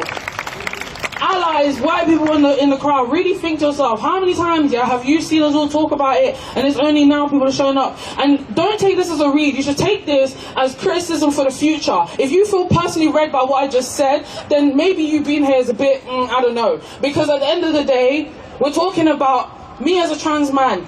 I face so much inequalities, whether it's housing, education, you name it.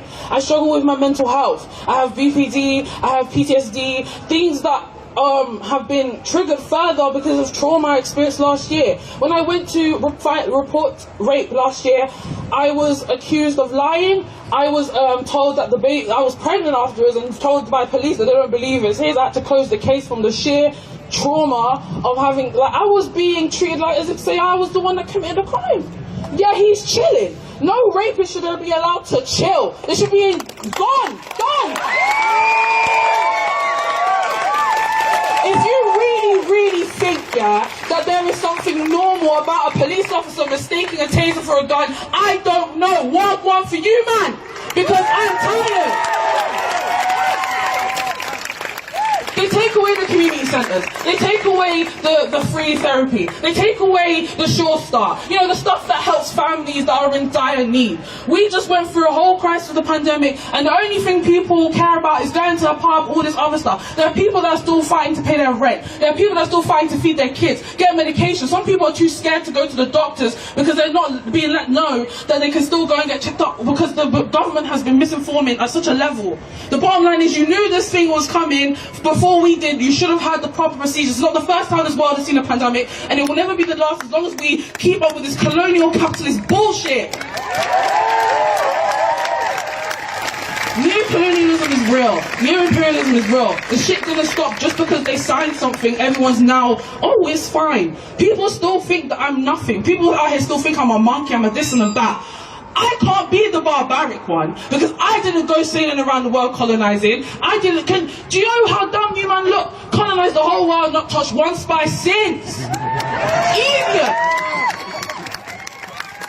If you're telling me that your job is to protect and serve, I'm just going to assume that that's what you're going to do. But what I'm seeing is they are putting these posters and these images out there. Please here to help us all. Like, it's so magical. It's not magical because even just the other day, and I walked down the street, police were looking me up and down as if they were doing something. They do not care. They do not care. Point blank, period. And it's not just about, like, we need to deep it. Racism, homophobia, transphobia, all this stuff is not. It's about power. It's about having power over someone, making them feel weak, making them feel useless. But you can't make the many feel weak because when we come together strong. Yeah. And I just want to touch on this point as well.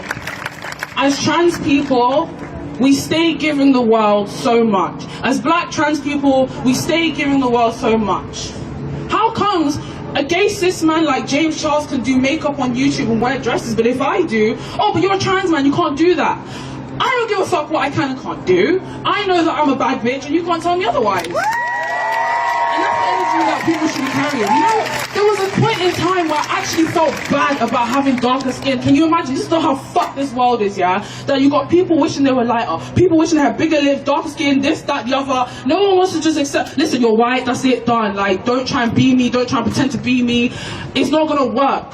Because we need to have unity, but we also need people to understand that if you're joining as an ally, you need to understand that you're going to be repeatedly checked and checked and checked and checked. Because we've been talking about this for so blood clot long, yeah?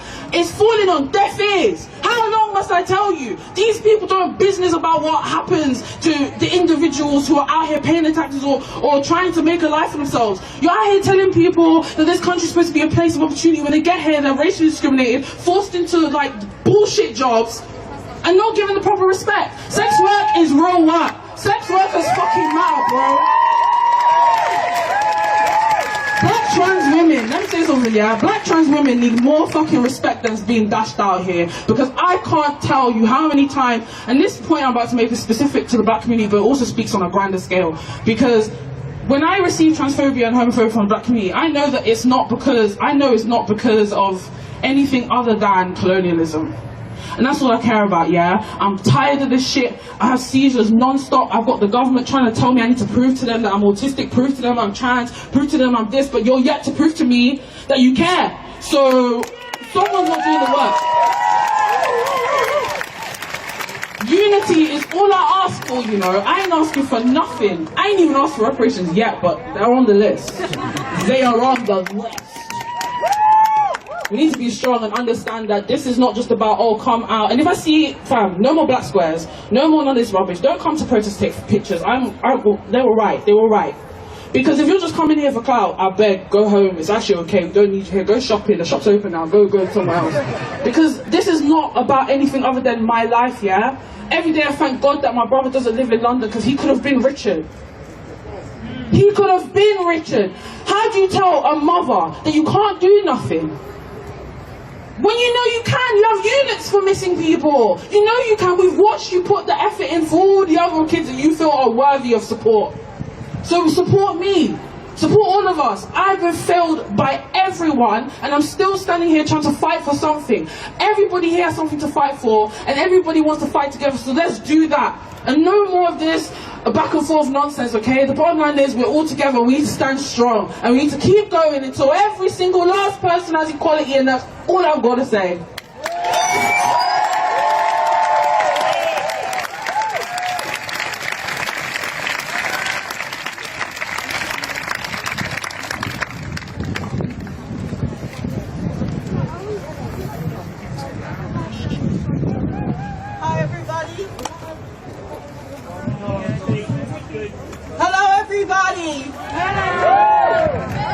Thanks for the organizers of this important event.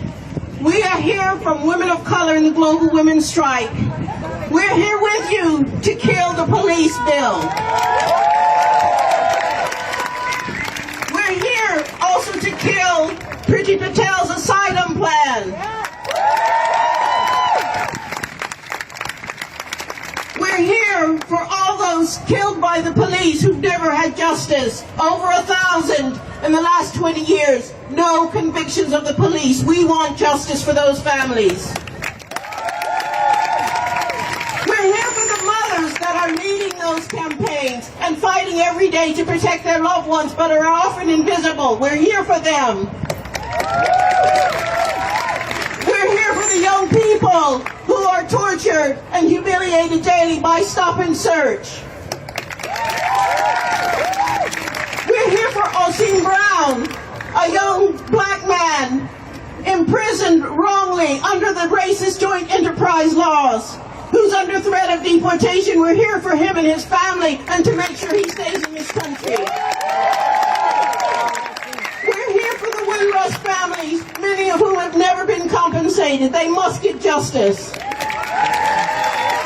We're here for Kevin Thakrar, who's been in solitary for nearly 11 years. And some people think there's no solitary in this country, but this country follows the U.S. in mass incarceration, locking up black people. So we're here for Kevin. He must be freed. Do any of you remember Mumia Abu Jamal? Yes, he is a magnificent, a Black Panther, a fighter for the movement, someone who's fought from behind the walls of prisons for every justice campaign against sexism and racism and poverty everywhere. He was framed for killing a policeman. In fact, he was shot by the police, and he was been in jail for something like 40 years. Right now, he's ill and fighting for his life. Please go online, look for Mumia's official website and write in support. Jam the prison lines.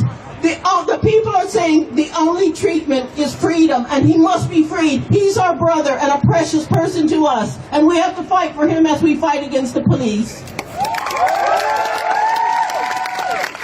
The young sister, I'll finish by thanking the young sister mentioned the India farmers strike. We're with the farmers. 250 million people have been on strike in India, but the media won't tell us about it here, so we have to inform ourselves and support those people. We're here as part of the climate justice movement because we know that the police are keeping us down to stop us from talking about the climate crisis, so we're here for that as well. I'll just finish by, we have to mention Haiti. We've heard about Nigeria, Peru. People are fighting everywhere in the world. And we are with those people. Those people are our people. We have a right to move country. We have a right to have money. We have a right not to be in poverty. We have a right to justice. And we're here to demand it, and we won't leave without it. Together, we can do it. We can win. Let's stay together. Thank you. Thank you, Sarah. Always a pleasure.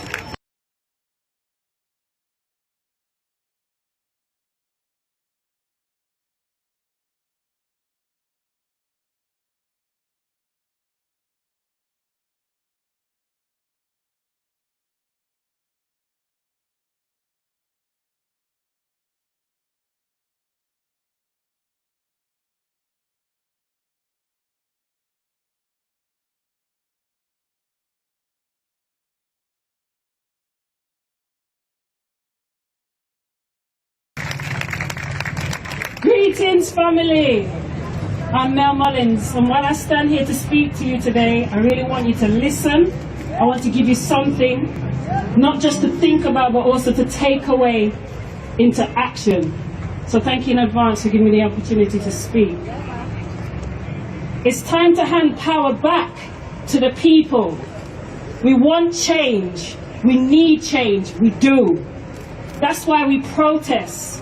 We understand that Boris thinks and is treating us like we're the rodents that won't die when you set traps.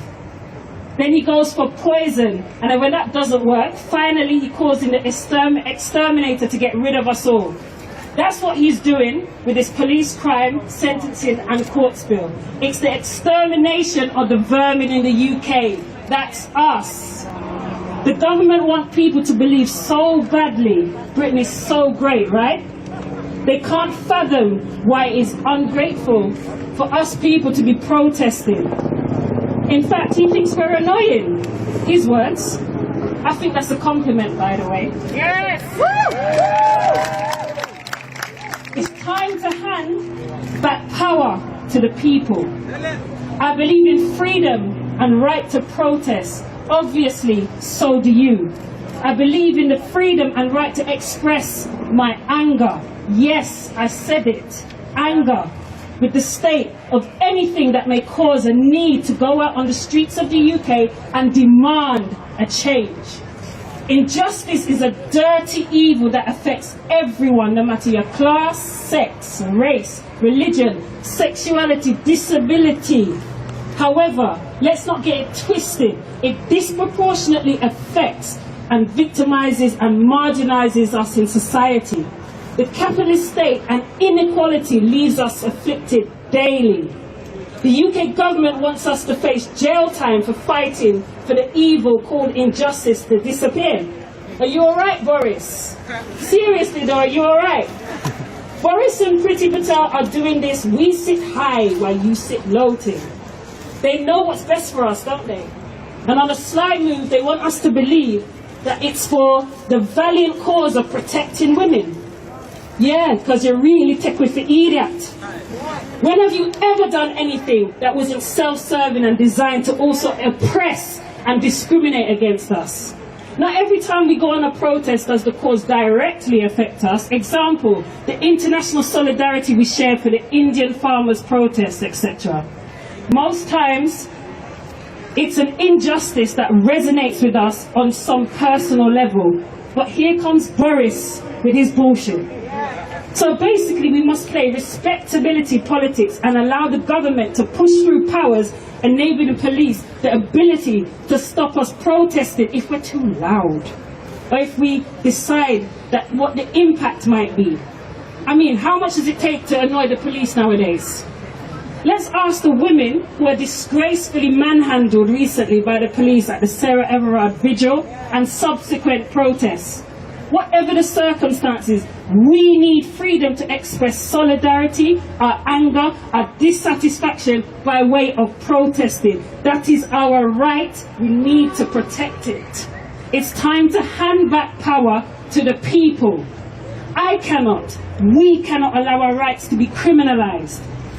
That will not only affect our futures, talking about criminal records, unemployment, discrimination, etc., but will have a huge detrimental effect on injustices that will incur and our ability to organize against them. We need to wake up and rise up. Understand that the time for reform is done. That tune is old and tired. We cannot continue to waste time believing that we can reform a system that was intended to do exactly what it's doing now. Keep us down, break our legs, and never allow us to stand tall. Have we not been downtrodden enough? It's time to hand back power to the people. In order to fight effectively, you have to come up with strategies, organize, mobilize people to a cause, and have them move in tandem with a common goal. And that's no easy feat, let me tell you. We have so many issues that our government are not going to address because apparently institutionalized racism don't exist. And let me say this clearly, violence against women is not a debatable issue. And that's just the latest examples. Every time the freedom movement or activism of any kind gain more momentum, we are pushed back with draconian laws, threats, police brutality, immigration tactics, etc. The aim to stifle the huge efforts our solidarity gains. It's time to hand back power to the people. Let me address those of you who could not be bothered to come out today. Shame on you. And I'm not talking those who couldn't be here. I'm talking about those who are sitting with their nose up at us, thinking and believing the government should lock us all up. That's what you're saying. And again, shame on you. Because you're not the only people that are suffering. Yeah, walk a mile in our shoes before you judge. We are fed up of going to work, being lumped with unfair taxes, stealth taxes, contributing to society as best we can, and the minute any one of us suffer injustice by those same people who are rubbing us dry, we'll be told to put up or shut up. We'll be told that the UK is not institutionalized racist. In fact, it's a model to the world. Yeah. That our right to protest is not worthy, and that sitting inside a cage like a criminal for up to 10 years because we are annoying. We shouldn't be allowed to have a voice, is it? In Jamaica we say, no sanky, no sing so. It's time to hand back power to the people. If you didn't understand what the Kill the Bill is about, and you don't understand now, then I don't know what we need to do to spell it out for you, respectfully. We cannot sit on the fence and think that it is one of those occasions that does not directly affect me. We need to stick together. United we stand, divided we fall. Either you stand for something or you fall for anything. With power comes great responsibility. Every one of us was born with great power. It is our responsibility to harness it with truth and justice for all. We are the custodians of this earth, and how we are treated while we are here now. Who are you going to trust to bring forth justice and bring us together in the UK? Boris and the Conservatives, I dare you. Have you ever wondered what those in charge think of us and what they really say behind closed doors? But if you look at the language in the bill, it gives a clear indication. Nothing nice, that's for sure. I don't trust the government, and I wonder, where has trust in the government and allowing them carte blanche over us gotten us? It's time to hand back power to the people. I want you to remember the International Day of Peasant Struggle, which is on the 17th of April. And please remember, we still haven't got justice for Belly Majinga. Kill the bill. What do we do? Kill the bill. What do we do? Kill the bill.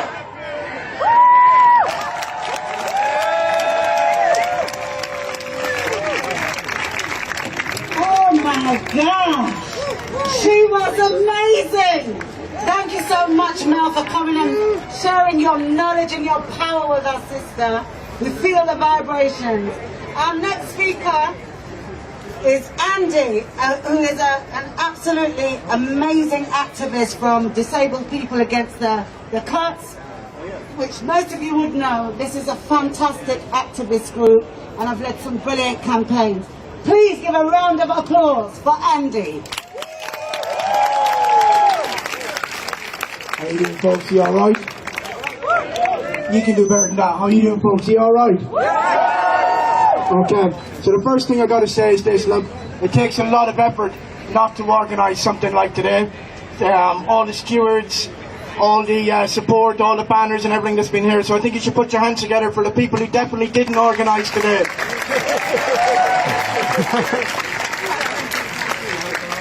Okay, so look, disabled people have been at the forefront of state violence for decades and decades and decades, and it takes on many forms. And today, if you look at the high proportion of disabled people in care homes, the high proportion of disabled people in prisons, you look at long stay hospitals, residentials, state violence comes in every form, whether it's welfare reform or through the police.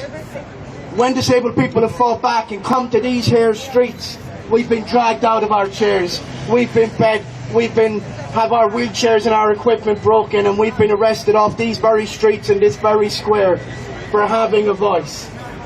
Because the truth is this, that it's not really us that they're after. The people they're after are our communities. Because once they drag us out into the light to take us out of the way, they're coming for the campaigns that complain about bad housing. When people try to close hospitals and schools, and parents and patients rise up and dissent, that's what this bill is for, to close those campaigns down, to shut communities out, and to write them out of their own stories. Tell them. And that is why when you come here next time, you must bring your community with you. Because before they come for them, we must come onto the streets and take this fight to them. That is the only victory and the only chance that we have. Because disabled people know all too well that nothing was ever given by the state or its institutions. And it had to be taken every single step of the way. Taken and fought for inch by inch. So when they come for your communities, ours will stand beside you. When they come into your homes, we will stand beside you. We will come into your workplaces. We will come where you are and work together to make sure that resistance is meaningful and hard-hitting. We expect nothing less, because to badly quote a bad film, I think I like this fight. All the best people are here. Solidarity. We'll see you in the streets.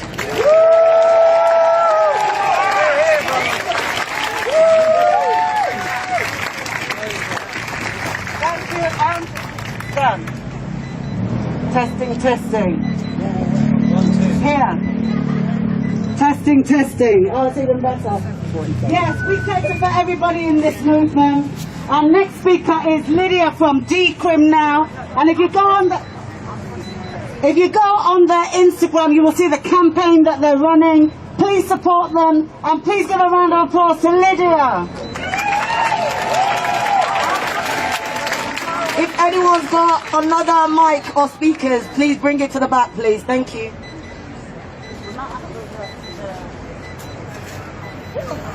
Hi, I'm Lydia from Decrim Now and Swarm. I'm a sex worker.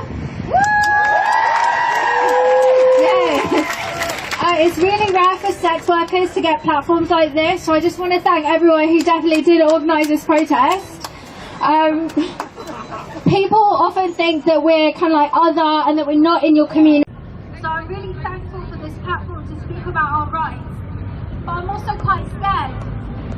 It's actually dangerous for any of us to be on the stage or to be face out. By being here, I am risking stalking and harassment. My abuser could find me, my manager could see me talking shit about my workplace, and I'm in far less danger than some of my friends. I'm speaking out because someone has to, because the state has made it dangerous for us to speak out, and then uses this manufactured silence to speak for us and push for laws that do not protect us. In the last week, since speaking out, I have been referred to as a sperm receptacle, a piece of meat, a handmaiden, and a traitor to all women. Sitting members of Parliament have called me a pimp for daring to suggest that we know best what keeps us safe. But fuck 'em! Even pieces of meat have mouths, and I will not be intimidated into keeping mine shut. In an amendment to this bill, a Labour MP, Diana Johnson, is not only trying to bring in the Nordic model, but ban the advertising platforms as let us work without pimps involved. The Nordic model claims to decriminalise sex work by criminalising only the clients. They claim this to protect us and that we won't be negatively impacted. In what world is making it illegal for us to be paid for our work helping us?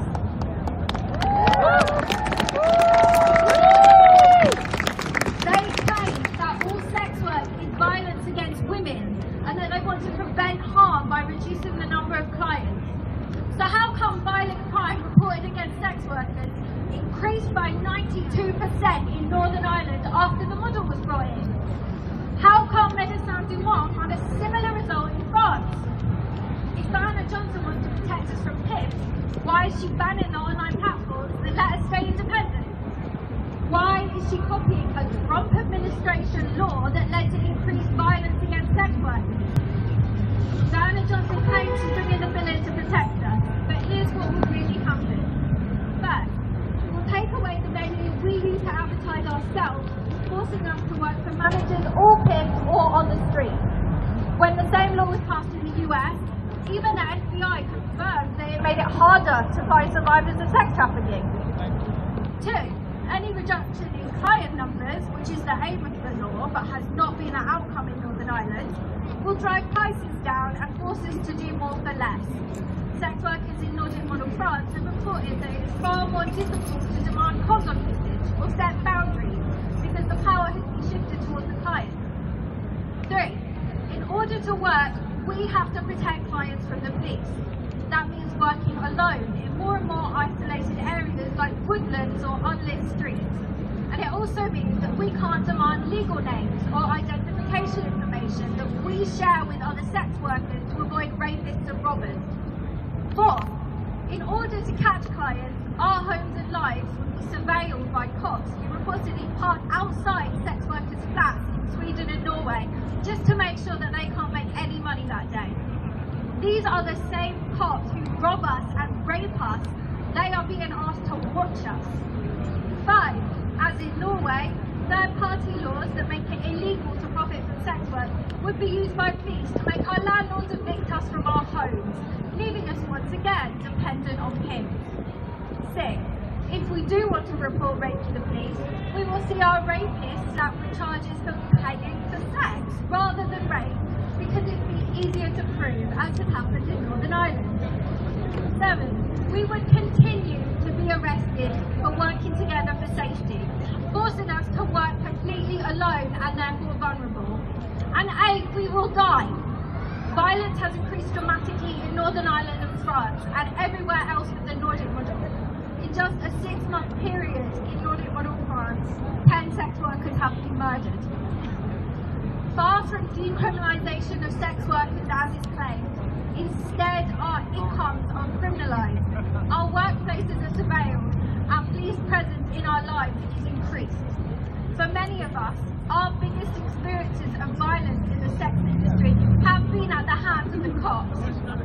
Cops who are rapists, who are agents of immigration and the state, who seize our earnings and close our workplaces, forcing us to work alone and in more and more danger.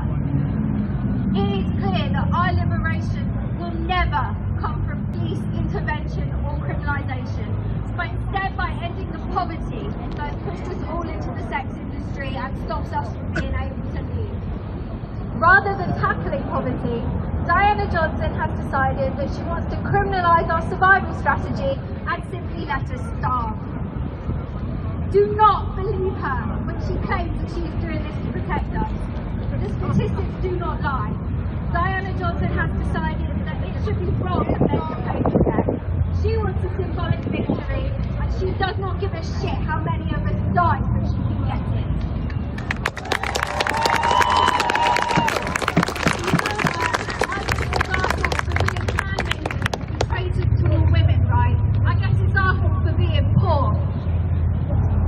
This amendment has come from someone from the alleged party of workers is shameful. I ask that all of you stand with us to kill this violence masquerading as progress. Our lives depend on this movement to kill the bill. Our work should not cost us our lives.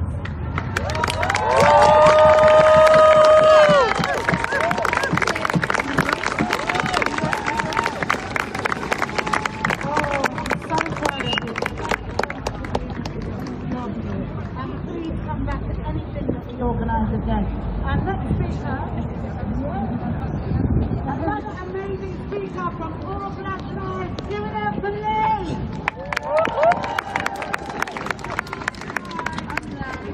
My pronouns are she, her, and I'm from All Black Lives Manchester. I wrote this yesterday when I was hurting and overwhelmed from a really difficult week. From the murders of Dante Wright and Adam Toledo, rest in power, and all the trauma that events like this bring back. And today, I am angry, and I would like to say thank you for bringing that passion back. It can be easy to lose hope and fire. So to anyone else out there right now struggling to see the light, we are here for you. The world is not on your shoulders. Look around you, seriously, look around you at all the people that are here for the same reason as you. And there are many more out there fighting for change in their own way. Try to remember that we are vulnerable to the news of the world in a way we have never been before. It is both a major blessing and a curse, so look after yourselves. On the case of Daunte Wright, whilst I find it hard to believe, in fact impossible, that his killer, his murderer Kim Potter, made an accident, I would like to briefly talk about the UK's use of tasers. We like to think of ourselves as safer than Americans because we don't have easy access to guns. Whilst that might be true, tasers are no toy. I live in Manchester, where the Greater Manchester Police failed to record 80,000 crimes last year alone, forcing Chief Constable Ian Hopkins to resign. This same police force has seen a 73% increase in taser use. We know of at least 18 people who have died from taser use UK-wide. Black people are 4 times more likely to be targeted with tasers than white people. There were 11 cases of tasers used against children under the age of 11, which is fucking disgusting. And in this bill, Priti Patel is commissioning a further £6.7 million to purchase 8,155 more tasers. If we do not kill this bill, we will end up with more and more cases of taser abuse. To follow and support this developing research, please follow Resistance Lab on Instagram. They're doing some really amazing work. To the GRC community, I stand in solidarity with you today. I must confess, before this bill, I did not know of the atrocities your community and culture has been facing for years from the hands of the police and bigoted individuals. That ignorance changes now, because your struggle is our struggle. We fight for all, or we win for none. Now it begs the question, who really owns this island? 92% of England is privately owned. 50% of that by less than 1%. That is no accident. That is a direct result of feudalism into capitalism into neoliberalism. Most wealth and poverty can be reduced to how much property one owns. And the way we're going, most of our generation will not own any property at all. Well, I think it is time for a new era where we serve the land and the land serves its people. We must demand better public services. Stop shutting down our libraries, our community centres. Stop pushing people out of their neighbourhoods. Stop harassing our young men and women on the streets. Stop housing the homeless. Let us nurture our community physically and emotionally, and you will see how we can and we will abolish the police by giving people options and a life worth living.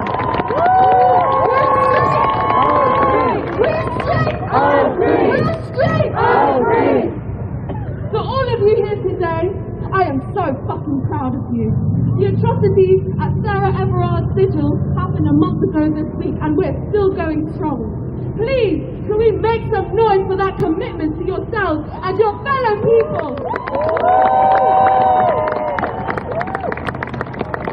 What you are doing is brave and should not be downplayed. I'm proud of every single one of you. I see you. Do not let the media trick you into thinking that what you are doing here is dangerous or stupid or violent.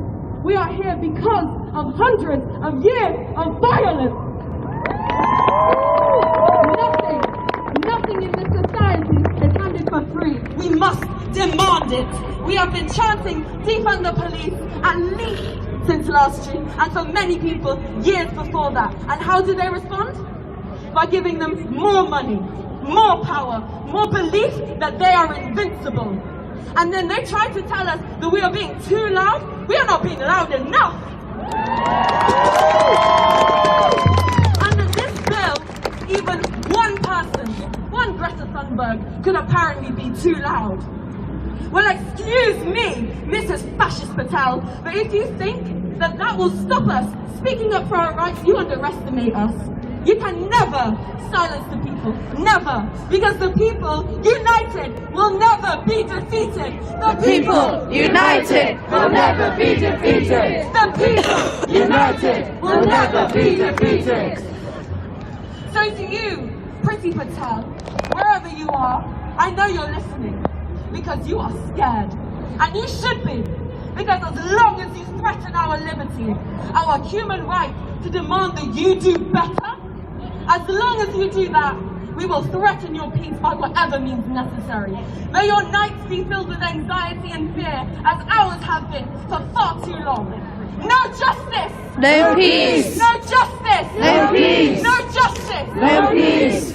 I would just like to end by giving out my thoughts and prayers with the island St. Vincent. They're suffering right now from a volcano eruption. I grew up in Dominica, an island in the Caribbean, which 4 years ago now was ravaged by Hurricane Maria, destroying 90% of the natural world. This is a direct result of environmental racism. This is why all of our movements need to band together, because this affects everyone. That is neocolonialism in action. And I say no to that. No! No thank you.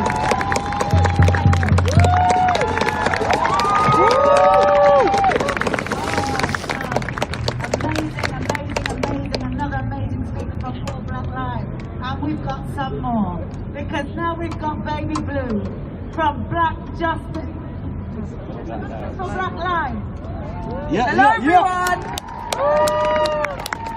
My name's Baby Blue, my pronouns are they, she. I just want to make a call out to all the people who are in the back who are treating this like a barbecue. Please make your way to the front to listen to some political education. This is why we're here. To the people in the back who are treating this like a barbecue and having a drink, come forward and educate yourselves.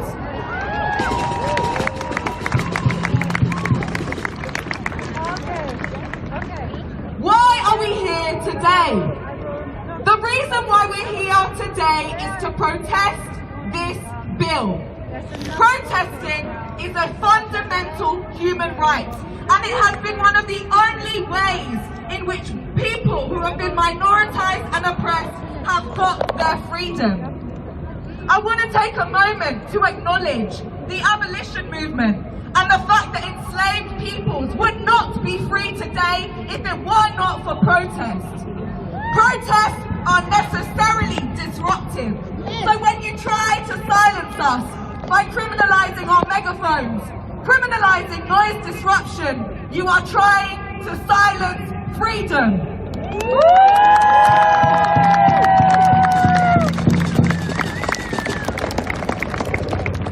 Part of the bill also oppresses the Gypsy, Roma and travelling community and those with no fixed abode.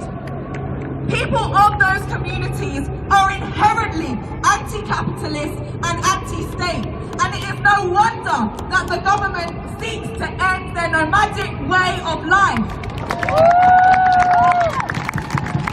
The Gypsy, Roma and traveller communities represent freedom. They represent resistance to ownership, resistance to landlords, and resistance to what the state tells them. We must be in unison with them. As part of organising, there have been several squatting movements at the moment that have been a direct protest supporting Sarah Emrod, but also supporting this bill. Being amongst these communities, you go into a space where nobody owns anything. They have abolished the idea of ownership in these spaces. And this is what the government is trying to suppress. The Gypsy, Roma and traveller community have not just been oppressed by this bill, but they've also been oppressed by the government intervening in their communities by taking their children, by allowing social services to demonize their family ways of life. And what I want to highlight is that this is touch one, touch all. Because the same way that they demonize nomadic ways of life and different ways of parenting is the same way they attack single mothers and black single mothers who have different ways of having family dynamics. And what criminals. But the realities are that how are you supposed to have a nuclear family when you are impoverished, and that breeds mental health problems, addictions, and problems that stop you from being able to love people. Because that is what capitalism does. It prevents us from seeing the other as we see ourselves.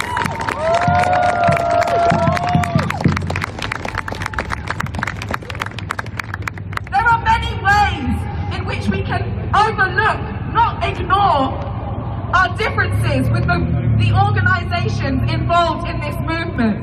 And it is essential that we do, because we all have one common enemy. There have been many difficulties in organising with groups that may be racist, that may have not unlearned coloniality and oppression. But united we stand and divided we fall.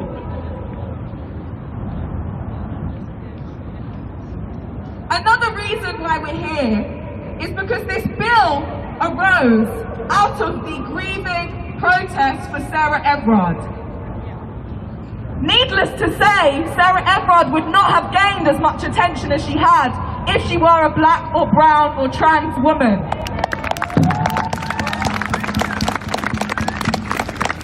But what the Sarah Everard case highlights is that male violence is rife, and that the culture of policing empowers men to think they can harm, torture, brutalise and dissect women's bodies with impunity.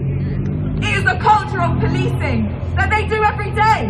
They torture black people in our communities every day, sexually harassing young boys by strip searching them in the street. This is a reality, a culture of harm that is promoted by the police and prisons in the British state. And what I want to highlight is that the British invented nice police officers, in quotes. Nice policing that was informed by the colonial practices worldwide. They gained their strategies from the concentration camps they had in Kenya. They have gained their strategy of trying to pepper spray us from America. They have gained the idea of mass incarceration from America, and we must stop them in their tracks.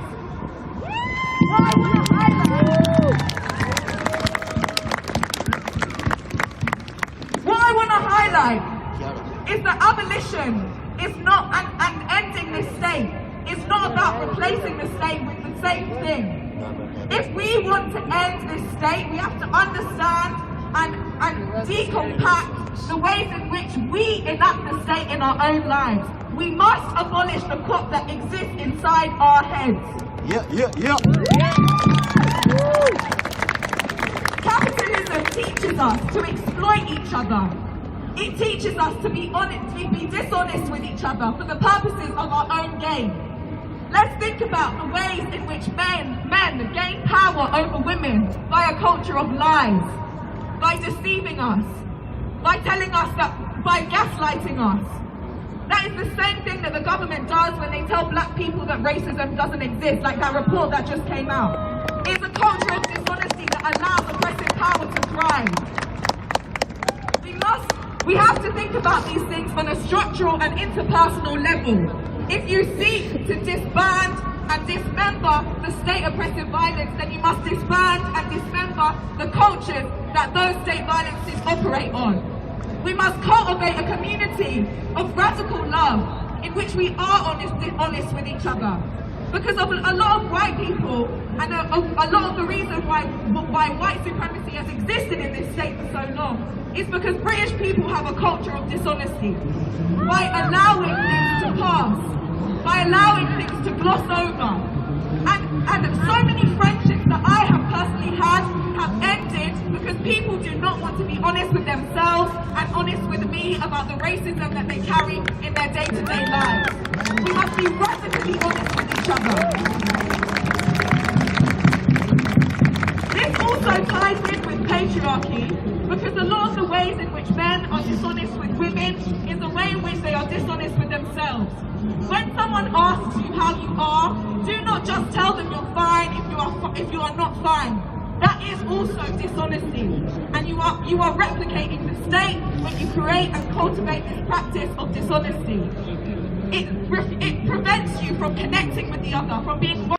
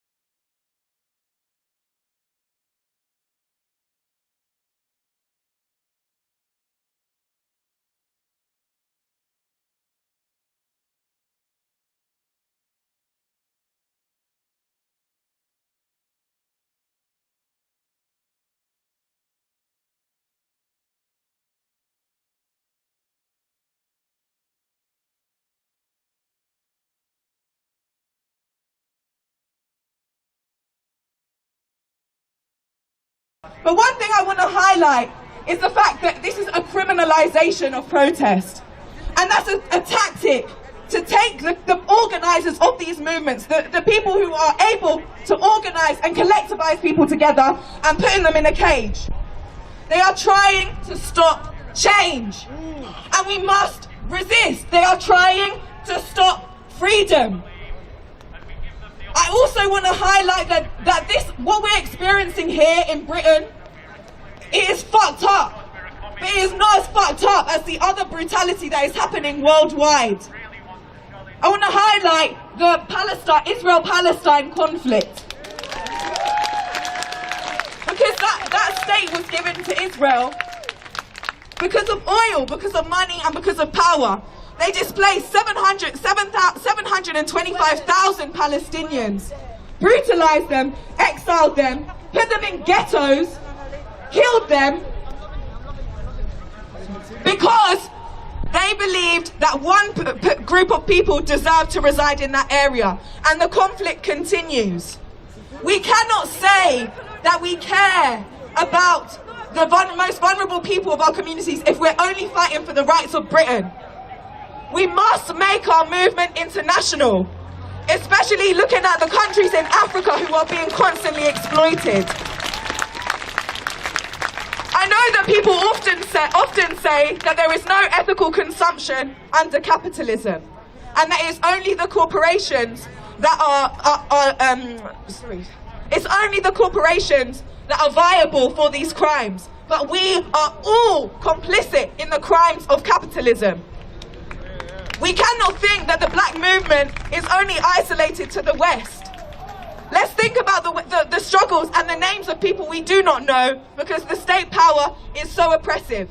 And one thing I also want to highlight is the fact that the reason why there is so much corruption in Africa is because white supremacy made it that way, so that Africa could not unite against capitalism.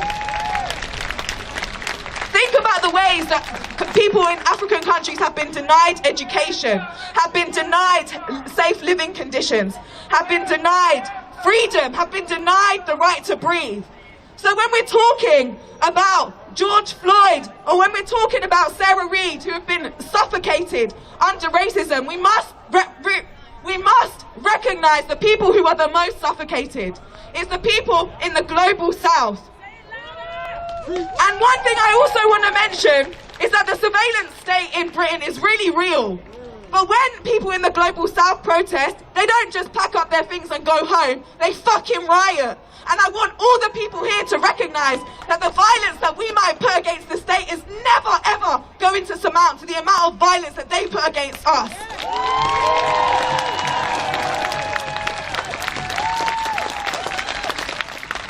And I know this might be a sensitive issue, but I just want to say fuck Prince Philip. He represents the pillaging of my people, the rape of my people, and the exploitation of my people for profit. And I will not commemorate his name. I will spit on his name.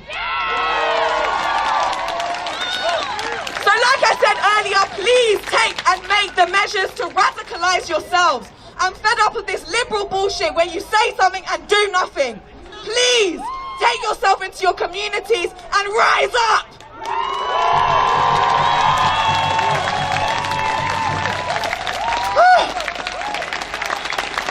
Wow. Wow. Wow. That was black power. Wow. Wow. All of your fists in the air if you felt the power. Oh my God, baby blue. Woo. Okay, I'm trying to get the speakers in before 5 o'clock. We're going to finish as close to 5 o'clock as possible. Our next speaker, our next speaker is going to do some spoken word. We wanted to give you a little gift today, and his name is Mizam.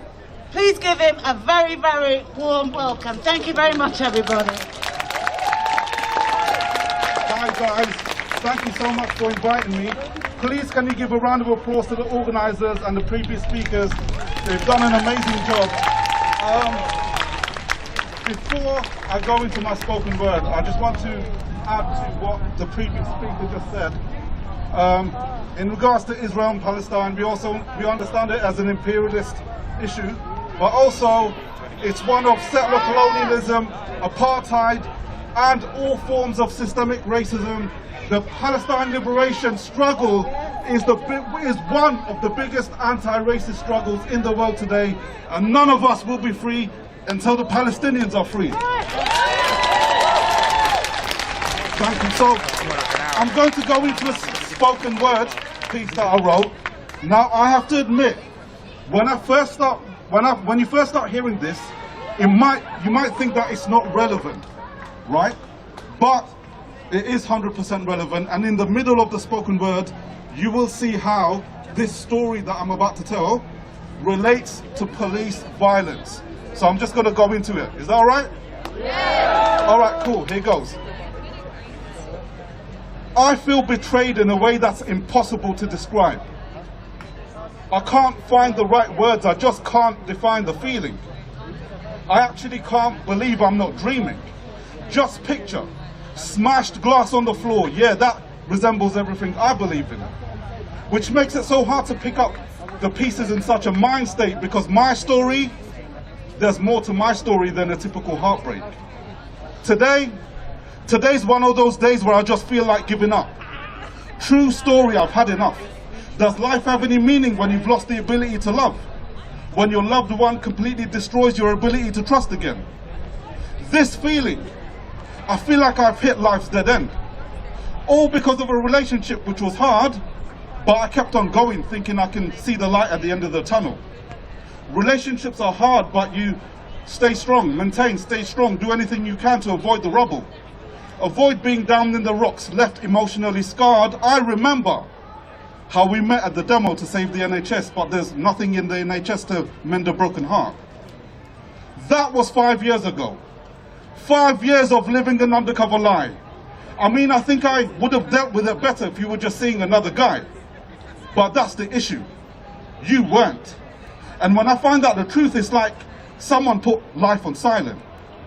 With every line I read, I felt vulnerable because my security was at risk. I was frightened. For 5 years, you weren't who I thought you was. You were an undercover cop and delivering intel on me. That was your assignment. When I read the article, I couldn't breathe. I couldn't believe that I was violated like that. Yeah, violated. Raped by the state is how this kind of feels, so I self-isolated. I thought I was the only one until I googled Helen Steele. And I have to admit, it was eye-opening to find out that this has happened before. Activists sexually manipulated by the long arm of the law. Believe it or not, it actually happens. A fairy tale start to a relationship ended in a way I couldn't have ever imagined. I had dreams of settling down, kids, having a family, but the undercover operation basically robbed me of my dreams, destroying everything in me because for 5 years, I was literally sleeping with the enemy. I never thought that I'd have to protect myself from the person I used to lie next to. I never thought that I'd be the one being lied to. But that's only half the shit that she put me through. My heart was crushed the day she testified, sending me to jail for something I did not do. That fire, she did it. It was all her idea. But I'm the one in prison trying to make sense of the past 5 years, struggling, trying not to give in to depression, although it's so easy to succumb. But I'm learning to fight that because the police have to pay for what they've done. And yeah, I don't recognize the person I've become. Suffering from anxiety attacks, more nervous and more fearful of what's to come. Still, I'm gonna end off by saying this. My war, my activism, my quest for justice against the police, it hasn't stopped. No, it's only just begun. Thank you.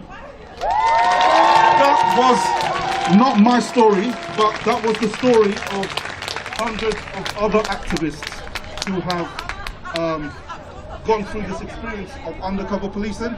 As you may know, there's been an investigation and there is an inquiry into the undercover policing, and there's a lot of undercover police officers who have infiltrated activist groups, started relationships with vulnerable girls and basically exploited them. And my story is, I kind of changed it, but my story is based on the story of Robert Lambert, who basically infiltrated a lot of activist groups in the 80s, and he basically violated girls in ways that you cannot even imagine. If anybody wants to find out more, read this book called Undercover, The True Story of Britain's Secret Police by Rob Evans and Paul Lewis. And you know what? This is the start of a movement, yeah? This is the start of the movement. We demand to kill the bill because the police, they don't need more extra powers. They have too many already. We need to reverse this. And you know what? I agree. Abolish the police. Abolish the police. But if there's anyone here who thinks that's a bit too radical, okay, I got something else, all right? You might not believe in abolishing the police, but you know what? There's one thing that there's one thing that we need to remove. We need to remove all forms of political, racial, and misogynistic policing from the police force, and we need to do this now. We need to oppose all forms of undercover policing, all forms of policing over activist groups. I say, kill the bill, but not just kill the bill, we need to reverse it, and we need to make sure that whatever type of policing that we have, it's one that is ethical, and it's one that concedes to the demands of the community. I don't believe that's going to happen, but other people might. My opinion, abolish the police. We need alternatives to the police. The previous speakers have already said that the police are a byproduct from the colonial era. We don't need policing in the community. We are doing well as it is ourselves. There's alternatives. So I say, kill the bill, get rid of all forms of political policing, get rid of all forms of racial policing, get rid of all forms of patriarchal policing, and let's build a society where we are all treated equal in love and justice. Thank you. Solidarity, Brother Martin. I'm so happy to know you. Thank you for coming. Solidarity. We've got another speaker.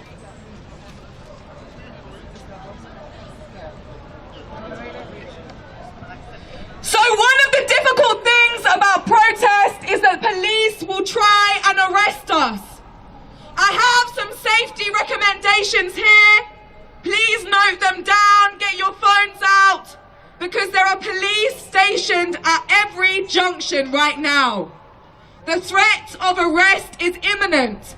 At the last demonstration, black people were shoved to the ground and had knees on their necks.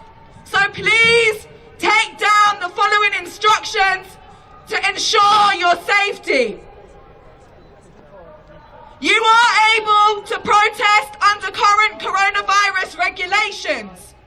The regulations allow for protests of more than 6 people, where the organizer is a political body that has completed a risk assessment and ensured social distancing. Ensure social distancing and wear a mask. The police may have the power to ask you to go home or disperse, and you could be arrested or fined if you don't. Police should give you the chance to go home voluntarily. You do not have to answer police questions. If you are stopped by police, normally you do not have to tell them your name, what you are doing or where you are going. But please bear in mind that some police have used a refusal to answer questions as a reason.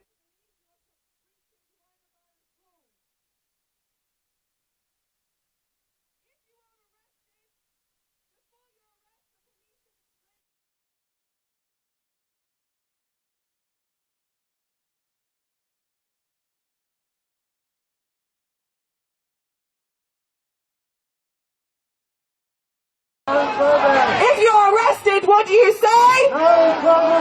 This includes chats from police until you have received free advice from a specialist solicitor. Do not accept a caution without legal advice. Please take down the following numbers for solicitors.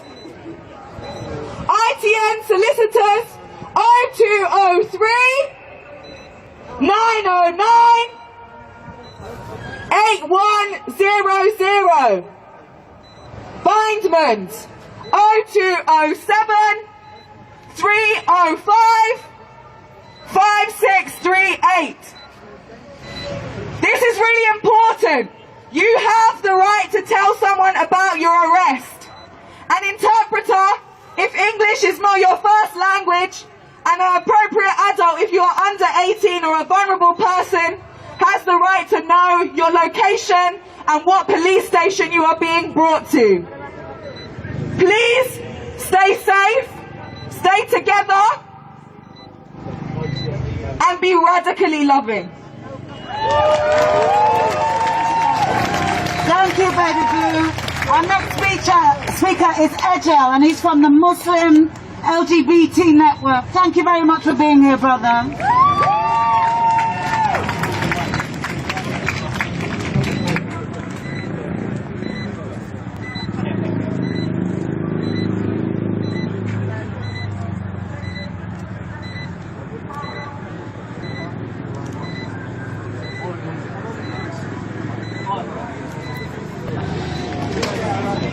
Thank you everybody for coming. I know it's been a long day.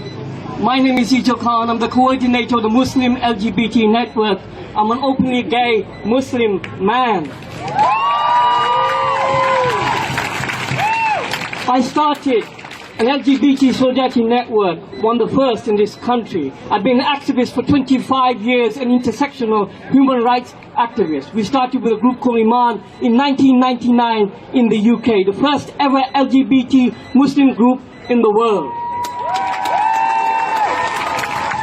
This whole protest is intersectional. If you think about it, look at me with my beard and my face.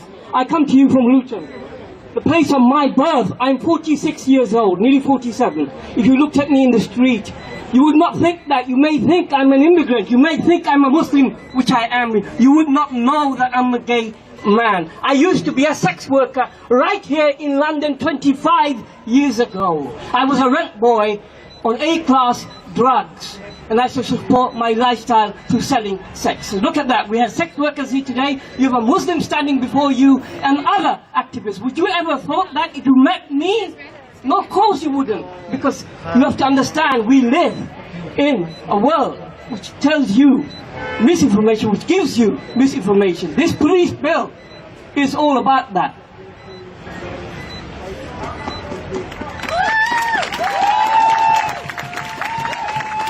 I stand before you, I'm standing by Gandhi's statue.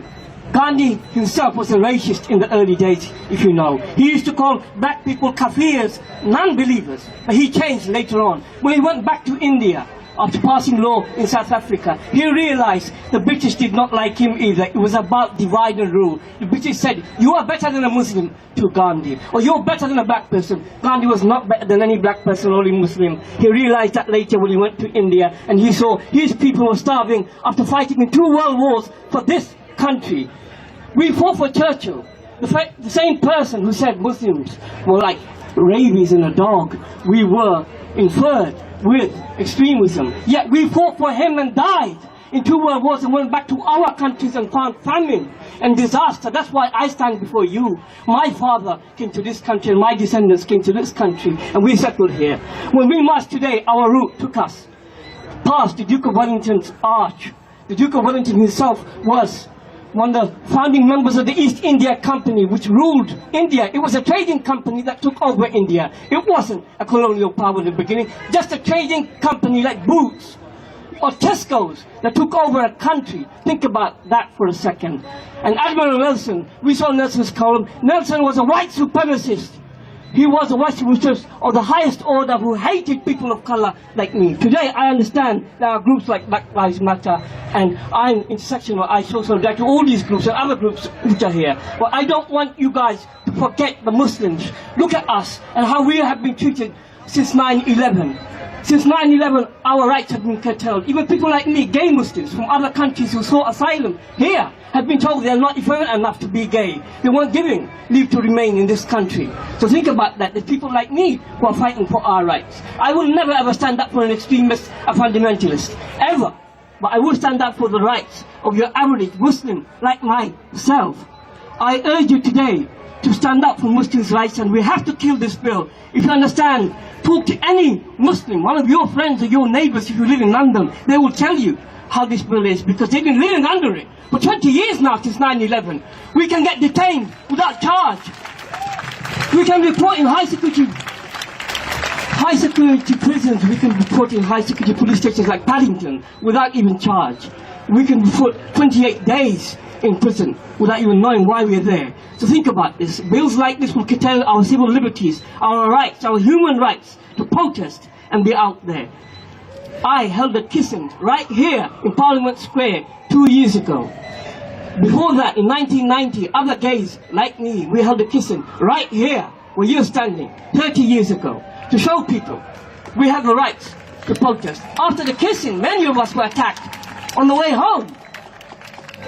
You have to understand, 2 years ago that didn't happen. It was about the time when we stood here. I was here. I was one of the organizers of the kissing here. And I kissed people publicly here.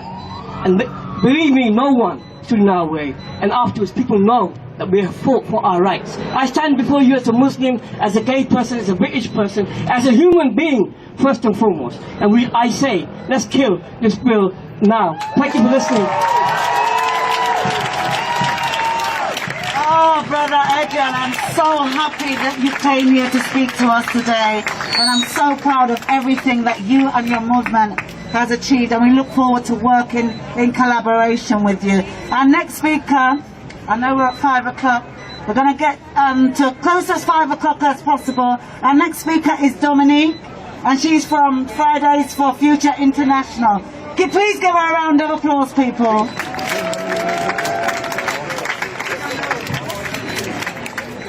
Hi everyone, thank you all for coming out here, and thank you to all of the incredible speakers that we've had here today. No justice! No justice! Amazing. My name is Dominique and I'm a climate justice activist and school youth striker here in England, in the UK. And I am standing here today because this bill will criminalise protest and disproportionately discriminate against certain communities. We need to hold our government to account. This is their way from hiding away from what needs to be done by simply cracking down on our action rather than acting. As youth climate strikers, we unite in collective action to safeguard our futures and protect those already facing the climate crisis, particularly communities of colour all across the world. The climate and ecological emergency is happening right now, and people all over the world are losing their livelihoods and lives. Even here in the UK, black and brown communities are disproportionately facing the impacts of air pollution. Our government continues with inaction and empty promises and vague targets. This is an unequal crisis. This impacts communities disproportionately and will exacerbate inequalities that we all already know exist. This is also why we believe in an intersectional grassroots movement and a united fight of liberation against this crisis and against the violence of the state. But to have a movement, we need to be able to protest, and direct action is what we rely on. Since the youth strikes begun, along the way we have faced increased police aggression and violence right here in London. If this is how they treat young people with signs and banners standing up to protect their futures, how on earth will they treat them after, and how will they treat other groups? As I mentioned, this is an intersectional fight, and I fear that this bill will exclude certain groups from taking part more. Those who are already targeted by the police will only face more discrimination and police violence. The section on expansive stop and searches, for example, will be discriminatory. We can already see how black people are 9 times more likely to be stopped and searched by white people. This will mean that less people may want to take to the streets, especially from these communities. And this is wrong. This is all wrong. This will result in removing certain people's voices from the conversation. And we must fight back.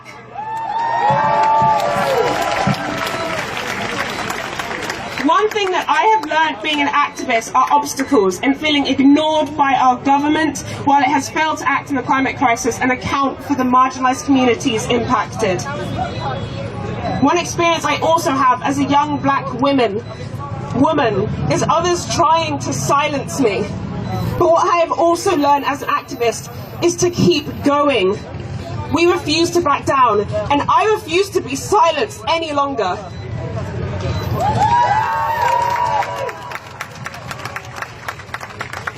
One thing I have also learned is people power. Keep fighting. Don't let this fade into just a moment. We must keep up momentum because that is how we win. Remember, the power of the people can be truly monumental. When we look back to past and current movements, we see this to be true. By being here right now, you are standing on the right side of history. You are refusing to back down. Keep going. We need every single one of us continue to make those connections and build solidarity among groups. Look after yourself and those around you and keep a sustainable movement. All of you here shows that change is coming, whether they like it or not. We don't have time to waste, so let's get to it. Thank you, and see you on the streets!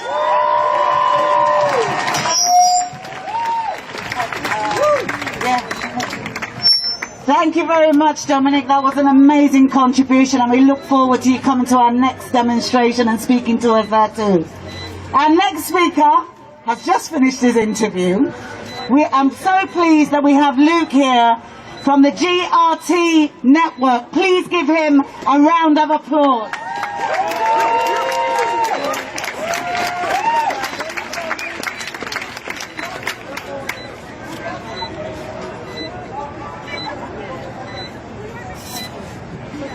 So I might surprise you today that we haven't got three heads, and we're not monsters, and we're not criminals and everything that they say we are. We're just ordinary people that want a better life for our children. The truth is about this bill is that it's racist beyond belief, and it's putting into law pogroms against the minority community that's been here for 500 years.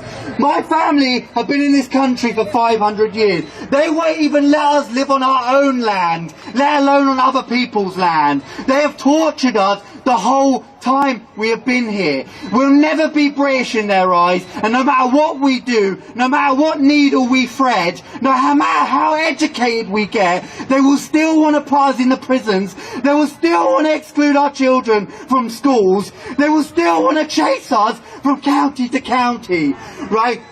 The truth is, they talk about the truth about traveller crime and all these dodgy documentaries and all this. They're making people criminal. They're making their way of life that they have always lived criminal. And the truth is, they stand up. Alright guys, this has been XR at the Kill the Bill protest. They stand up and that's they talk about how all we've this got bill time for today. doesn't mention women. Solidarity. Why isn't an MP got to mention how this bill will affect gypsy and traveller women? Why isn't it mentioning the fact that they might lose their children over this bill?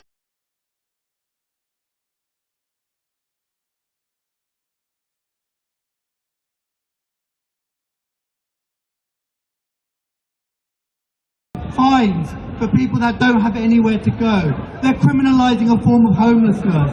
Only 10 to 15% of our community are still nomadic, right? The truth about solving homelessness is giving these people somewhere to fucking live. That's the truth of it. You want to talk about rubbish being left behind? Well, get your Dorset Council to provide these people with bins, like they do for everybody else. If you want us to pay council tax, approve proper permanent sites, and then we'll pay council tax. Serve us like you serve everybody else. People in your communities, if they're too poor to pay council tax, don't pay it. So why is our community any different? Why do we have to suffer? Why do we have to have police that brutalise us, that take gypsy and traveller women with epilepsy, right, who are pregnant, and drag them across fields so violently that they have epileptic fits? Why do those people now get to decide where, if we're allowed a home or not? Those police officers now get to seize our homes and vehicles until criminal proceedings are over. That could be over a year. They're suggesting 3 months prison sentences for the parents of our children. Where do the children go? When our parents are put in prison, where do they get put? They get put into the criminal justice system. Our children get put into social care, right, and forcibly adopted. And the thing is, with this state, it's got a history of taking our children. And they want to talk about how the myths about, gypsies and travellers, like we're some sort of fucking, Hunchback of Notre Dame shit. Like we're going to take your children. We're just ordinary people. That's the truth of it. All we want is a roof over our head, food in our belly, and somewhere to live. And that's it. That's all there is to it. But instead, they need to blame communities like ours. They need to blame Muslims, trans people, black people, the LGBTQIA community. They want to blame all of us for the problems that these dossers cause.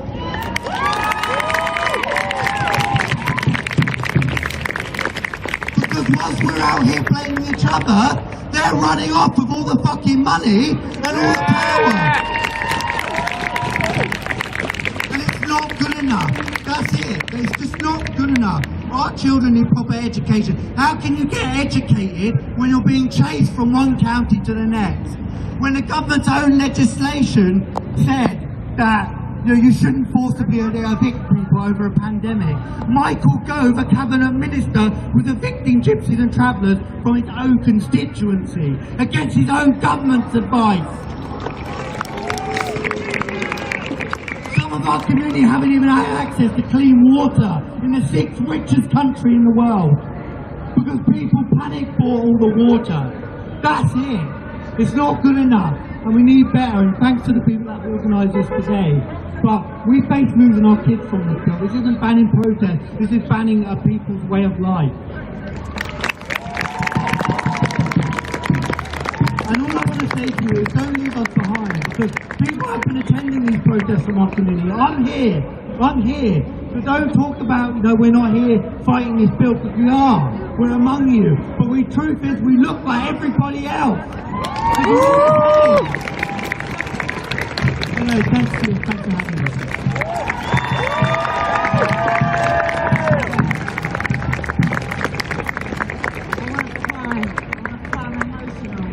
I'm emotional. Look, brother, every time, we was always We can't fight for justice for black people and not stand up for the gypsy, Roma and traveller community. And it's amazing that we're in this space fighting together, and that must continue.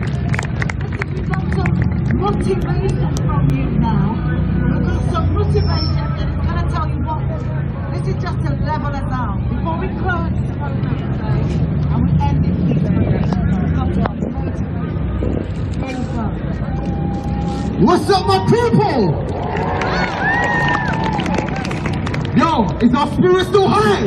Yeah. Will it be defeated today? Yeah. Will it be defeated tomorrow? Yeah. Well, it's never going to be defeated, alright? Yeah.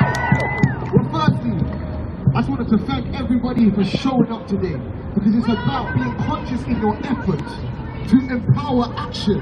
You guys, you took initiative and you took action today. So I want you to just give yourself an actual big solidarity pat on your heart and say, well done for showing up in love. Real talk, show up in love, real talk. I wanted to say, now give a massive round of applause for all the speakers that showed up today.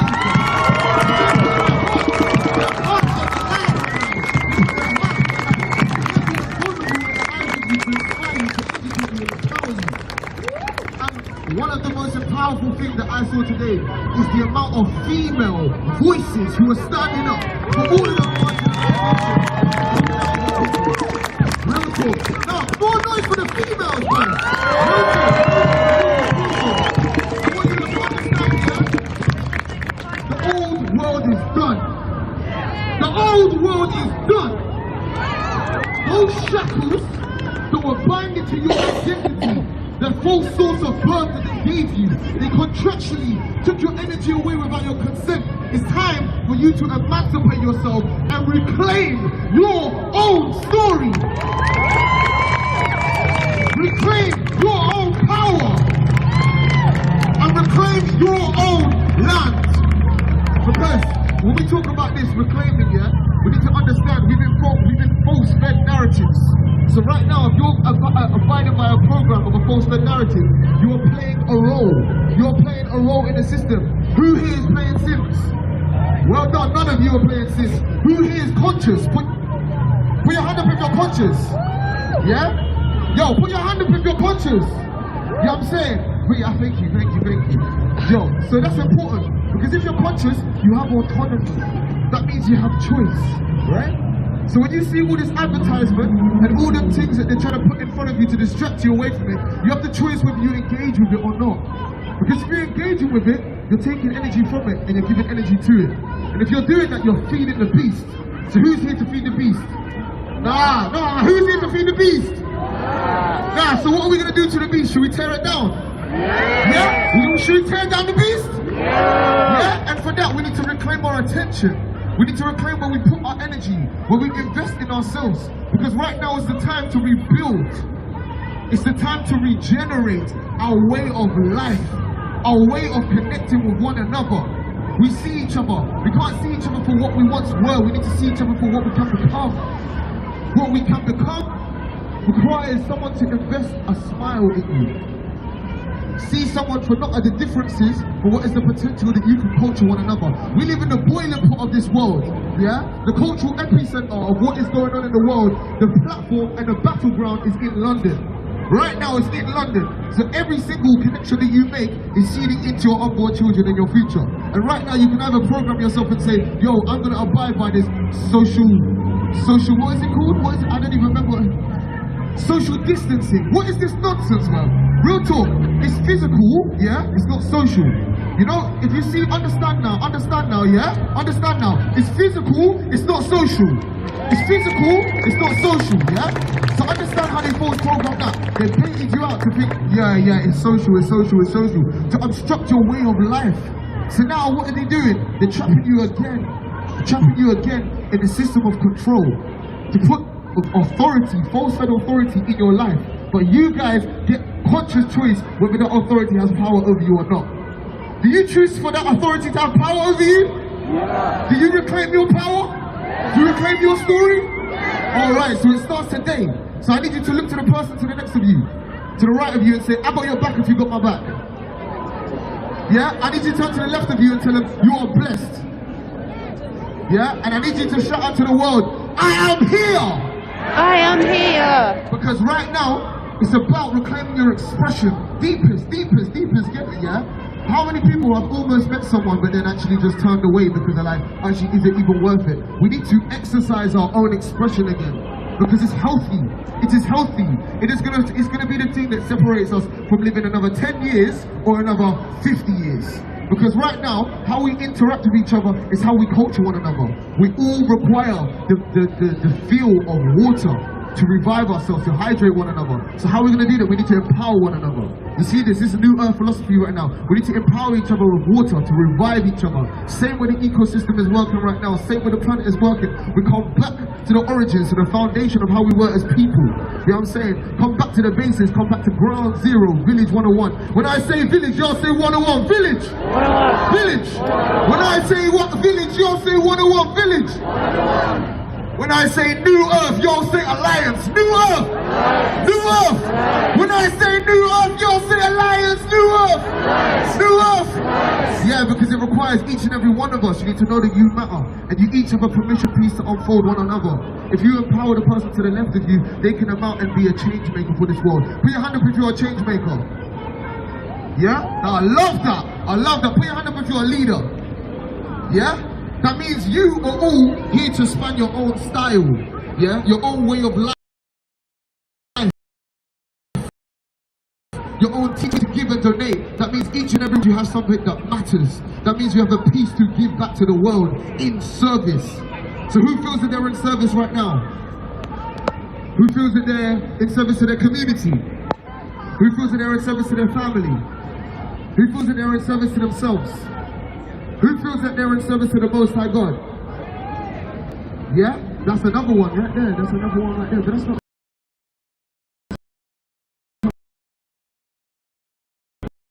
relationship in itself with Creator. Feel the powers that come through you, isn't it? It's always there.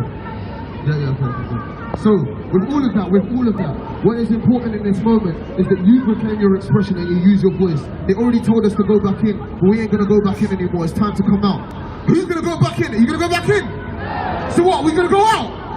This is springtime, are we going out? So we're gonna take to the streets and do our own street parties. And we're gonna go to our parks and do our own little raves and tell everyone through word of mouth. And we're going to find our own networks and communication solutions to band together and have solidarity and unity in our community. Are we going to have unity in our community? But it starts with you. You all got the piece. We need to connect the fibers, and that's how we need to unify with each other. I'm going to leave you with a last little spirit piece to give you that upliftment. I want to give you a song. Can I sing a song for you guys? I'm going to ask you guys to sing it back to me, yeah? Sing it back to me. You might know it, some of you might know it, we're going to join it uplifted, yeah? I want to let all the people in government, all the people in the House of Commons, going to let them know about what the people feel right now. Power to the people. Power to the people. People got the power. People got the power. Tell me if you feel it. Tell me if you feel it. It's getting louder by the hour. It's getting louder by the hour. Power. People. got the power. Next level, power to the people. Power to the people. People got the power. People got the power. Tell me if you feel it. Tell me if you feel it. It's getting louder by the hour. Louder by the hour. Power. Power. People. People. People. People. The power. Power. Power to the people. People got the power. People got the power. Tell me if you feel it. Tell me if you feel it. It's getting louder by the hour. It's louder by the hour. Power. Power. People. People. People. People. Got the power. Power. Fist up, everybody. Fist up. Let them know who's got the power right now. You know what it is. Radical fierce love, motivation, activations for the nation. When I say New Earth, you'll say Alliance. New Earth. Alliance. New Earth. Alliance. New Earth. Alliance. One love, everybody. I'm going to see you lot in the next journey.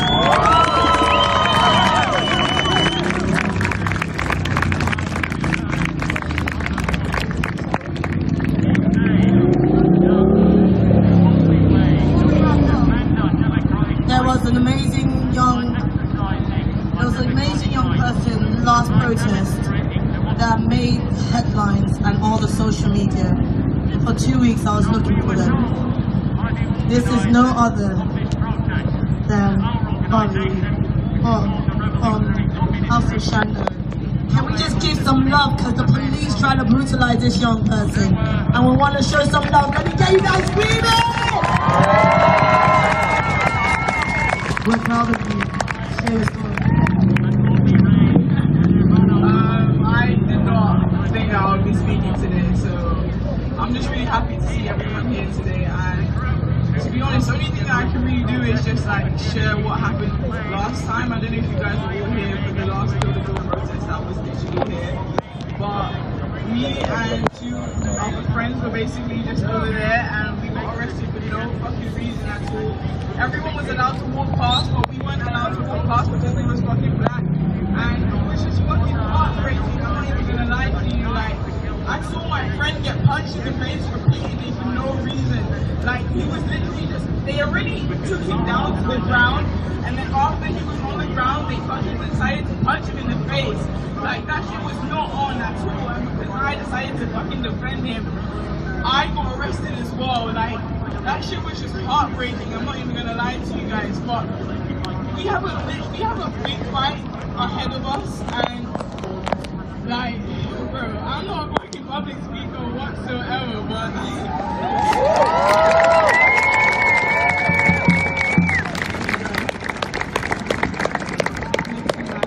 I just want to say love to everyone here and like love for everything that we're doing here, because this is where we need to be right now, and we know what we're here for. And bro, we got a lot of work to do, but we're gonna fucking do this shit, bro. Do you know what I mean?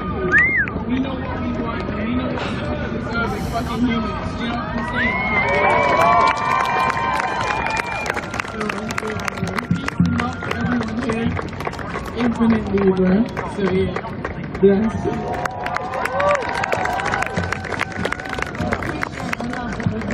Right now, I really appreciate it.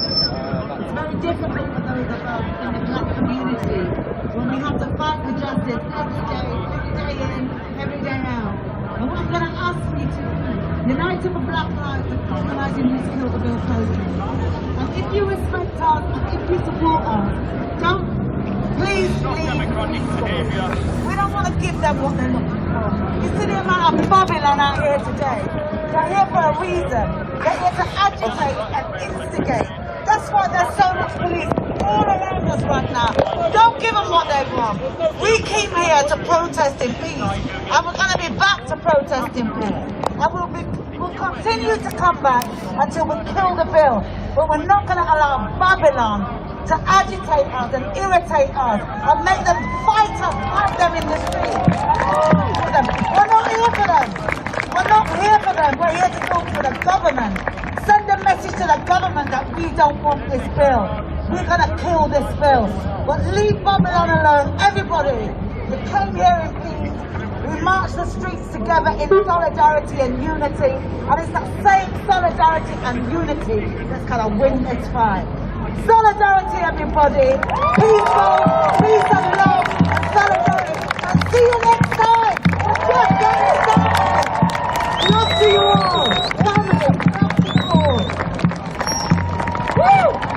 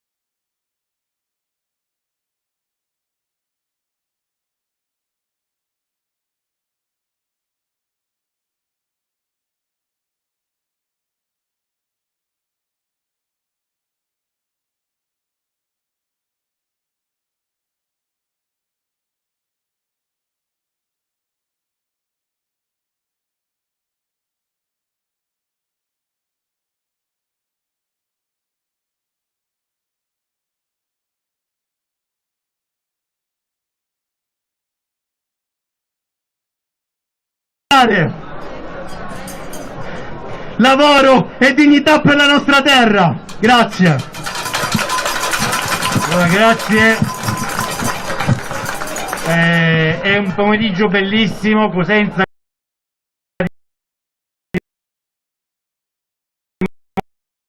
sono problemi e stringerci in questo caso al nostro ospedale, manifestare solidarietà e vicinanza agli operatori sanitari per chiedere una sanità pubblica statale di qualità con la fine del commissariamento, ospedale e medicina preventiva nei territori, tutte cose che si possono fare e che da domani in poi dovremo chiedere con ancora più forza. È finito quel tempo, l'abbiamo detto, non c'è più tempo e allora davvero incontriamoci, organizziamoci, agiamo per il bene comune e per la dignità, una vita dignitosa per tutti. Siamo 1,5 milioni di persone in Calabria, uno spazio grandissimo, possiamo stare tutti più felici e avere una vita degna con servizi di qualità senza appunto rivolgerci al privato, perché il privato a questo ci ha portato. Un bellissimo pomeriggio, continuiamo così. Dall'angolo saranno distribuiti dei cordoncini per fare un cordone di solidarietà e di difesa del nostro ospedale. Saremo lì il tempo appunto di manifestare questa nostra volontà di difesa dell'ospedale per una sanità pubblica e poi scendiamo tutti quanti insieme davanti l'INAM, come si chiama? L'ASP, a Via Limena, a dare solidarietà e a rafforzare la lotta di chi sta occupando appunto l'ASP. Grazie a tutti, continuiamo verso l'ospedale, grazie.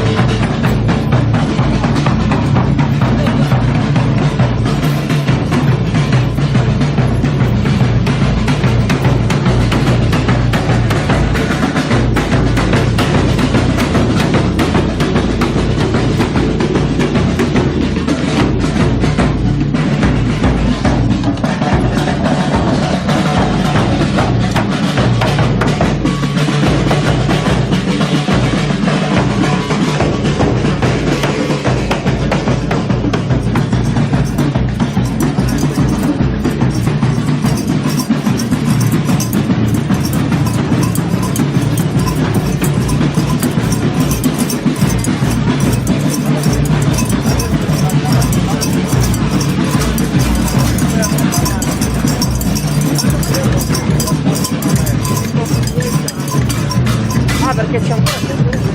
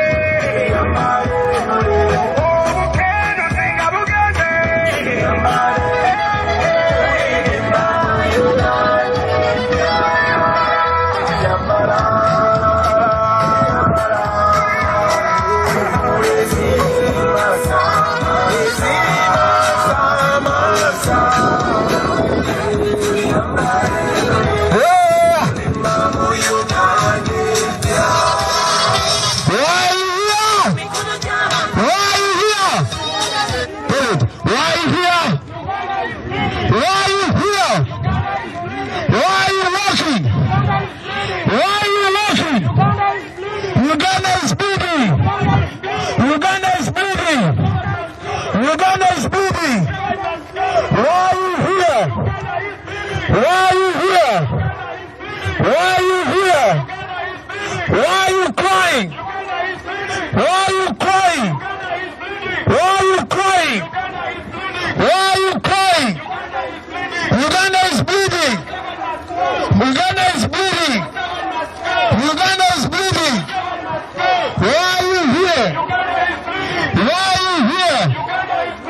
Uganda is bleeding. Uganda is bleeding. Uganda is bleeding. Why are you here? Uganda is bleeding. Uganda is bleeding. Uganda is bleeding.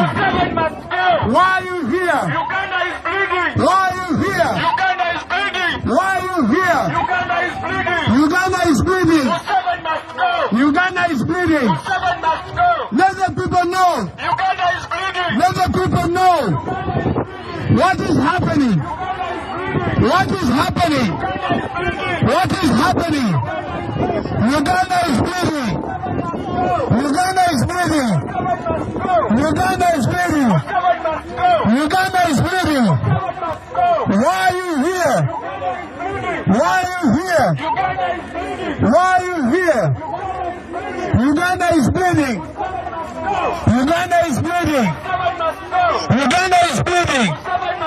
Uganda is bleeding. Uganda is bleeding. Why are you here? Why are you here? Why are you here? Uganda is bleeding. Uganda is bleeding. Let the people know. Let the people know. Let the people know. Why are you out? Why are you out? Uganda is bleeding. Uganda is bleeding. Show them the purpose. Show them the purpose. Show them the purpose. What is happening? Uganda is bleeding. Uganda is bleeding. Uganda is bleeding. What is happening? What is happening? Uganda is bleeding. Uganda is bleeding. Who funds Uganda? Who funds Uganda? Who funds Museveni? Who funds Museveni? Who funds Museveni? What is happening? What is happening? What is happening? What is happening? Who funds Uganda? Who funds Uganda? Who funds Uganda? Who funds Uganda? Who funds Museveni? Tell them. What is happening? What is happening? Why are you here? Why are you here? Why are you here? Uganda is bleeding. Uganda is bleeding. Oh, you can't get it. Tuliyamba, Sulawida. Oh, you can't get it.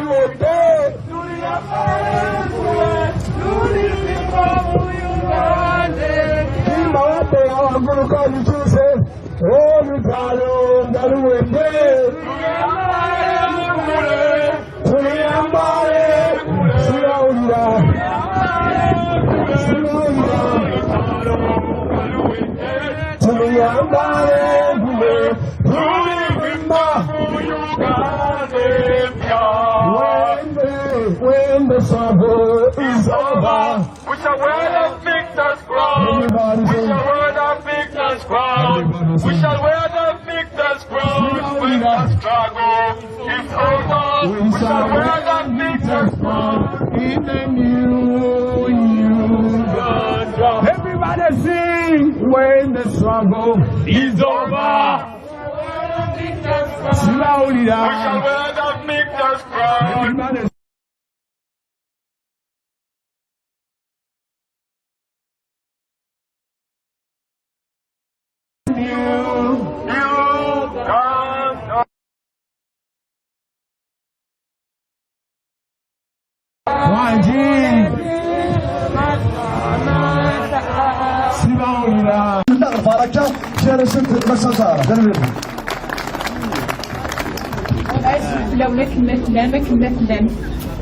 لكن غاساكيني كانت سنفرحي دوسي غاداكي خاطر تنفسوس تنزواروس تنفسوس 80 تفايد étudiante la fac centrale d'Alger donc السنة 20 يفري la marche دي لان دي la place du 1er mai à Alger عندها la police algérienne تغريد في لنا أكني دغلين ورزازن نكوني رزازن القرار هورنا حبس الراش حبس تحدالين et donc comme je le disais tout à l'heure à quelqu'un c'était un mauvais souvenir pour moi mais en même temps ça ouvre un petit peu la perspective pour nous les Kabyles parce que ça nous promet surtout quand je vois une jeunesse parmi nous une jeunesse qui va évidemment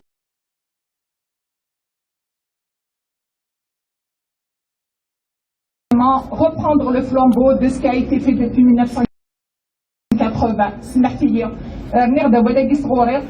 Voici la déclaration donc de la coordination Macanavad Amérique du Nord. Un peuple pacifique, fier, debout et en colère. Le sens des printemps kabyles. Nous commémorons cette semaine les événements des printemps kabyles 1980, 1981, 2001. Et à cette occasion, nous réaffirmons notre devoir sacré pour empêcher les violeurs de mémoire de récupérer les dates historiques, repères et les symboles du combat de la Kabylie pour la liberté.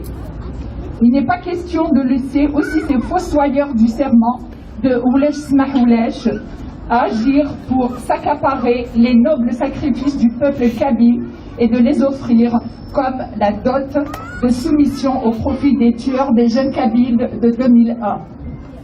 Le peuple kabyle a, de tout temps, combattu les injustices et n'acceptera jamais qu'on lui impose des conditions de vie humiliantes et dégradantes.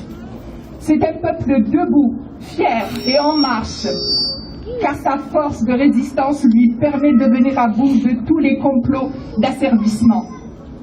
Sa capacité de résilience lui donne une force constante et inébranlable pour déjouer les plans d'aliénation dont le but ultime reste son extinction, comme c'est le cas pour certains peuples amazirs, frères d'Afrique du Nord. Le peuple kabyle, qui s'est pleinement investi dans la guerre d'Algérie contre la France, a toujours privilégié la voie pacifique plutôt que celle des armes, y compris quand il se trouve en situation de légitime défense, comme ce fut le cas pendant les printemps 1980, 1981 et durant le printemps meurtrier de 2001. Les Kabyles ont été les seuls dans les années 70 et 80 à se soulever régulièrement pour défier la junte militaire algérienne aux commandes depuis 1962. Les grandes manifestations d'avril 1980 ont provoqué le premier séisme politique qui a fissuré les fondations du temple de la dictature algérienne. Les répliques de cette secousse de grande amplitude politique continuent d'ailleurs de se produire à ce jour dans toute l'Afrique du Nord et bien au-delà. Cette contestation politique kabyle qui s'oppose au pouvoir despotique d'Alger a atteint son apogée lors des événements du printemps 2001, événements durant lesquels la gendarmerie algérienne a tiré avec des armes de guerre sur les jeunes kabyles, tuant 128 d'entre eux et handicapant des milliers d'autres. Ce massacre, bien documenté dans le rapport officiel de feu Maître Issad, ne laisse aucun doute sur le caractère prémédité de cette tuerie et la volonté d'écraser ces jeunes manifestants pacifiques kabyles. L'auteur du rapport d'enquête a résumé ainsi ce qui s'est passé. On a donné l'ordre de tirer, mais pourquoi n'a-t-on pas donné l'ordre d'arrêter? Rupture irréversible avec l'Algérie coloniale. La mort des 128 jeunes kabyles et les milliers d'handicapés en 2001 a été le traumatisme de trop qui a fait prendre conscience au peuple kabyle qu'il ne peut endurer indéfiniment les assauts meurtriers du pouvoir criminel d'Alger. Le peuple kabyle vit encore l'assassinat volontaire de ces jeunes innocents comme un choc psychologique collectif grave qu'il ne peut oublier. D'autant plus que les responsables politiques algériens, derrière cette tuerie, sont restés impunis et n'ont jamais été inquiétés. Cette humiliation de plus a définitivement connaisseur de la relation d'Algérie et de Kabyle réalise qu'il est tout simplement colonisé et que c'est à lui seul, de changer les conditions de sa vie en prenant son destin en main, dans le respect du droit et des traités internationaux. Le silence des médias et l'indifférence des États démocratiques. Le peuple kabyle affronte pacifiquement en ce moment et dans l'indifférence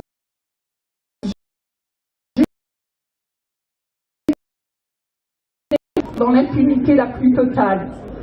Le silence des instances internationales et l'absence des pressions des gouvernements dits démocratiques sont interprétés par le pouvoir algérien colonial comme un encouragement à ces agressions cycliques contre le peuple kabyle.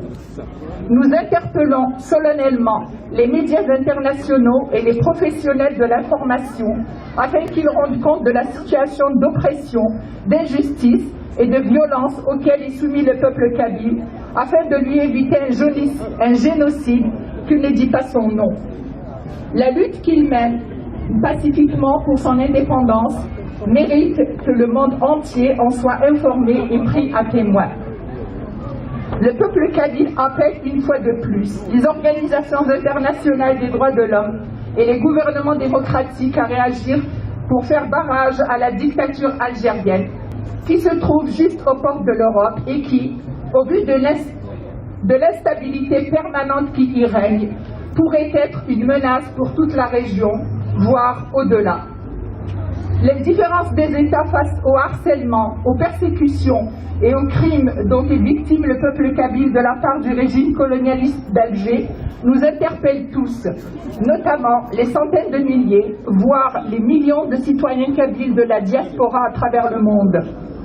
Nous nous sentons directement concernés par les souffrances des nôtres et sommes déterminés à faire entendre notre voix.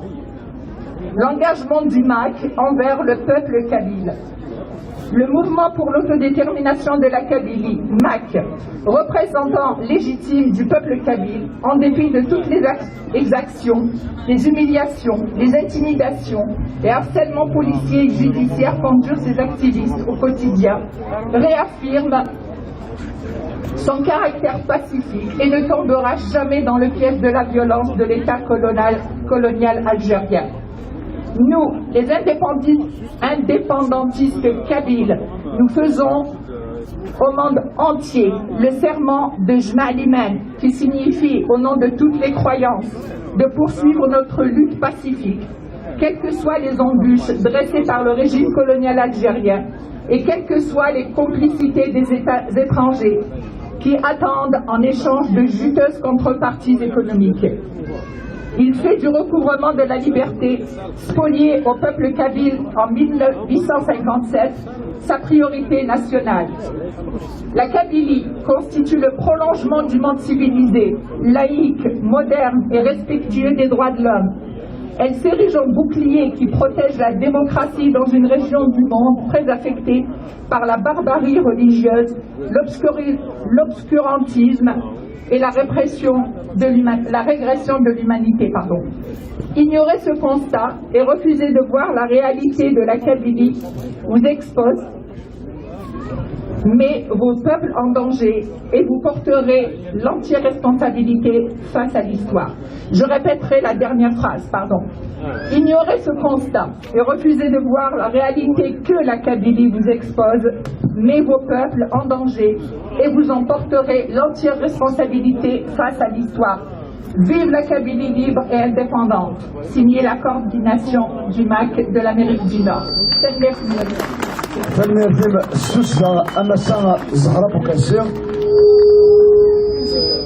Une déclaration vraiment pertinente. Donc, nous tenons à vous informer que le président de JPK avec à partir de l'action. Maintenant, nous allons directement passer aux intervenants que nous avons recensés avant la marche. S'il vous plaît, aux intervenants qui veulent prendre la parole et qui se sont déjà inscrits, vous avez 3 minutes pour chaque. Il faut vraiment respecter ce timing parce que nous avons actuellement 18 intervenants et je tiens aussi à vous informer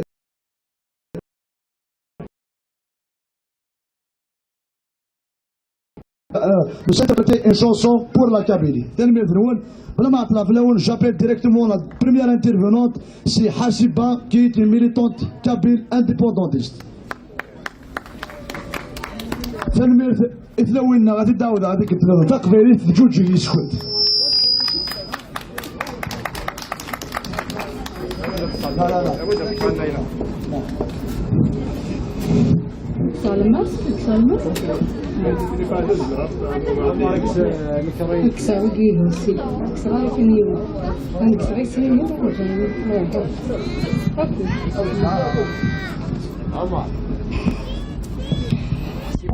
تزورا دينيغ تنمير تودي ديسوجين ويتقدشن تملي لي تباسيكيا الفرح يمقرغ le peuple kabyle qui ne se concerne spécialement pour rendre hommage à la jeunesse kabyle, la jeunesse qui démontre chaque jour un peu plus son éveil, l'éveil d'une conscience collective.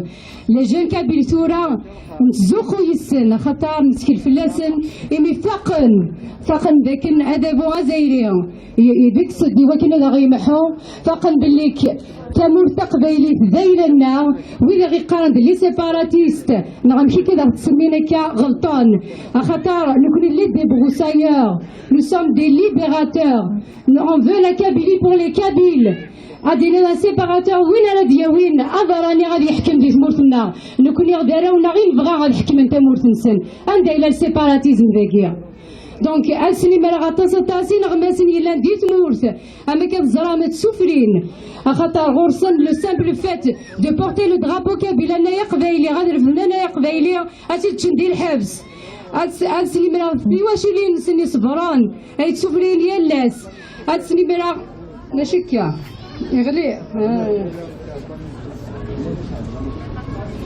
أسني مرا غلي بريزونيين ناغو أكا دبدر غاساكي ما كتسوالي منو ناس حمزية جمال زعيم وكذا كي ريزيست أم كي سينا ما تبلو الناس ils préfèrent mourir pour leurs idées que de vieillesse et de lassitude إيه ما كتوالم لي جون تورا خملني غالنسن وير سوق دي هون سوق النارا سوق دي غادي نتا غي تاكواد نثورا ونقاد يوان وكذا كي مع مازال سوثورن تقدافو غنهرسان لا ليبرتي وكذا كي غلطان إلا خدو غالن سافرين متلليا سافرين نيسا نكون l'État kabyle on le veut un État libre et indépendant basé sur des fondements l'عناية قبيليت basé sur des règles internationales donc ماشي لو صغير أيجيز ملا ديالها ما إلا يليوات هذا شمال غالنيس وسيقار دايجي كان يغيقوني تنميرتيون et vive la Kabylie libre et indépendante. ما بغينا نبري انديبوندون نشحر بها نكون نبغى كان ندير نكون راه طلع في الاول هادشي غادي دوزيام ميليتون كي مراد اتم représentant de Jupiter. أولا وريك vous avez 3 minutes monsieur اتم.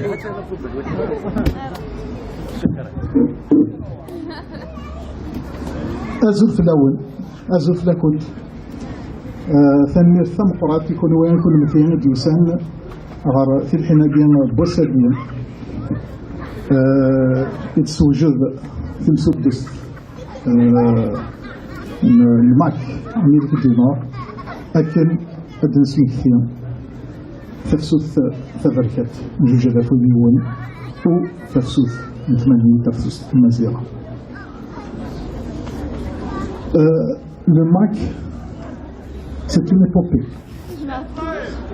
عايشين السنايا دينيا ألم ونضح التصير يقارن بالليل شغل بالليل هي تمثلنا في سنتين لانديبوندونس بروش elle est proche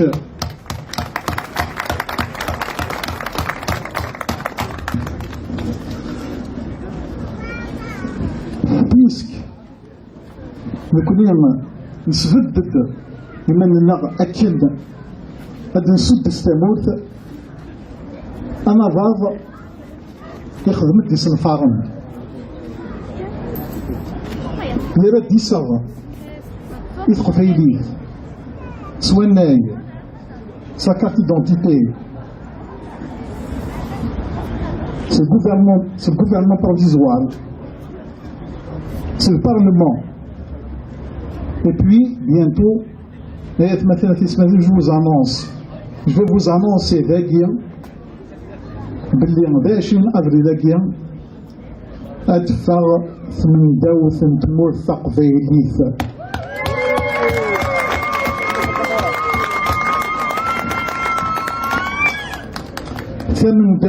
تموثق فيليث. البروجي دو سوسيتي نين هي فين تمسلاي المدة 20 سنة ياكين هذه توكتب ذاك من داوثاكية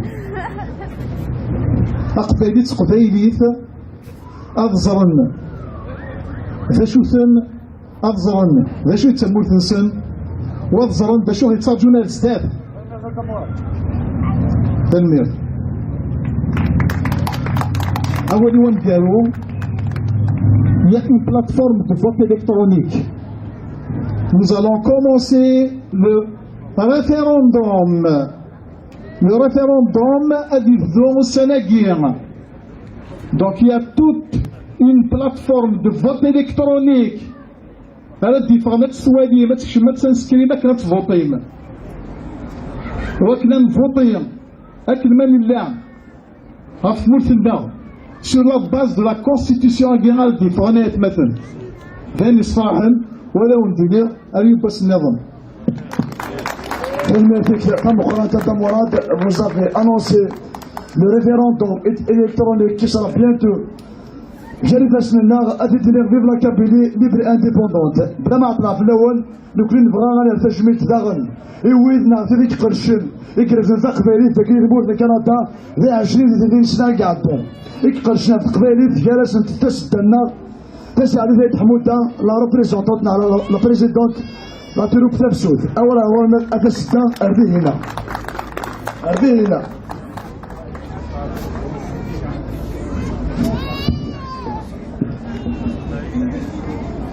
ثلاثة دقائق فيها كنت دايره غاسله معليش المال المرة في اللون أسلم اللون غادي الصفاحل مع نوالك ياكيا القبايلة دوك لندسة تكتب نزودي وانا غنشتكي قبايليين فغاد أف قبايليت الساكيا نزمر نسميه تفسود 2021 أتماركي أكتسوفيد النهدان نكيلي بغي غادر تجميل يبغى ناس كي يفغن 2088 2001 وقد نموت ناس يرحم ربي غادي يصبر ربي في واش ولي نسال من قبل كندا إلى أركب من هكا كيمبورت لي ديفيرجونس بوليتيك نسعى ماشي كندا غير فرقن إما لي قبايليين يركن ليها ما إلى ثمس لي تقبايليت ثمورث تقبايليت هذا السمليل تينا غادي تساوين ما يلي تاكلي زقازكا يشبان فيكيا إذ هذا المجنم أننا أكزدات إبراميا زدات راديو كندا زدات الجورناليست إلى قد تروحوا سواطاس نكينا غضرويا الراس قدرنا نجي ننطاس ما نخدموا الكوراج روح غدا الساكية إلو تقبايليت تنايد والكما نقد لهوة نكون صحارى الناس تجدغ الهوة أنا غادي نكاد الروحة الناس لغن الصبح كيني ولكن داكو شي دسني غاكا كنا غاس ما يشرق بس يطيج سك تقبايلي اتناوي إيه كاين ربع تقبايلي اتناوي سلمك أزكى سلمك اليوم سلمك منسى أرسل ليس الحمد لله بلا ما عطلع تعرف الأول أنه غير يثم ناس يقرشن ذاك يذمون في كندا سيرك سقار فيش تقبايلي ذاك نواتي هاي لكن مساء فاروج قاسين أتقرب ذاك ما ولاش في الناس sincèrement كل تصفح من ويت لونا كاين زوز بوند لا بارول سي سا لي تا كونفو فاروق جمال ذاك ما تقربت أصدا وثمانية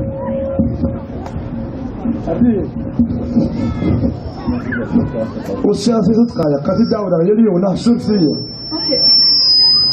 أجل لون أساقي يعدك إنك يوسط سميثير إلا قدنا في أولا نظامي وكني كيف السنت وين يظهران مزروي تودرت نيقبيليا هذا راه تجميلت ومصيان يقارب دسنا القرة بالقرة تخدم البغير ماشي تفسوين أسقر أنا ويتي للي أسناها في الصحن سفوكيل أون فا فيتين أون فا كوميموري تفسوين أكل كان دوغالغ أفيني عنان تمثلت إمارك قارن تمورت القبايل ساعة وثلاث ساعة تمورت القبايل تثلال وكال انتو ثلاث كناتي دي فتيون انا اتصلت غار بازل تمثلت نتمورت القبايل ساعة داكيني تمثلت نتمثلي تمثلت فوكال أكل ذاكالنا سوانسيننا سمسليت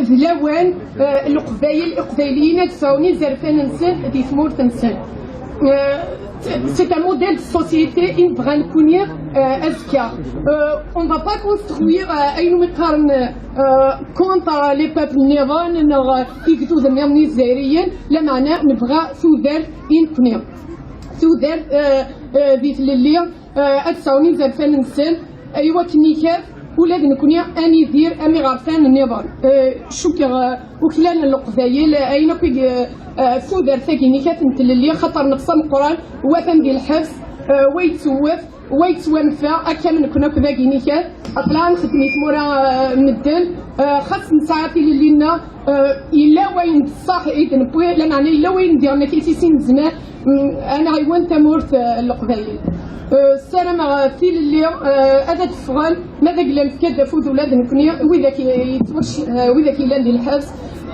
ام ازايم ام مزاديا يقلنا ديالنا كيف ديال الحبس وذ مره إبين خطر كان دي قبايليا خطر ويا بالنظام الا وين راه يوتنفلاسن ثمورت الجزائر كل حراكه دي يوتنفلاسن لا معناه نكوني انوث غير في معنى سننا تما تنول المهم السوسدان هو يكشمل الأرول بلا ما أطراف لا ودارن السولة عزيز ريبريزونتون دو سونتر أقبالي de Montréal كان أول راه كيزم هو ديزافيك دابور تلميذ ديك السوسدان إي فوزافي 3 مينيت 3 دقائق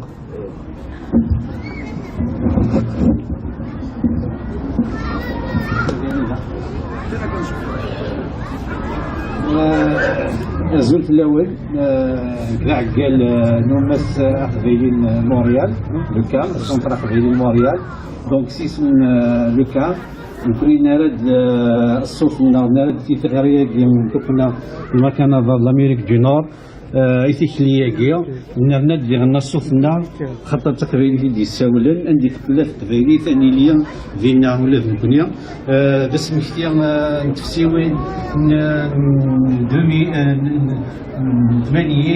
81 ديال الجايات فين 2001 دارنا بس مشتي ندنف ادنيني غير فواشولين بيكادوك يكتوانغان امك 2001 وإذا كتواحبس وإذا بليسين دارنا كتواجرحن ادنيني بلي كاف نكون يقلا غير ثمن السن ونديرنا ونتسارع باش هادشي داراو سنيك غلين داراو نعاو كي غلين داراو نعاو كي كتواجرحن داراو نعاو كي توحبسن دونك سيس من الكام داراو